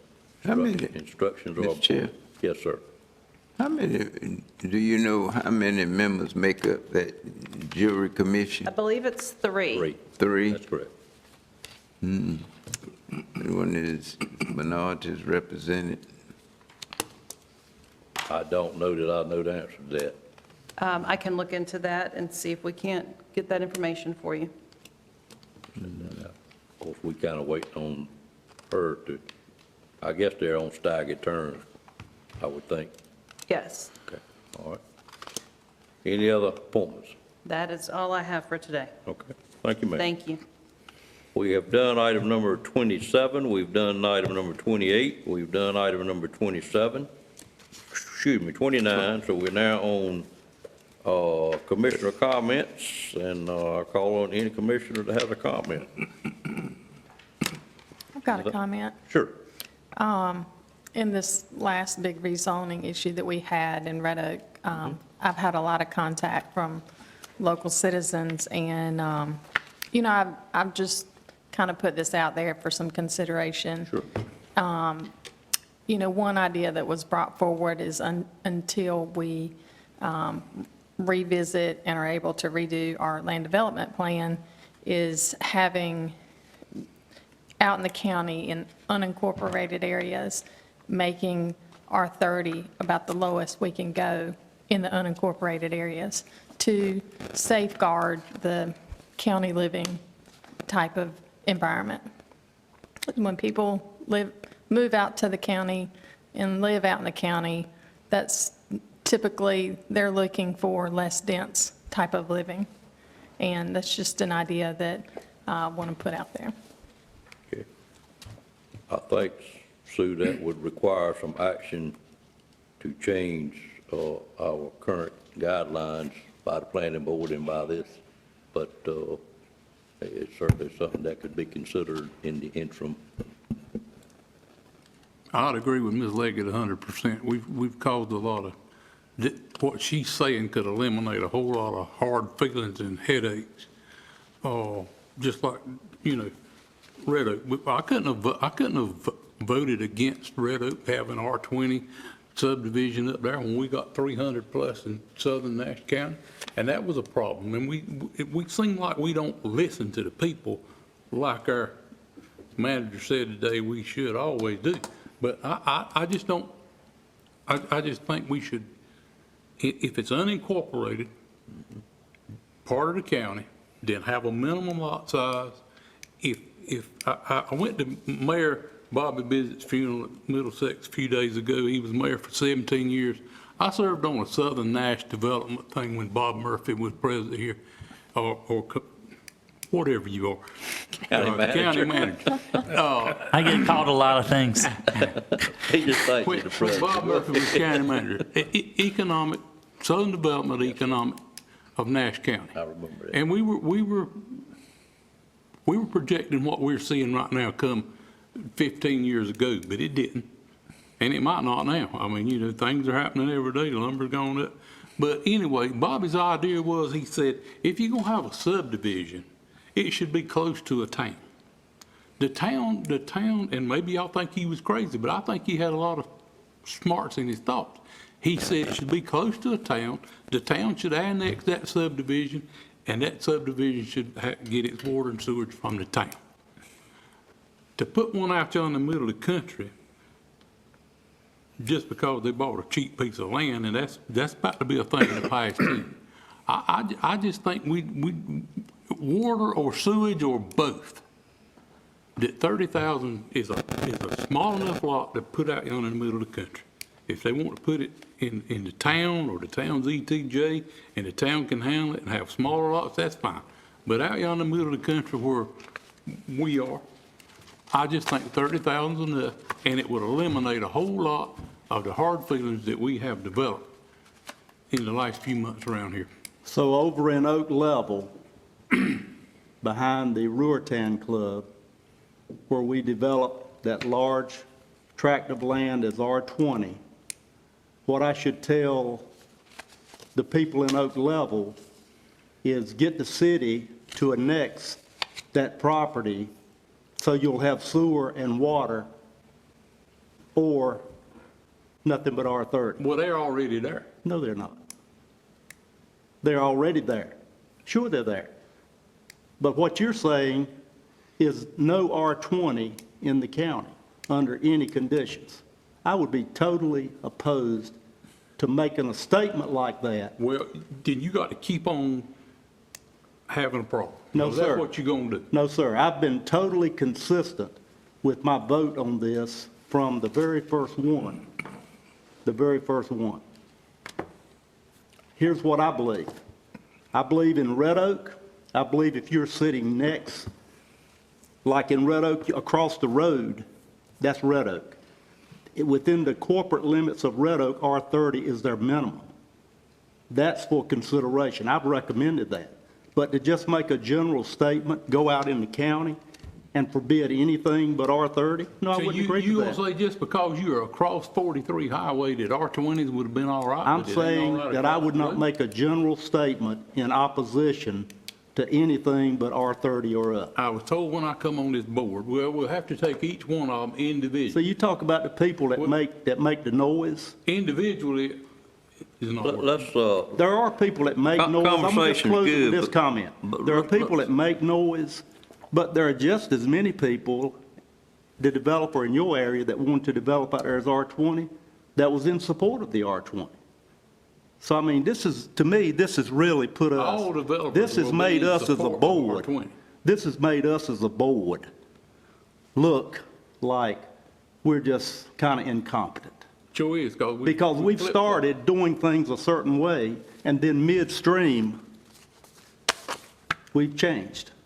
well, I want to make it clear, Mr. Outlaw, that the vote today, I come here prepared to vote for R20. I would have voted for R20 today if that's what, I told if that's what it had Harrington, been. if that's what he voted, that's what I was going to vote. Matter of fact, I would have voted for R20 the last time when we tabled it. I would have too, and I'm the one that would have sweated out and out, but it was the right thing to do. I agree.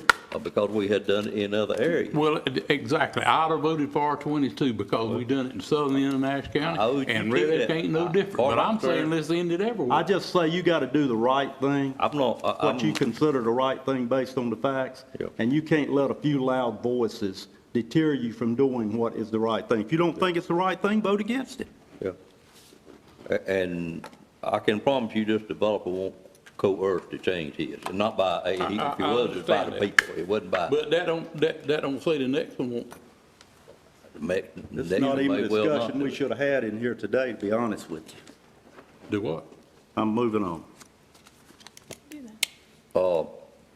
In fact, it caused quite a bit of turmoil within their own developers, business owners to get that one resolved, but I think the senior member won out, but that's neither here nor there, but.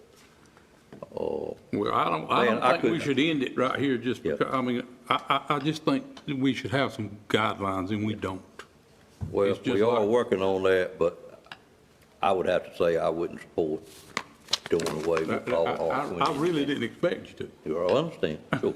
Everybody has their own opinion. That's why they serve an office and each one of them. I really didn't expect you to, but I think it's a good idea. I really didn't expect you to with what's going on out in your area already approved. And I voted for R30s on the second part of it, and the next thing it come back in here and it was all R20s. I didn't like it. Should have voted against it, sir. Well, if you didn't like it, you didn't think it was right. We need to get it right from a standardized point, not from a haphazard seat of the pants deal. It's gonna be a interesting process to get the code changed like this board can agree. As 7 members, the majority, I guess, somebody had to say how they want it. And then we need to try to follow what we got in there. That's our issue right this minute is we are sometimes not following what's in there. But well, I say we are. I don't know of any instance where we probably hadn't. What we did today wasn't against what's in there. It was a change by the developer himself. The developer changed it today. Yeah. Plain and simple. Yeah. But if the developer hadn't changed it today, you'd had the same. I would have voted. I'd had to vote for it. I owe you that. I would owe too. her I that. would have too, simply because. And I told Mr. Arrington that I would. Simply because Yep. it ain't no different there than it is in the southern end of Nash County. But if one day we say, okay, this is what we're gonna do and that's it, then we ain't got to go through this mess no more. Understood. Any other comment by a commissioner? Ms. Leggett, were you through? I think you were started. I was, thank you. Okay. Any other comment? Oh, just- No, I would say that I voted R30 because the developer changed to that. Yeah, I understand. Otherwise, I came prepared, if he had not changed, to vote R20. Well, I think it would have, well, just neither here nor there, we put that to bed, let's move on to the next one, and it will be next month more than likely. Any other comment? I had made 3 notes, one of them I've already discussed, of course, the housing report, we did have another good month, last month, we had 33 new housing permits in the county, which keeps up pretty much the pace that we're on, we've had a few more, we've had a few less, but still 33 is pretty significant. I had a comment about reappraisal, which we've already discussed in length. That really concerned me that we would have to bump it up a year. And then, Mr. Lamb, just something that I've been thinking about a month. I really am concerned about the large number of vacancies that we have in probably 3 areas. I know we have quite a bit in the health department. I know you and I have discussed that. You're concerned about it. We have quite a bit in social services. And of course, we have quite a bit, as we learned today, already new in detention. I'd just like to ask you and staff to dive into that one. We can. It's a good place to work. We got great benefits, and there's something there particular. I might understand in the jail more so than I do the other one, but our health department, unless they're just nurses, everybody's got nursing shortages, but in Department of Social Services, I can't help but think there's people that would like to have those jobs. But whatever you can see as a manager to try to close the gap on the total number of vacancies. And I'm going to ask that the board start getting, I think we could decipher it out of our monthly updates if we wanted to.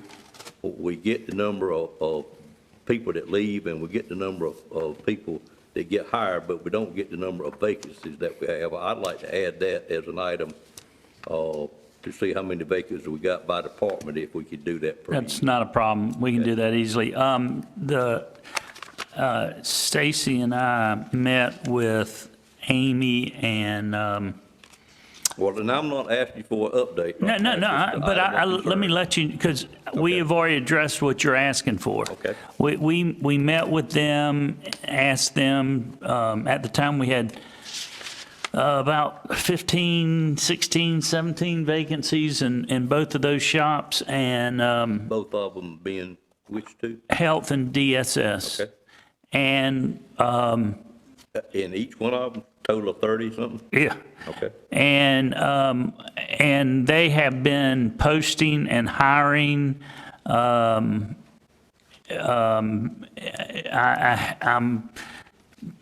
DSS is definitely filling up those positions. The problem is some positions require certain qualifications that we're not getting the applications for. We lose people sometimes to other counties. But if we lose people to Wake County, and you know I've never liked this, somewhere there's people that can do the job that's in another county that would be glad to come and make what we pay, I would think, but. Right, and we also have a lot of people in-house that we promote. Sure. And that creates that position, Well, this board always loves that. But we are working on that. In closed session, I will go a little bit more into the health department, but we're got something to address that issue too. But yeah, we have met with both of them, asked them to, or directed them to post as many positions as they can, and let's get them filled. Okay, all right. And the detention center's down to about 6 or 7, I believe. Okay, great. Yeah. All right. I know lap salary money is great, but if we approve a position, let's see it filled too.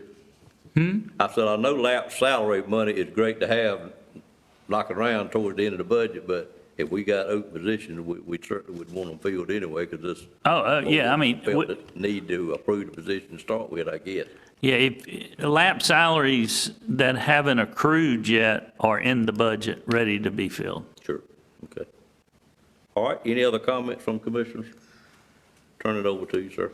Okay, just a reminder of the Senior Center 20th birthday lunch this Friday at 11 o'clock at the Nashville Senior Center. Reminder that at the second meeting in June on the 21st at 1:30, Dave Peterson with Trillium will be our outside presenter, and Thomas Gillespie will present on Miracle Park, current status and Phase 2 elements. Is that the 21st? 21st.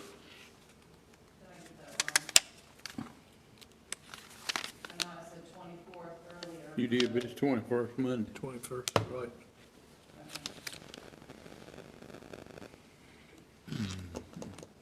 Yeah, 2 weeks from today. Is that the senior? The senior thing is Friday, this Friday at 11 o'clock. 11/11. 11/11. And Stacy and I will be attending the City and County Management Association's summer seminar on June the 24th and 25th. Of course, we'll always have our telephones with us. Follow up on the request for proposals on the land use plan. The deadline for submittal of proposals is this Thursday, the 10th at 4 o'clock.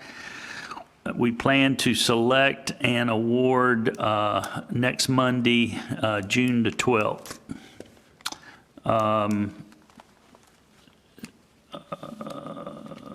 Oh, yeah, because of issues that we've had with board effects, the clerk and Stacy and I guess Sandy was involved, and we will be switching on July 1 to a new software program with Municode, and that we already use them for our code of ordinances, and so we're excited about that, just given the perpetual issues we've had with board effects. And finally, since last week, we've had a volunteer intern